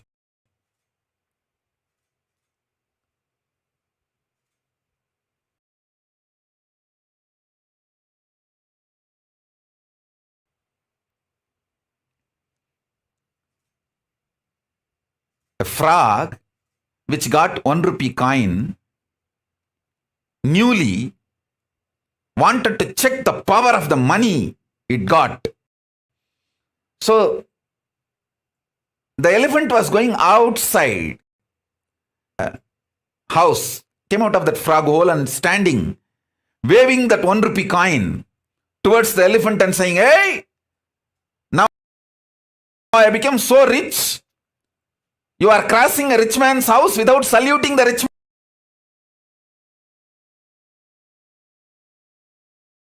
man. Will that the shouting of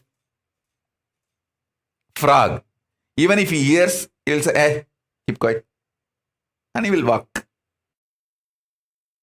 Exactly same way. If you treat your patterns, you will manifest powers.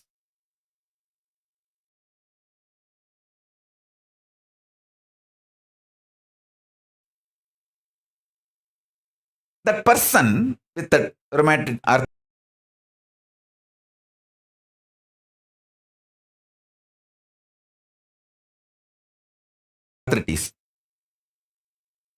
She's seeing me only first time attending the program, but before even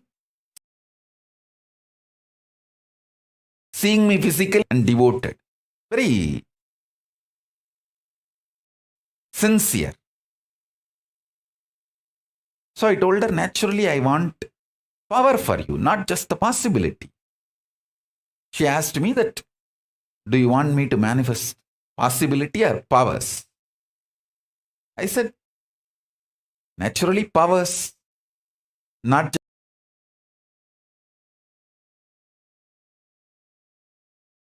just possibilities. I want the best for you. Within next 48 days, she manifested the power of levitation, complete healing of rheumatoid arthritis. I don't want to name that person because I will bring that person to the pre-satsang hosting. She will come and share.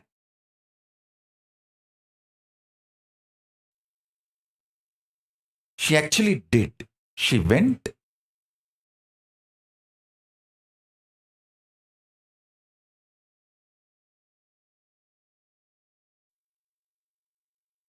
And fell at the feet of the, saying that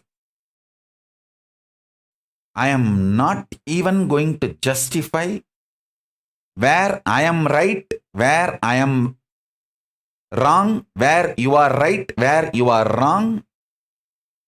Just I am dropping the past. From now, I am going to see you as Paramashiva.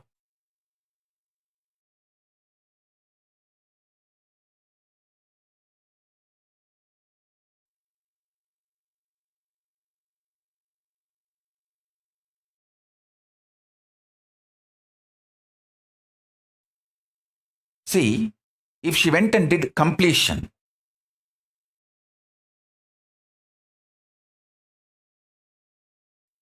with her mother-in-law, body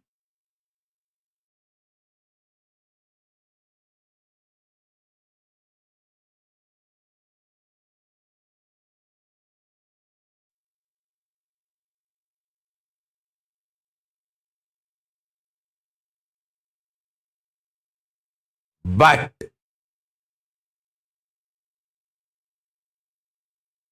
when she broke that obsessive compulsive reactionary pattern,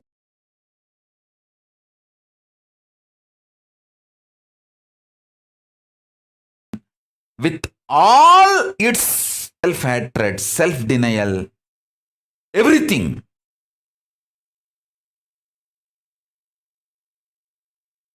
she just manifested not just possibility, she just manifested power.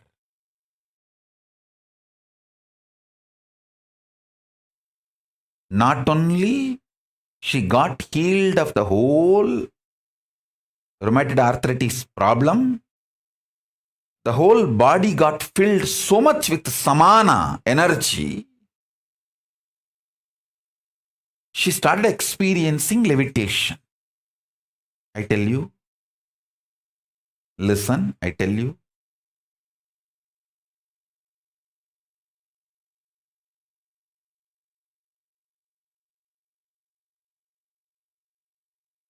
this one statement, take it very sincerely. Even once you behave with your obsessive compulsive reactionary pattern ferociously and break one pattern and manifest powers, the kind of the courage you will feel, you will straight walk towards enlightenment. Because after that, every obstruction, every barricade, every stopping will look very funny.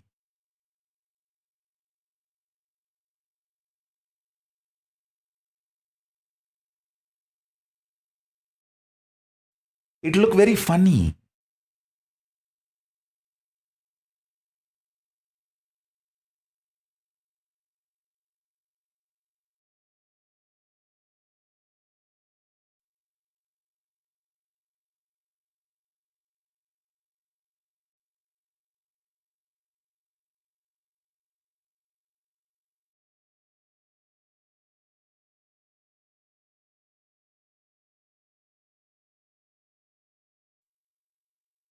Ma Nitya Jalandhara Siddhananda. 55.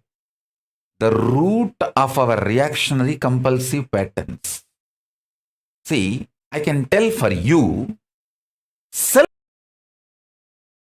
self-hatred is your reactionary compulsive pattern. From today, eat well, sing, dance, celebrate. Be very clear. Paramashiva is enjoying through you. All your problems will be solved. You have so much of hatred towards anything, become almost like a tumor in you. Break that. Eat well, sing, dance, do anything which makes you happy, which does not destroy your health.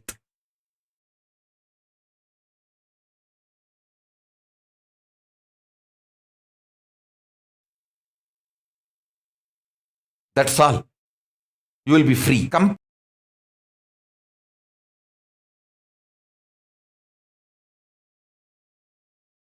Compulsive reactionary patterns.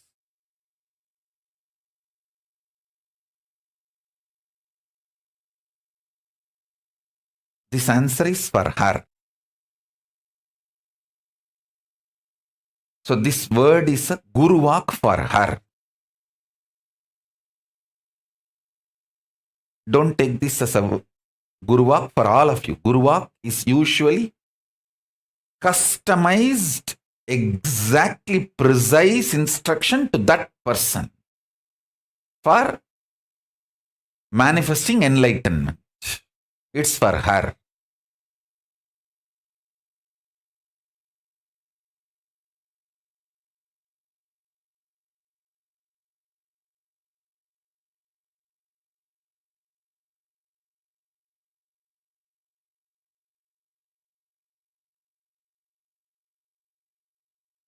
Swati Yamman is asking, Swamiji, what about all the wrong they have done?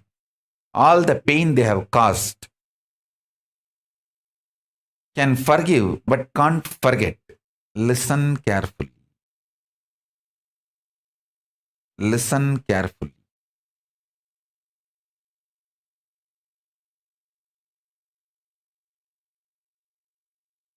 You continue to exist as slum pig, dirty buffalo, as long as you don't want to get out of your drain and the shitty surroundings. The moment you decide to get out of your shitty surroundings and the dirt pit, the moment you decide to get out, you raise yourself to the level of God.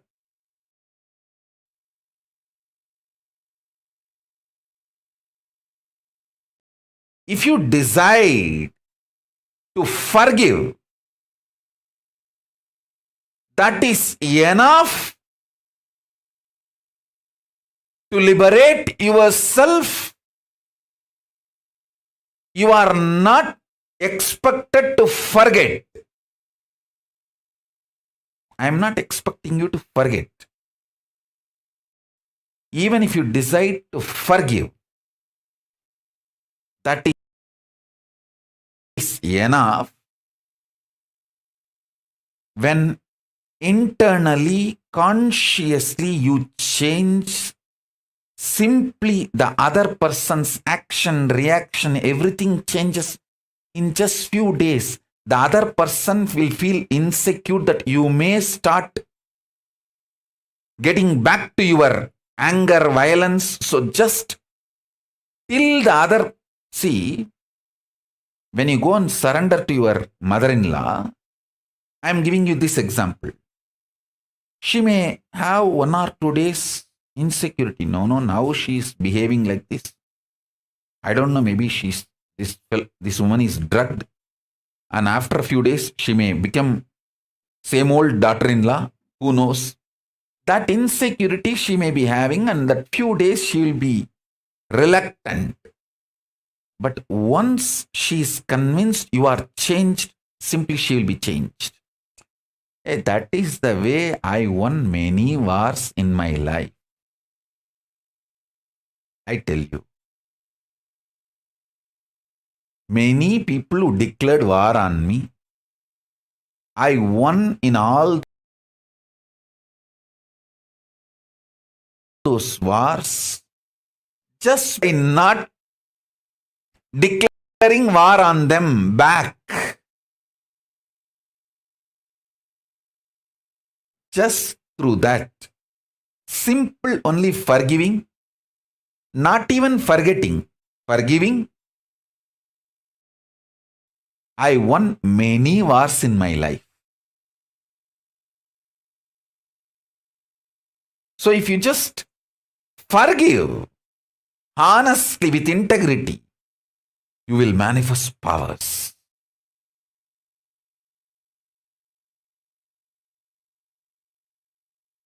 It's possible. Listen.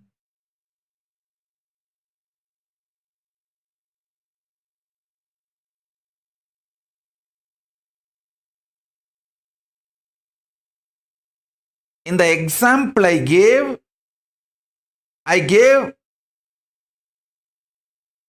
the solution of falling at the feet of the mother-in-law because that was the problem of her. I am not telling all of you just go and fall at the feet of mother-in-law, you will start levitating. No.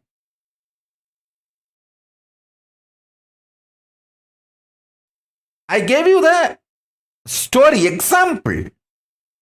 The lesson you need to catch is first find out what is your compulsive reactionary behavior pattern.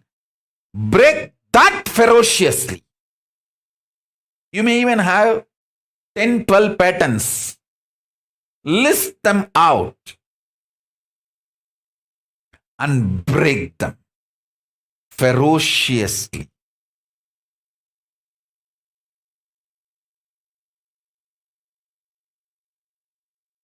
That's it. That's it.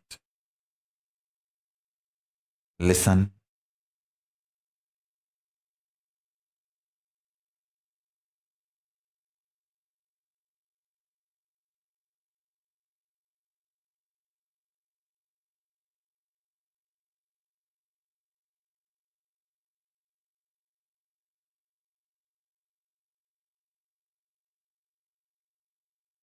Each one of you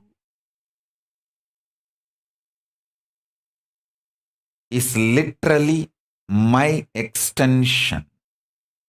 The life which is in all of you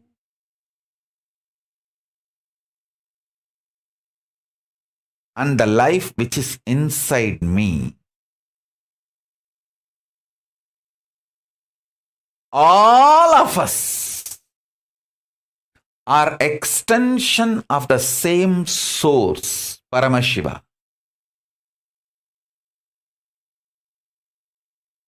With the tremendous love from the oneness. It's like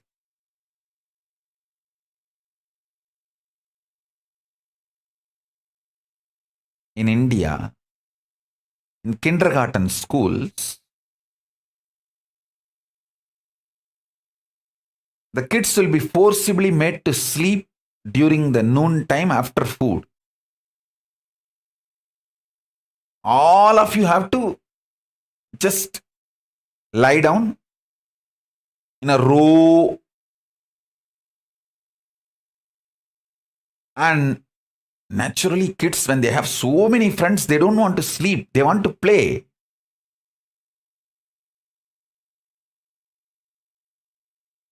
But kids have to rest. It's a rest time.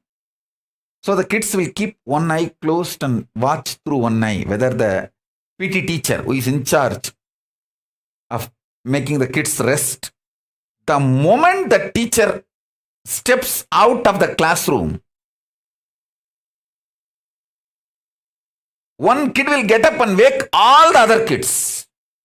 And they will all have fun, jump, make the whole classroom upside down.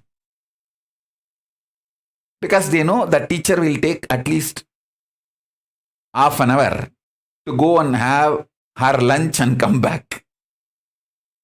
That half an hour, these kids will have fun, make the whole classroom upside down. And the moment they know she is coming back, they will all be just back to their place, sleeping as if nothing happened. How? The kid, the moment he knows the teacher is out, he wakes up and he wakes all the kids to have fun with the same love. I am waking all of you up. Hey, come on, let's enjoy. Teacher is gone. All your patterns, obsessive, compulsive, reactionary patterns, are not worthy. Life, Paramashiva's powers are only worthy to manifest, celebrate, enjoy. Listen carefully. Listen intensely.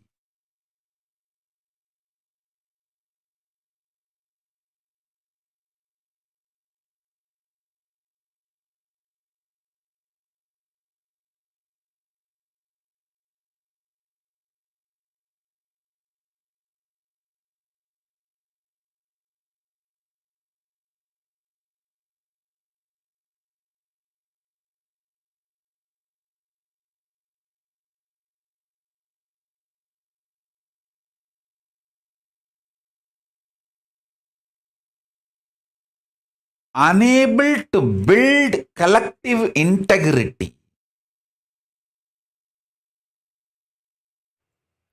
is just because of your obsessive, compulsive, reactionary pattern. Understand? Whatever stops you building collective integrity is your obsessive, compulsive, reactionary pattern. Sit and pen down what stops you building collective integrity around you. Behave ferociously with those patterns. You usually behave ferociously with the people, not with the patterns. Behave ferociously with the patterns. Behave cutely with the people. Very cutely with your patterns.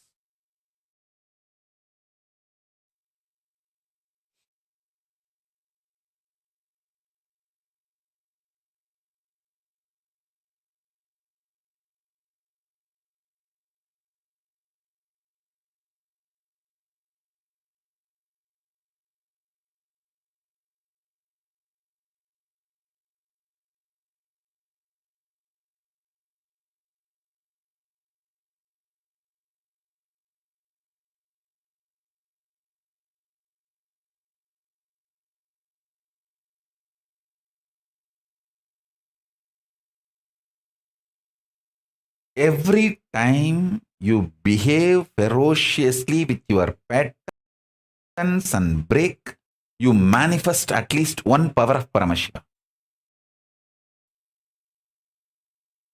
Listen.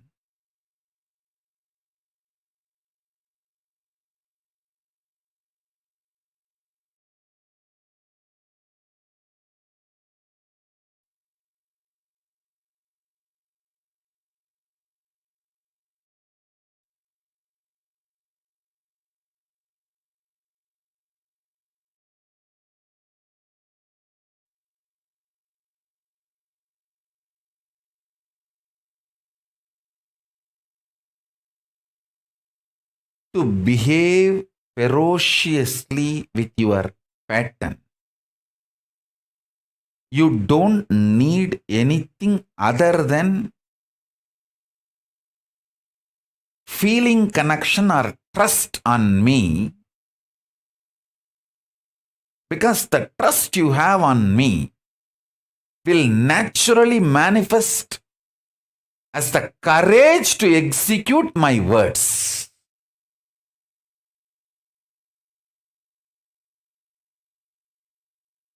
That is the way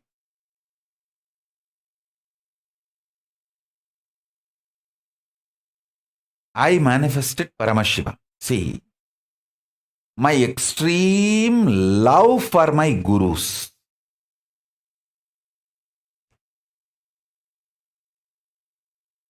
my extreme love for my gurus.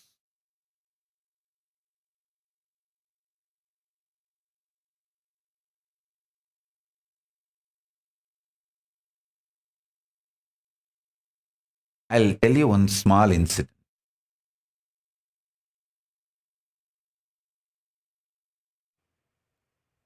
One day, I took lunch for Arunagiri Yogeshwara. He ate, and after eating, I was sitting next to him. I used to be so attached to him. I picked up his left hand. In his left hand, the little finger used to have a long nail. Many fingers had a long nail. I picked up his little finger, and through that fingernail, I was cleaning my teeth. And he is such a sweet person.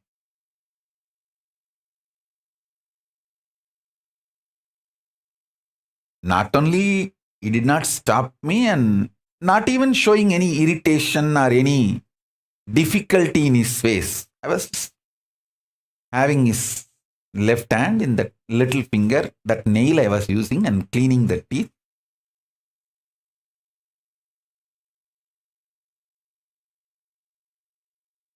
He was talking something about mukti, goal of life, all that.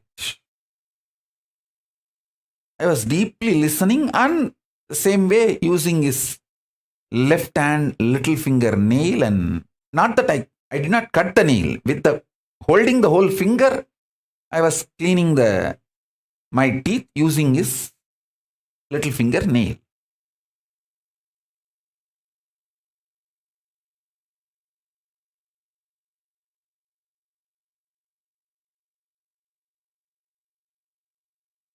I'll try to exactly repeat the whole flow of the information from Akashic records so that all of you can understand.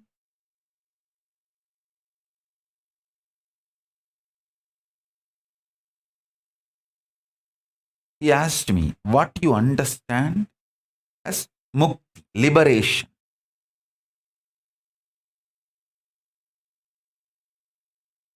Because he was teaching me about goal of life is mukti, liberation.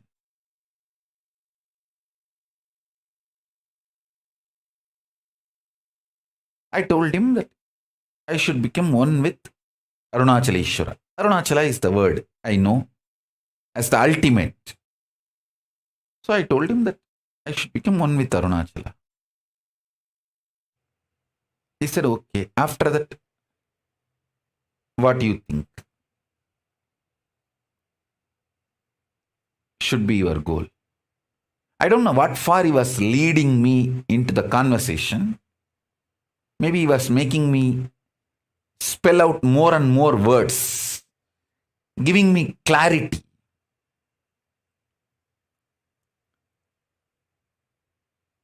So I told him that if I become one with Arunachala, whoever remembers me will be naturally remembering Arunachala, so they will also get liberated. Because Smaranat Mukti Arunachalam. At the time when I uttered this, He had a wide smile in his face. I was holding his left hand and cleaning my teeth and talking and cleaning, and with his right hand, he just held my cheeks. How the kids, we hold the cheeks of the kids and conjify. He held and shook my face and said, Tatastu, Tatastu, Tatastu. Blessed me. And I could see very clearly that very blessing entered into the whole being and started manifesting.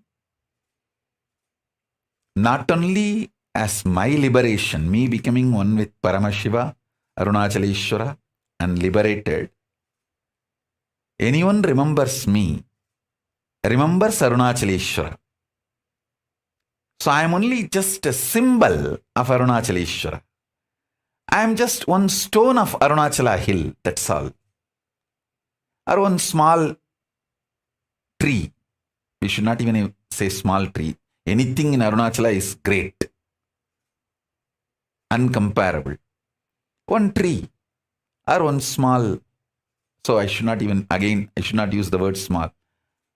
A stone or a tree or sand, dust of Arunachala. That's all.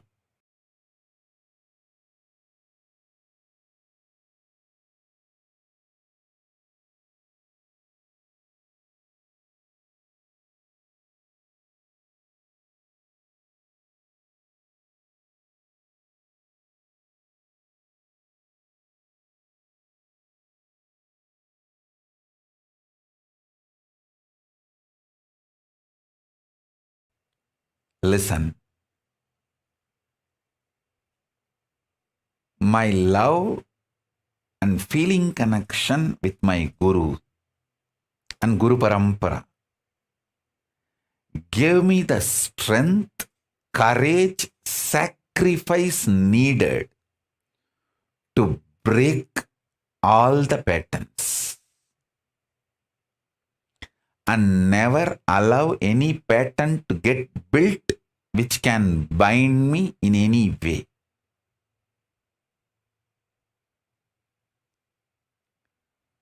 Guru Bhakti as a direct utility value. I tell you, I have seen thousands of cases.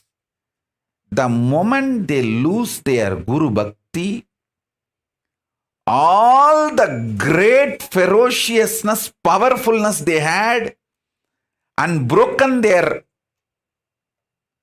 compulsive reactionary patterns, that whole strength they lose when they lose Guru Bhakti and fall back into that patterns, and even voluntarily they attract that patterns and say, wow, so many years I did not eat onion, green chili, garlic because of this fellow. Let me go and eat even meat. Okay, go and eat meat. Who is the loser? Not me. I tell you, when you gain Guru Bhakti, it is not just Guru Bhakti. Millions of good things comes to you along with Guru Bhakti. Same way, when you lose Guru Bhakti, millions of things go away from you. Millions of good things go away from you along with Guru Bhakti. When Sonnavannam Seida Perumal walked out of Kanchipuram, it is not just Perumal walked out of the Kanchipuram, Lakshmi walked out along with Perumal. Bhudevi walked out along with Perumal. All the auspiciousness, Mangalatva, all the best thing, everything walked out along with Perumal. Kubera walked out.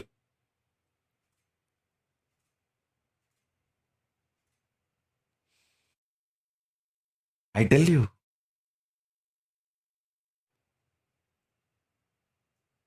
When Sonnavannam Seida Perumal came back to Kanchipuram, everyone, all the auspicious energies came back. When he walked out of Kanchipuram, all the best things walked out. Same way. Listen, when Guru Bhakti comes to you, all the best things in the life comes to you. When Guru Bhakti leaves you, all the best things in the life leaves you.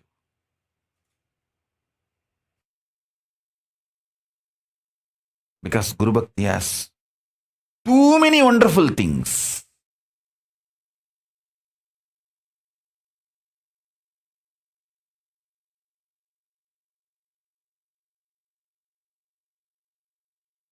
Guru Bhakti is not just Guru Bhakti, it is Paramashiva Shakti.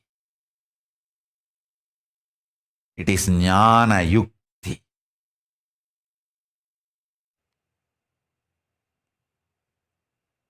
That is why I insist so much on reading Guru Gita and chanting Guru Gita.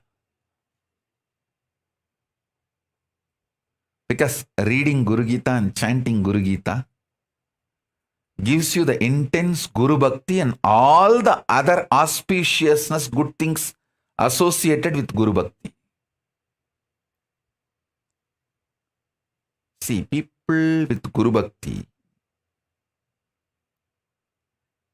will not have any problem in breaking their compulsive reactionary patterns. For example, many people come to me and say that I have this eating disorder. I eat like anything. And then suffer. Again, eat.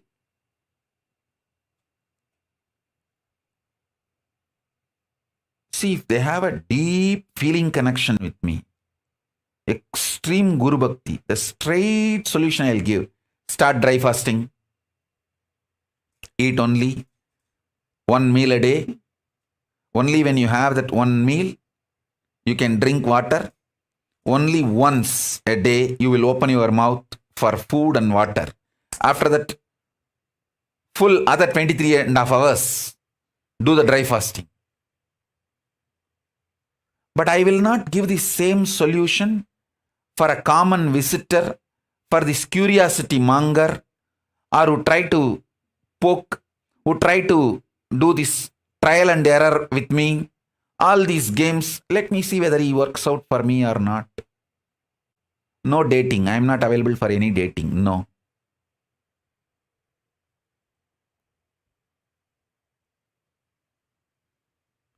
All this kind of people, I will never give that solution. I will tell them, you please practice Nirahara Samyama. Slowly,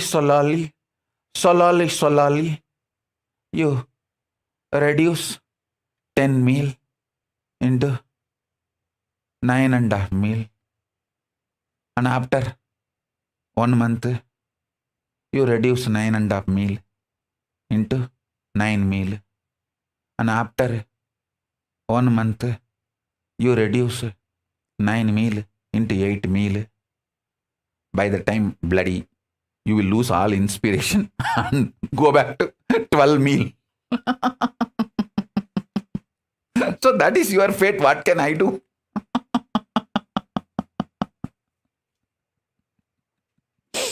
What can I do?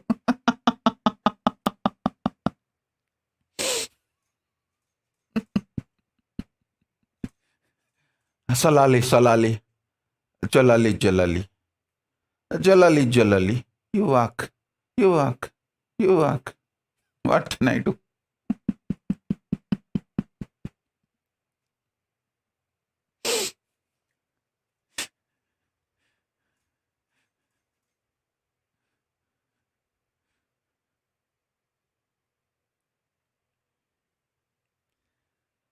See, when you have a deep Guru Bhakti, and I say, hey, just drop this whole thing, go for only 1 meal a day, do dry fasting whole day, even your body will alter itself because of its love for me. The listening will not be just your heart, even your stomach will listen to me.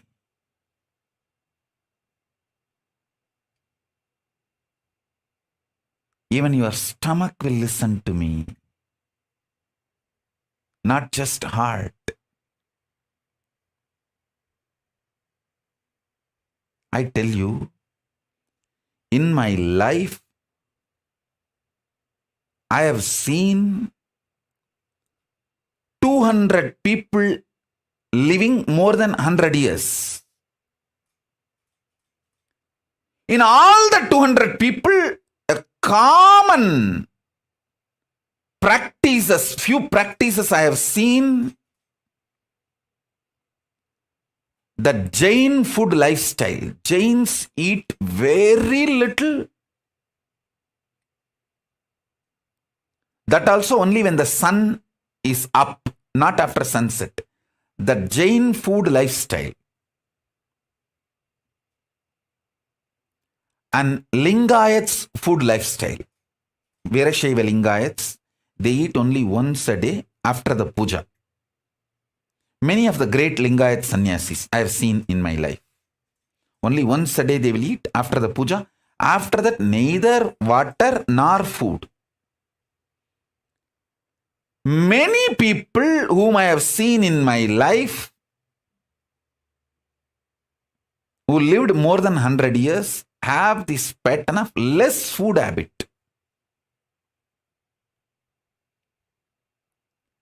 Less quantity but good organic quality food.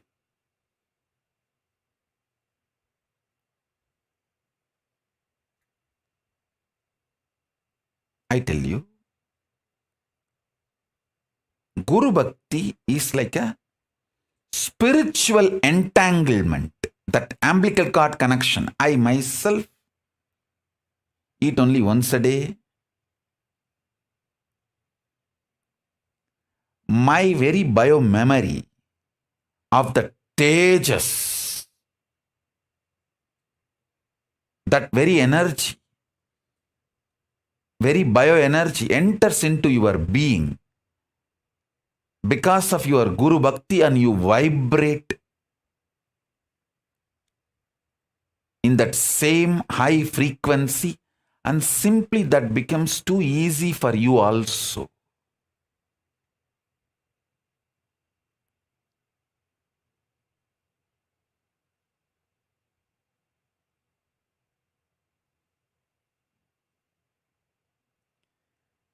Ferociousness is not anger. Anger is pattern.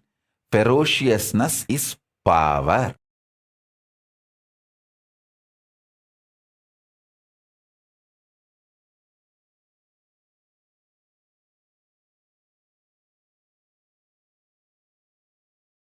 Listen.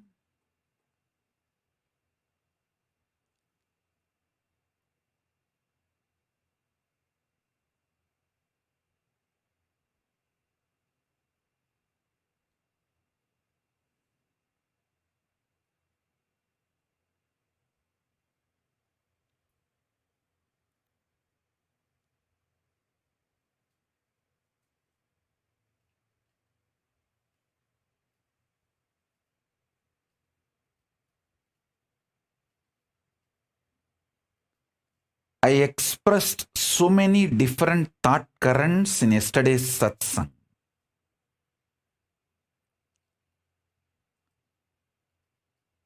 About collective integrity, beautiful story of how the Brahma Kapala swallowed the Sudarshana Chakra, and how the Kala Bhairava wearing the skull mala, Brahma Kapala mala. I explained various concepts.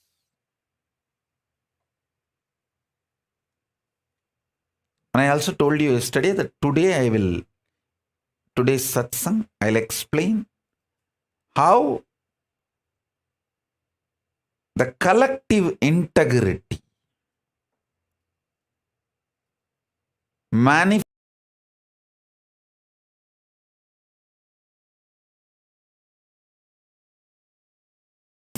collective integrity will help you, save you from this pandemic.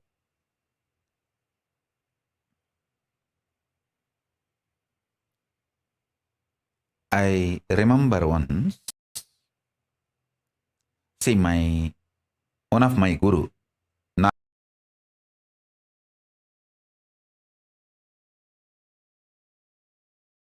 Narayana Guru, Narayana Swami, all the unresolved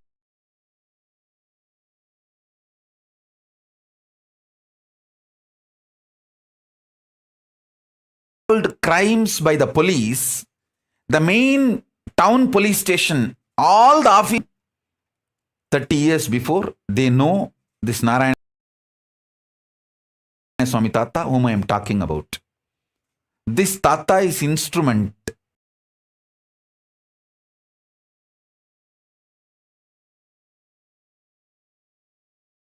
for building a Devi temple in Unnamulayamman temple. Devi, this Swami, Narayana Swami, was responsible for it. And that is a separate story. I'll tell that story later. Now, you listen to this Narayana Swami Tata's Leelas and few things. All these police people will come to him for resolving all the unresolved crimes. He will use his powers and give all the details, where that criminal is hiding, where that thief is sitting, where that he will tell very clearly who has murdered, how the murder happened, and police will go and solve the crimes. One day, one person caught in a crime, not because he did a crime, but he was in a wrong place with the wrong people. So his friends took him, saying that, come on, let's go for rounds to roam around. Without telling this person, they are all planning for committing a crime. They just took him like a company. But when they went there, they all committed the crime which the team committed the crime. This fellow went there without knowing that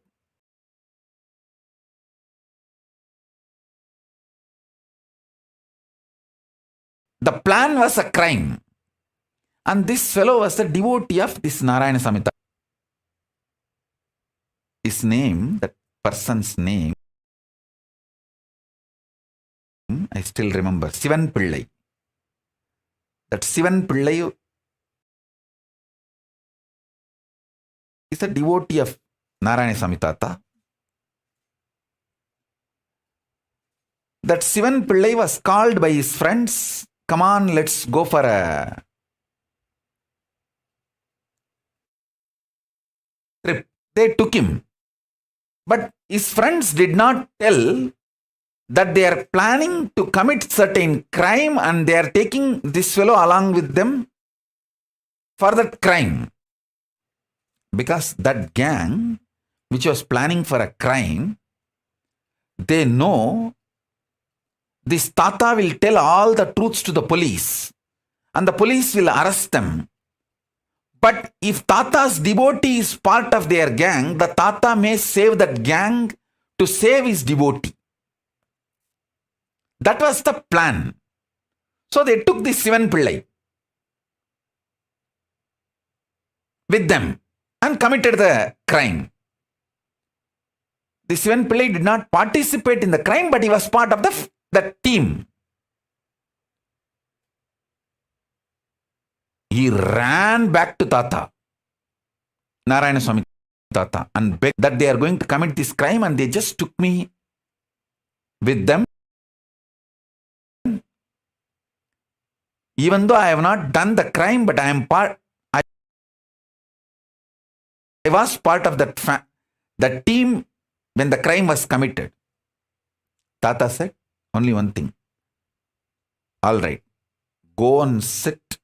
He particularly mentioned one cave in Arunachaleshwara hill, in the Arunachala hill. He said, go and sit in that cave. Don't come out of it.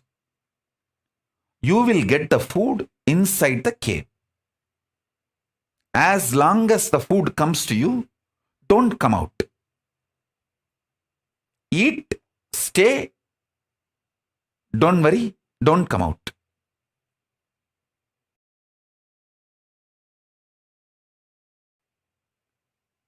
This fellow is such a obedient disciple. He went and did the same. As usual, the police came to Tata to resolve this crime. And Tata gave all the instruction, and he showed all the team fellows, and all of them got arrested other than his devotee.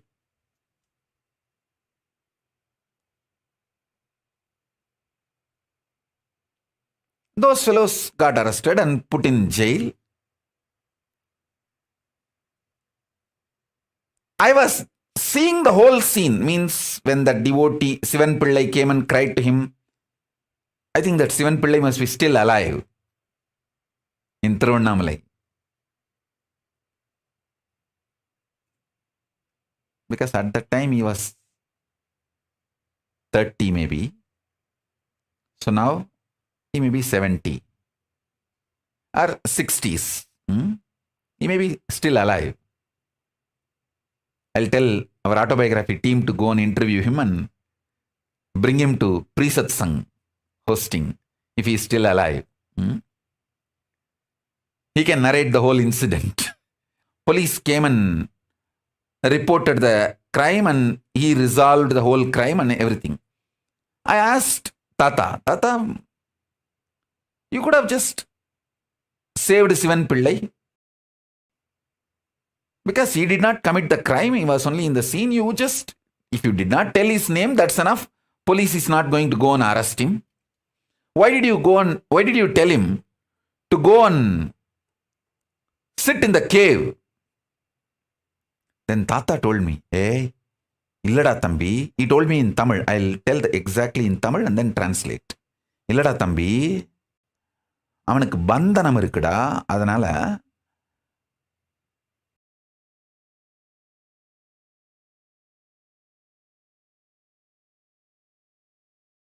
பந்தனத்தை பந்தன யோகமா மாத்தத்தான் குகைக்குள்ள போய் உட்காந்து தியானம் பண்ண சொல்லிட்டுண்டா, அவனுக்கு பிரச்சனை solve ஆயிருச்சு.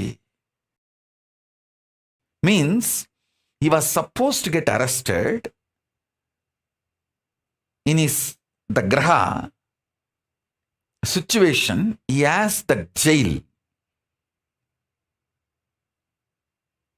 Instead of jail, he changed it into bandhana yoga, means withdrawal from society, and he was meditating, and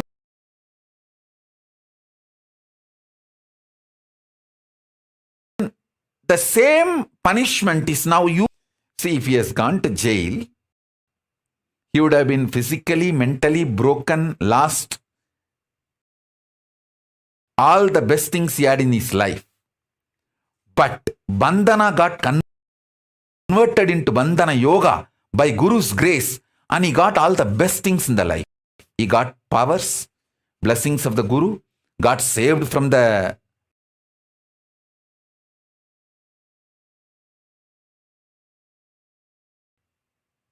jail and all the other, instead of all the worst.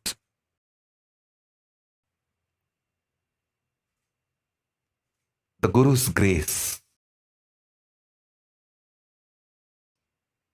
Guru Bhakti. And that, whatever Guru said, he did not say, oh, how will I get food? How will I get water? How will I go for 1, 2, 3, he did not ask any of the questions. He just went and sat in that cave, did not come out. And even I don't know how many days he was there and how he managed 1, 2, 3. I know for sure after that he was very healthy. And he did not have any legal or any problem. And he started even manifesting powers because he obeyed the Guru's words.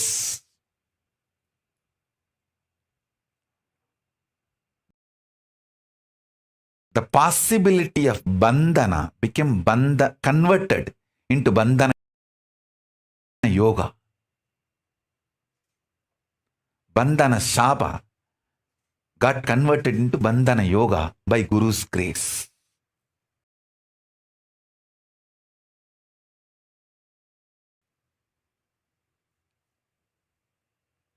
Guru can change everything. I should say, listening to Guru can change everything. More than Guru can change everything. Listening to Guru can change everything.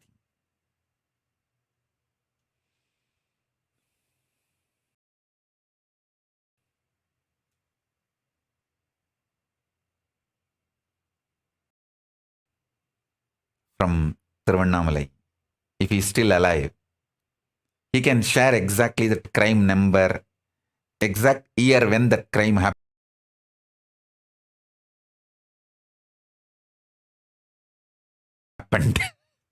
And how he got saved, all the details. More details he can give.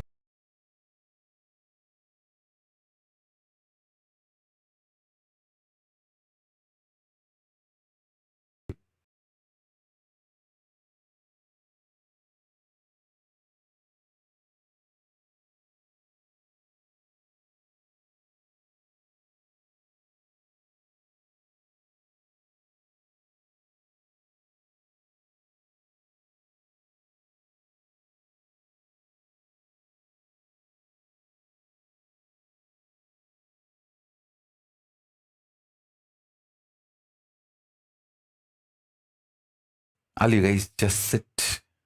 After attending that Arunachala Smaranam, I am feeling that intense samadhi manifesting. Just sit and enjoy Arunachala. I'll sit with you guys for some time. Enjoy Arunachala Smaranam, and experience liberation.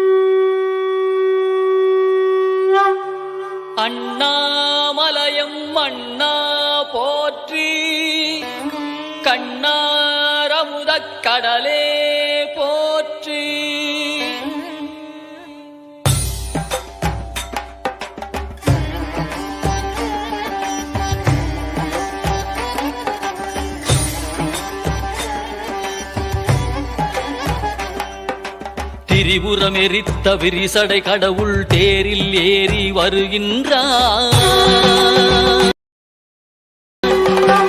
திருவண்ண அருளுரு ஆயிரம் காட்டிய நாதன் அம்மையப்பனாய் வருகின்றான். கைலை மேவிய உமையொரு பாகன் அருளை வாரி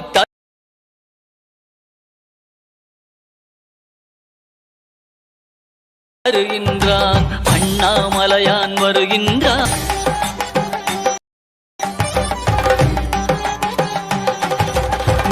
திருவாய் திருப்பெருந்துறையில் அருளிய கோலம் காட்டி வருகின்றான். திருவாய் மலர்ந்து வேதம் உரைத்த திருவாசகத்தான் வருகின்றான். மதுரை மாநகர் குதிரை சேவகன் மறுபடி ஒரு முறை வருகின்றான்.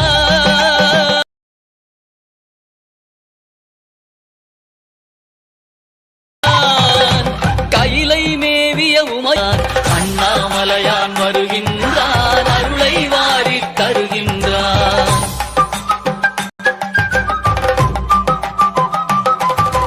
பிட்டுக்காசை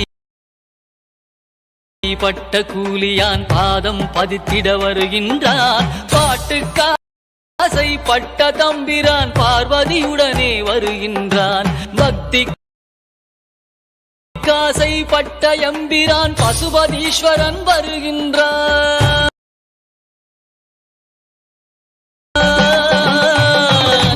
கைலை மேவிய உமையொரு பாகன் அருளை வாரி தருகின்றான். அண்ணாமலையான் அருளை வாரி தருகின்றான்.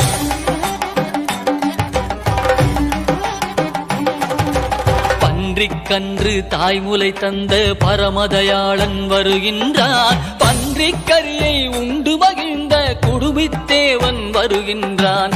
பரிந்து வந்து பிரசவம் பார்த்த தாயுமானவன் வருகின்றான். கைலை மேவிய உமையொரு பாகன் அருளை வாரி தருகின்றான். அண்ணாமலையான் வருகின்றான். அருளை வாரி தருகின்றான்.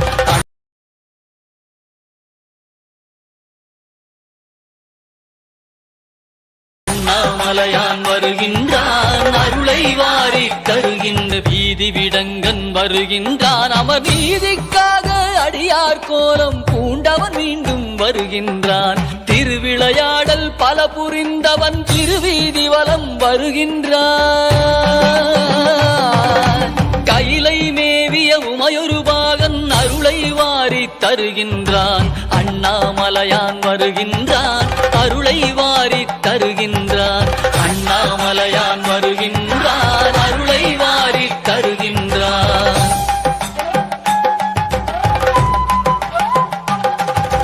தக்கன் வேள்வி தகர்த்த வீர பத்திரநாதன் வருகின்றான். சொக்கன் மதுரை சோமசுந்தரன் அற்புதமாக வருகின்றான். திருமாலறியா மலர்ச்சேவடியான் திருமானேந்தி வருகின்றான். கைலை மேவிய உமையொரு பாகன் அருளை வாரி தருகின்றான். அண்ணாமலையான் வருகின்றான். அருளை வாரி தருகின்றான். அண்ணாமலையான் வருகின்றான். அருளை வாரி தருகின்றான்.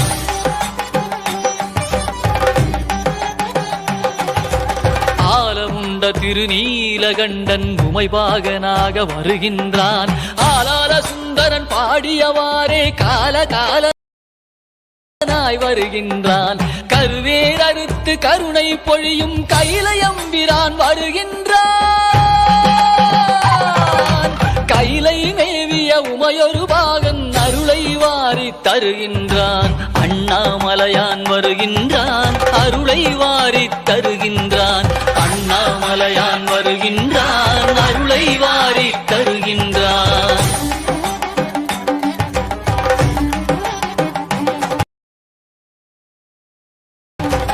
அடியார் உள்ளத்து அன்புக்காக அம்பலவானன்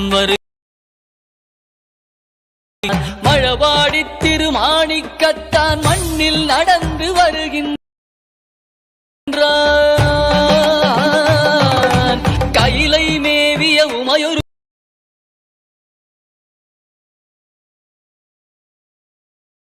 பாகன் அருளை வாரி தருகின்றான். அண்ணாம் ஹர ஹர சிவ சிவ ஹர ஹர சிவ சிவ நாமம் பாடி ஆடிடுவோம். அவன் அருளாலே அவன் தாழ் வணங்கி அவனடி நிழலை அடைந்திடுவோம். Hara Hara Shiva Shiva Hara Hara Shiva Shiva Hara Hara Shiva Shiva Hara Hara Shiva Shiva Hara Hara Shiva Shiva Hara Hara Shiva Shiva Hara Hara Shiva Shiva Hara Hara Shiva Shiva Hara Hara Shiva Shiva Hara Hara Shiva Shiva Hara Hara Shiva Shiva Hara Hara Shiva Shiva Hara Hara Shiva Shiva Hara Hara Shiva Shiva Hara Hara Shiva Shiva Hara Hara Shiva Shiva Hara Hara Hara Shiva Shiva Hara Hara Shiva Shiva Hara Hara Shiva Shiva.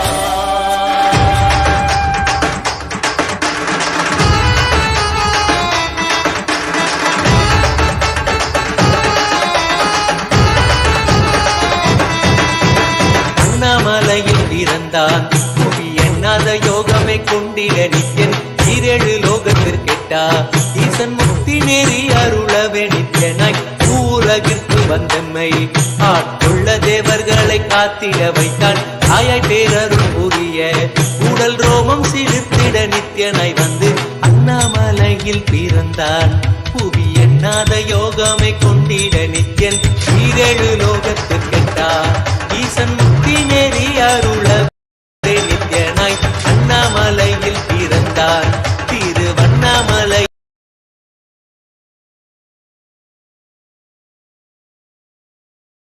பிறந்தார்.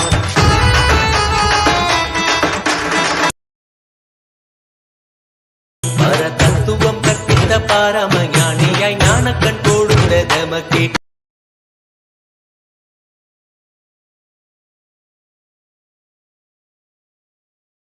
ரூபம் காட்டிய மாய வித்தை செய்யும் நித்யன் மாய வித்தை செய்யும் நித்யன்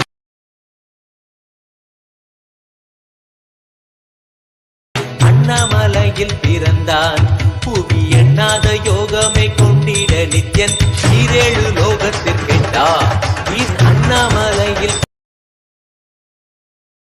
பிறந்தான்.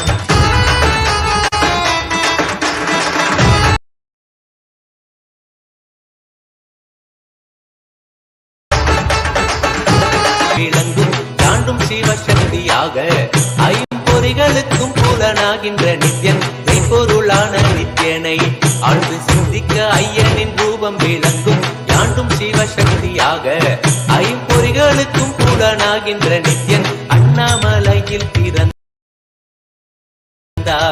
புவி எண்ணாத யோகமே கொண்டிட நித்யன் ஈரேழு லோகத்திற்கெட்டா ஈசன் முக்தி நெறி அருளவே நித்யனாய் அண்ணாமலையில் பிறந்தான் திருவண்ணாமலையில் பிறந்தான்.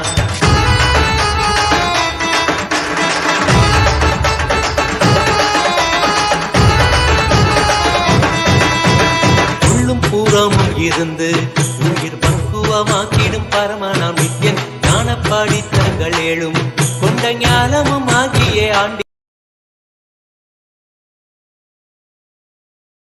நித்யன் உள்ளும் பூரமும் இருந்து உயிர் பக்குவமாக்கிடும்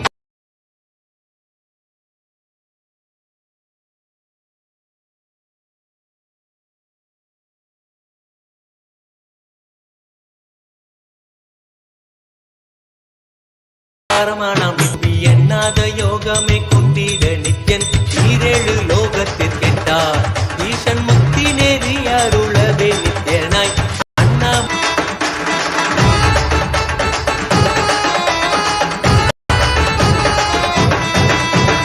ஆப்த வாக்கியங்களான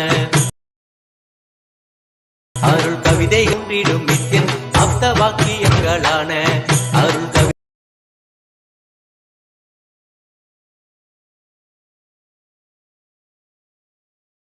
கவிதைகள் நித்யனின் மகிமை சொல்லிடும் மகிமை அர்ப்பித்த பின்னே நித்யன் ஈரேழு லோகத்திற்கெட்டா ஈசன் முக்தி நெறி அருளவே நித்யனாய் அண்ணாமலையில் பிறந்தான் திருவண்ணாமலையில் பிறந்தான்.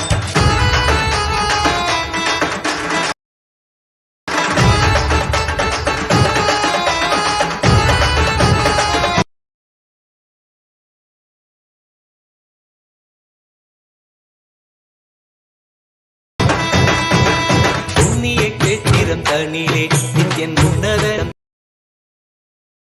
தனிலே நித்யன் உன்னத நீலை கூலத்தில் வருமே விண்ணவர் மன்னவர் ஒப்ப அகிலம். So with this, I bless you all.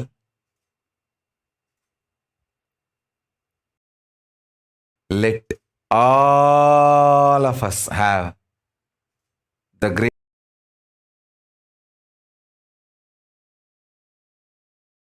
great auspicious punya power. Chala smarana. Smaranat mukti arunachalam. Smaranat mukti arunachalam. Smaranat mukti arunachalam. The great liberation which comes by just remembrance of Arunachala.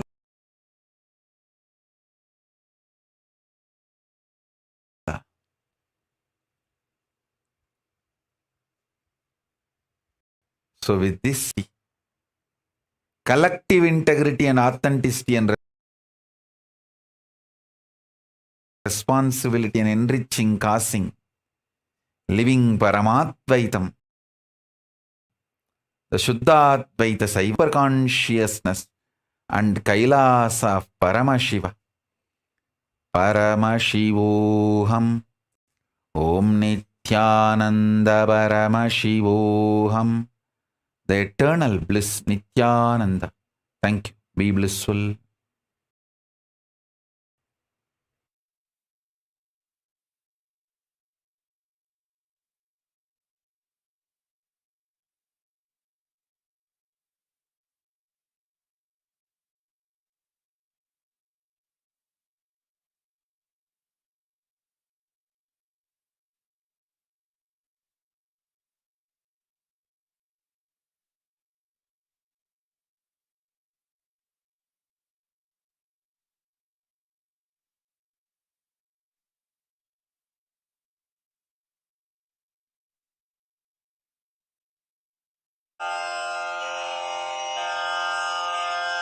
श्रीकैलासोन्नतद्वादशान्तश्यामलापीठारूढ श्रीमीना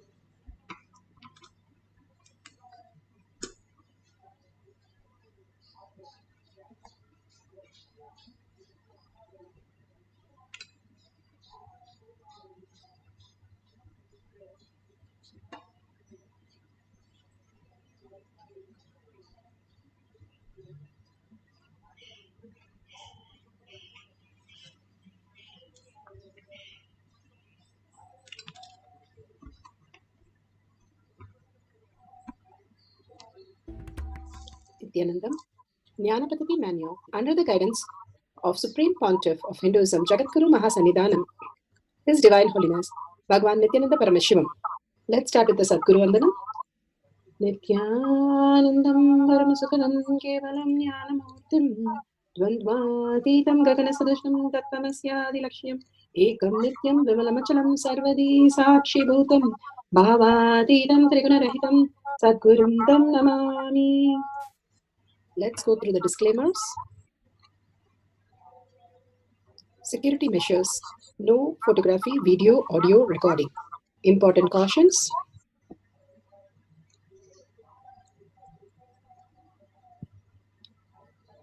Please be aware of the important cautions.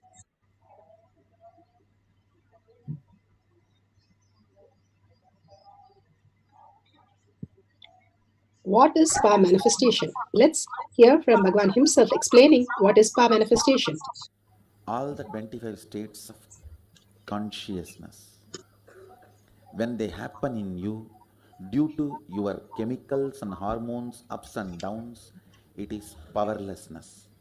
When it happens in you, out of your free will and consciousness, It is powerfulness, that's all. When you fall into sleep, it is powerlessness. When you enter into sleep, it is powerfulness. When you fall into dream, it is powerlessness.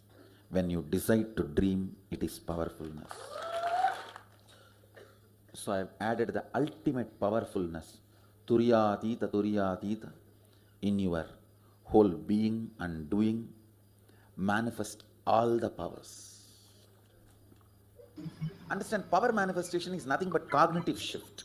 It is not work. It is cognitive shift. Understand? It is just cognitive shift.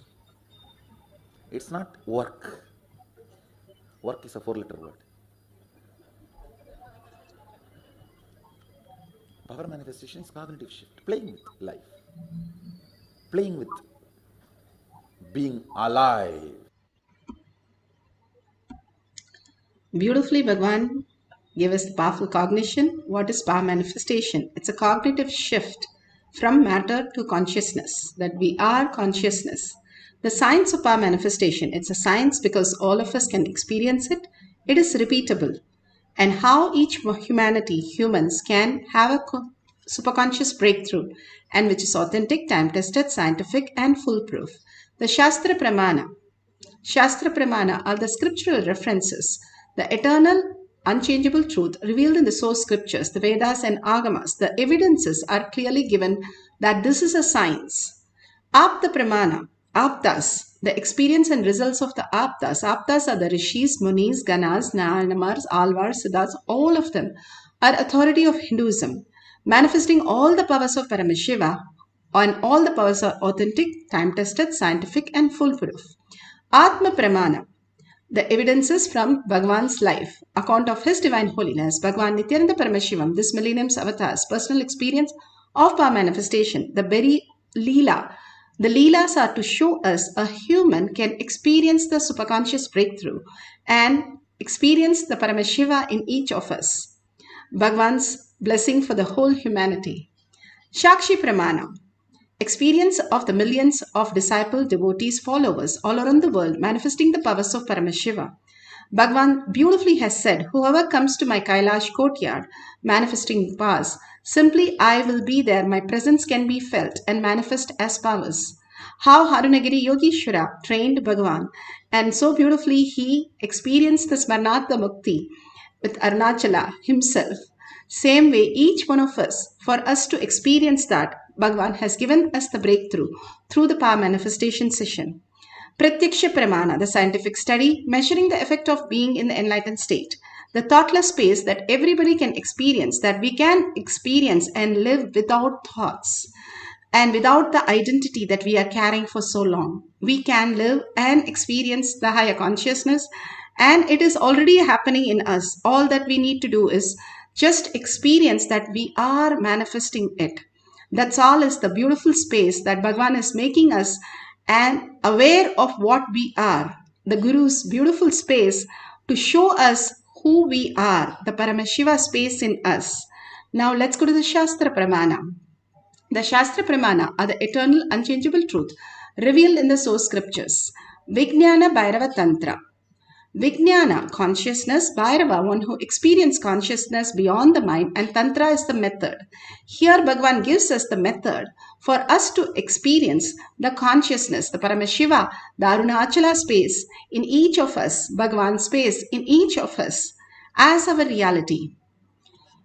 So beautifully, Bhagwan gives us the Shastra Pramana for the power of consciousness over matter. Dharana 95.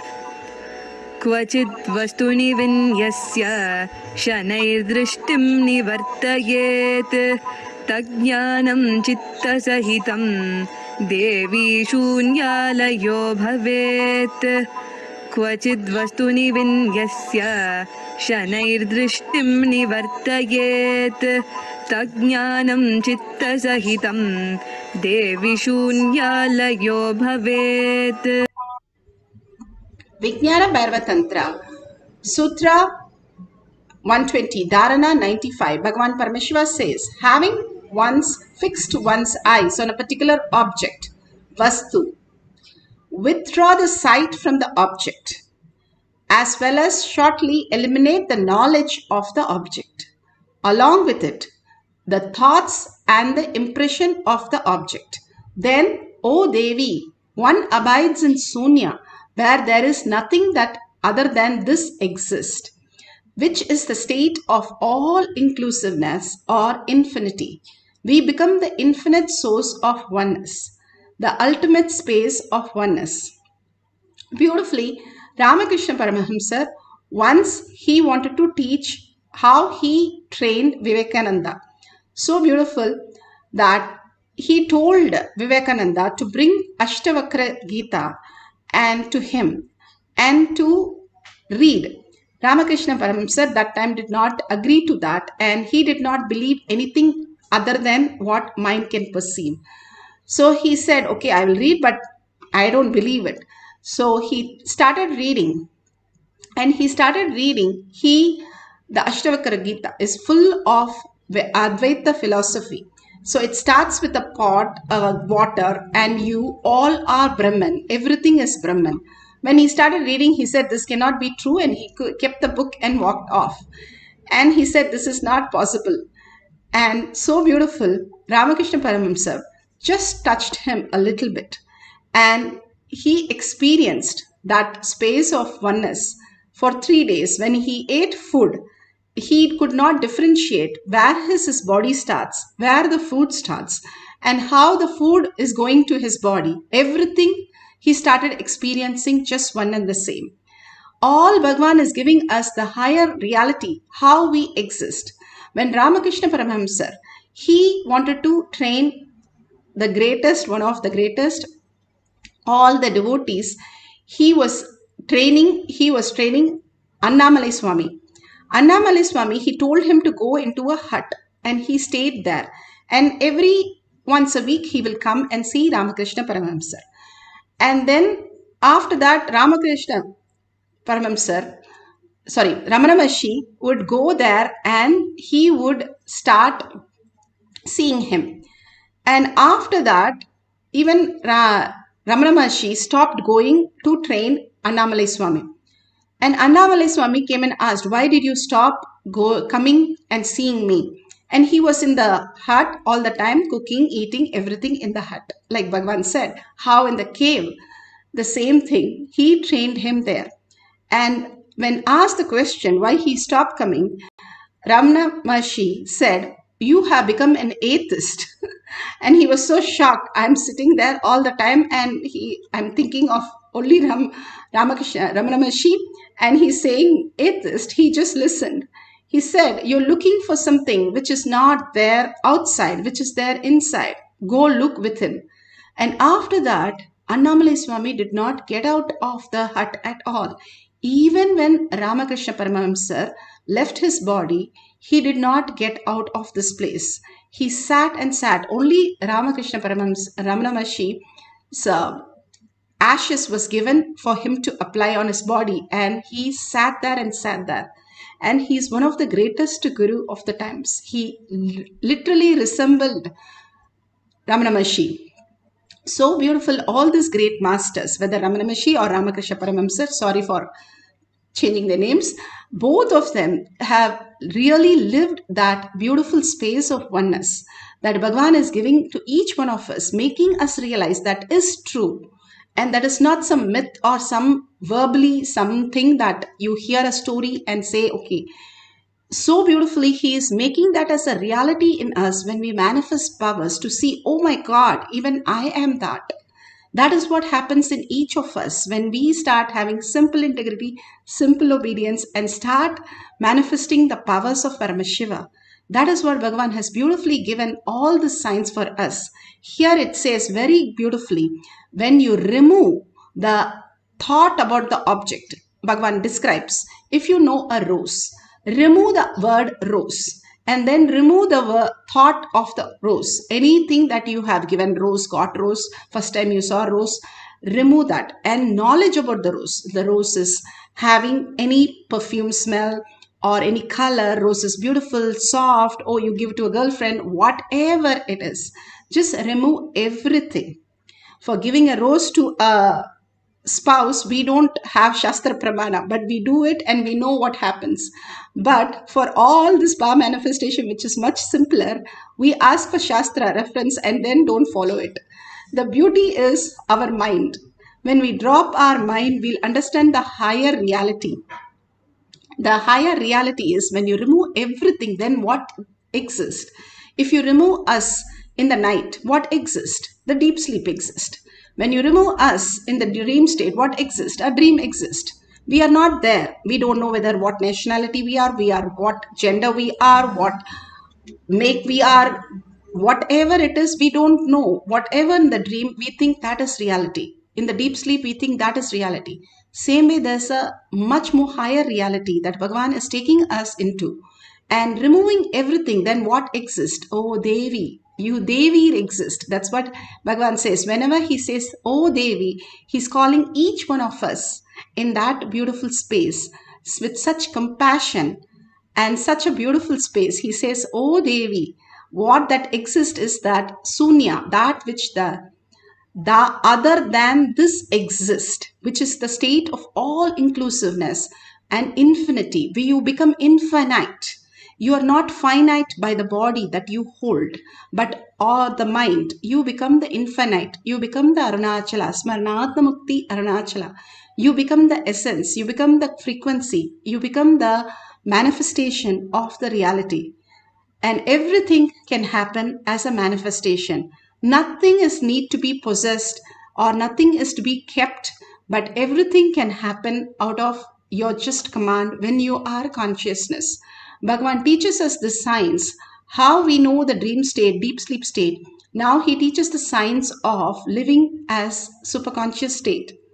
Beautifully in the Mahabharata, Valmiki Ramayana, we have the chapter 50, where it clearly says how Ravana lifted his Vimana, which is silicon, made of the metals and silicon. And he lifted only through the power of consciousness. Just him residing there and raising with just the Mahavakya and flying the machine. That was very much possible that Ravana knew the science. Same way, when we see all the bridges built, now they have the Ramasetu, a huge bridge built, and the only thing that they were able to find out with the logs of wood and such large stones and everything there is only by chanting the Rama Nama. Each and everybody, not just Hanuman, everyone experienced the oneness, including the squirrels, and they were putting the rocks on the riverbed and making a beautiful bridge for Rama to walk on it. Just for Rama, they were able to dedicate their whole space, shifted it, and manifested the power of consciousness over matter. Beautifully, each of us can experience the ultimate reality when we understand the superconscious space. Why we exist on planet Earth is only the conscious sovereignty. That is the only reason why we have come down to experience what would each squirrels and all these animals would have experienced when they built the huge bridge for Rama. That is exactly how Bhagavan feels, each of you manifesting these powers. Beautifully, one Ramana Maharshi was meditating with so many people in a hall, and then one monkey came. A monkey came and tried to take the banana, and Ramana Maharshi always initiated his disciples through just a sight, just his eyes. So when he looked at the monkey, when the monkey took the banana, 5 minutes, it was a recorded space, 5 minutes, the monkey did not move from that place. It kept looking at Ramana Maharshi and Ramana Maharshi kept looking at him. After 5 minutes, the monkey took the banana and he gives a Mahavakya for it. He says very clearly, what on earth is there for you to hold more than this space? And then the monkey leaves. That is to make us understand our mind is like monkey, but monkey itself can stay 5 minutes without movement. We can experience much greater truth just being in the oneness with Paramashiva.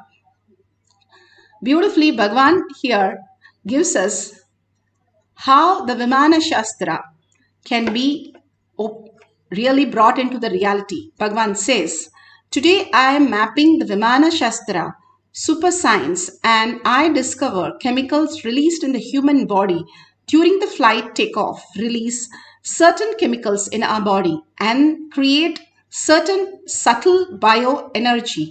The same energy is only used as a fuel in the Vimana. Once we are able to rebuild the Vimana structure as per the Hindu Shastra, we won't need any external fuel, Just you need to sit in the Vimana, visualize you are flying, and the chemical released in your body and bioenergy fuel the Vimana, and in the Vimana, and it takes off. It is so wild to see how just thoughts and feelings can operate huge machines like Vimana. I also feels humanity need to put more time and energy and study the super science to understand more about Vimana and human consciousness possibility. Please share with all. Bhagavan is giving us in the Nitya Satsang, March 19, 2019. Beautifully, he has said how he is creating the Vimana Shastra as reality for all of us. All this great science is going to be truthful. Bhagavan beautifully said how human beings will be flying across the place. And it has been recorded in Tirumular also. Konakar Chandra Nadi is also referring to the same thing, how people in 2030 will be flying and floating in air, and all the great science of humanity will be unfolded really in reality, and the whole world changes into a next conscious breakthrough of reality. Now Bhagavan himself speaks on consciousness. House, Saraswati is the decider. In Vaishnava's house, the lady keeps the whole wealth under the control. In Shaivite's house, off, energy. It's a thought current and lifestyle.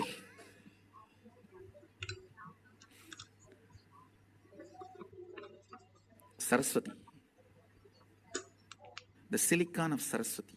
If you take and filter the silicon and make the chips for wherever you need artificial intelligence, it will help you 1,000 times. Let this all be in record. I'll prove all this. You will see. Because these are all chemically awakened, physically manifesting proven biology. It is already, this biology is already used for alchemy, and it has already been established. It is success for all this kind of activities. So beautiful how the silicon is the mother's energy which starts manifesting in us as powers. Is clearly shown how we can have the power over matter. Here you can see from Shakshi Pramana, from a devotee who has shared the video. This tab is completely off and they have placed a coconut. Coconut is pretty heavy object. And you can see the coconut moving, not just, it's just sliding, but it is turning the angle and beautifully moving on the silicon. Coconut is also something we relate to ourselves very much. How we are made 70% water. The coconut also same thing. And a hard shell that we have is the ego that we hold. And same way it has a very hard shell but very soft inside. Beautifully you can see how the power manifestation unfolds here. And all of us now can experience the same oneness. To experience, it is not sliding, that's what they want to show. It's a flat surface, there is no slant or there is nothing. It's a very flat surface, and how beautifully the coconut moved across. And the tab is completely switched off. There's no vibration or any features on the tab. Now all of us can experience consciousness over matter on silicon. So you can take a coconut or something which is not slippery, which is very stable, and switch off the silicon tab. Silicon is sand and the mother energy, and what we are made of, the matter. If we understand that all is one and the same, the Paramashiva space in all of us, the quantum entanglement happens. we will simply be able to command everything as we move. Bhagavan, how beautifully he says, if I can move my hand, I can move the air around it. If I can move the air around it, I can move the stone around it, the air. And that is the Arunachala hill also moves and merges into oneness. If they can move a mountain, moving an object is simply possible. Now take the phone, switch off completely, and have the object very clearly placed. Make sure there is no slant or anything on the ground. Surface should be very flat like they showed in the video. Make sure you are keeping it very nice position that it does not slide off or go by itself. Like if you use Atmalinga, it might slide off. So keep it something like a deity which will beautifully move, rotate and manifest the reality. If you can move it at least by 5 centimeters, like what you saw, it is manifestation of the power consciousness over matter. Moving these things, what do I gain? You can move all the blocks out in your inner space. The obsessive compulsive reaction patterns gets off, moved, and you experience that is not you. You are consciousness. Whatever you're experiencing, the incompletions in you is not you. It's all the parasites and microbes which are sitting in the body, which is reacting to whatever is there. Bhagavan says the lower 3 chakras, if you have vairagya, you can go beyond that and experience the oneness. All that we need to do is detox the body, starting from the puja and the yoga and the detox, whatever, haritaki, neem juice. Completely your body becomes healed for the higher consciousness to manifest as reality. If you have Jnananjan in your Kantamala, you can apply in your third eye and your temples. If you do not have, you can have the Basma and Kumkum so that you can experience the oneness and detox the third eye. Any Basma or Vibhuti Kumkum from your temple nearby is perfectly fine, Bhagavan says, as a Aushadha. So turn on your camera. Many have recorded these things, and when they close the eyes, the object moves, and when they open the eyes, it is back to normal. And it's so shocking to see that how it has manifested, but they missed recording. And so don't miss recording, especially for consciousness over matter. So let's get it ready with the instruction. Sit straight with your head, neck and spine in a straight line and continuously hold Paramashiva, his beautiful words, his boons, his blessings, his initiations. Only that, and how he said Arunachala Mukti, Smarnatha Mukti, Arunachala. Just hold that again and again in your inner space. Remembrance is liberation. Remembrance, that which Bhagavan beautifully defines remembrance. That which cannot be forgotten, that which cannot be remembered, but that which remembers you. That is what remembrance Bhagavan defines. Remembrance of Paramashiva in your third eye liberates you into the conscious space. Continuously hold it. We have continuously held all our incompletion, our desires, our fears. Let us hold Paramashiva for a few minutes. Put away your gadgets. Okay, your gadgets are anyway switched off. So good. You can keep the deity or paduka or any other object that you want on the silicon. Absolute unclutching. For this session, you are Paramashiva. All of us are gods and goddesses sitting here today experiencing the Paramashiva manifesting as Parashakti. Other than that, we don't have anybody in the session. Hold only that space. All are Paramashiva, Parashakti with 25 heads and 75 eyes and 50 hands, bringing so much of awareness in you. Bring that and vibrate, your whole being vibrating with Mahavakya. Simply you entangling with Bhagavan should manifest all the reality that you wanted. All the auspiciousness, abundance, healing simply will start manifesting in you as reality. So start holding the deep meditative space that you are just gone through and start manifesting the power of consciousness over matter by chanting the Mahavakya intensely. Om Nithyananda Paramashivoham. Om Nithyananda Paramashivoham. Om Nithyananda Paramashivoham. Om Nithyananda Paramashivoham. Om Nithyananda Paramashivoham. Om Nithyananda Paramashivoham. Om Nithyananda Paramashivoham.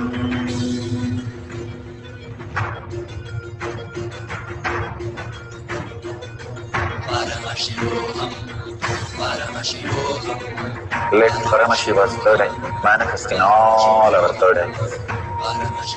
Let the Amrita pour, let the Varni open up, manifest in all of us.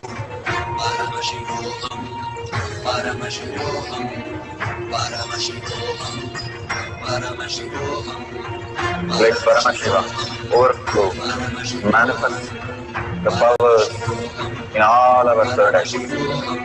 Om Nithyananda Paramashivoham. Om Nithyananda Paramashivoham. Om Nithyananda Paramashivoham. Om Nithyananda Paramashivoham. Om Nithyananda Paramashivoham. Om Nithyananda Paramashivoham. Om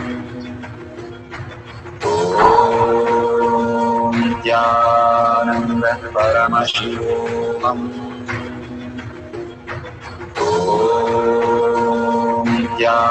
Nithyananda Paramashivoham. Om Nithyananda Paramashivoham. Om Nithyananda Paramashivoham. Om Nithyananda Paramashivoham.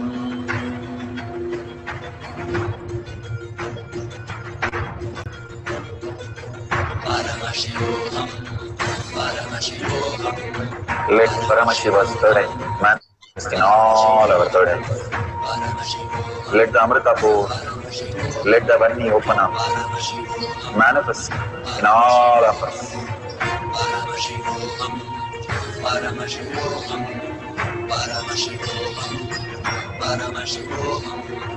Let Paramashiva overflow, manifest the powers in all our third eyes. Om Nithyananda Paramashivoham. Om Nithyananda Paramashivoham. Om Nithyananda Paramashivoham. Om Nithyananda Paramashivoham. Om Nithyananda Paramashivoham. Om Nithyananda Paramashivoham. Om Nithyananda Paramashivoham. Om Nithyananda Paramashivoham. Om Nithyananda Paramashivoham. Om Nithyananda Paramashivoham. Om Nithyananda Paramashivoham.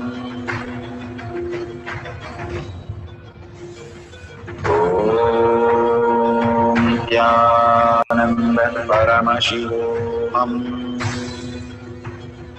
Om Nithyananda Paramashivam. Om Nithyananda Paramashivoham. Om Nithyananda Paramashivoham. Om Nithyananda Paramashivoham. Om Nithyananda Paramashivoham. Om Nithyananda Paramashivoham. Om Nithyananda Nithyananda Paramashivoham.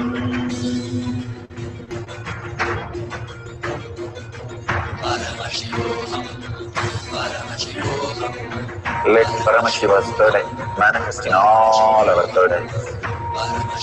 Let the Varni open up. Om Nithyananda Paramashivoham. Om Nithyananda Paramashivoham. Nithyananda Paramashivoham. Om Nithyananda Paramashivoham.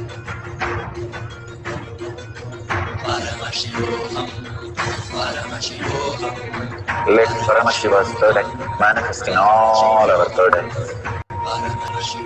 Manifest in all of us.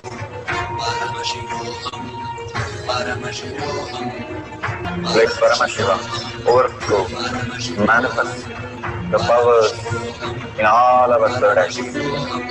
Om Nithyananda Paramashivoham. Om Nithyananda Paramashivoham. Om Nithyananda Paramashivoham. Om Nithyananda. If you're manifested,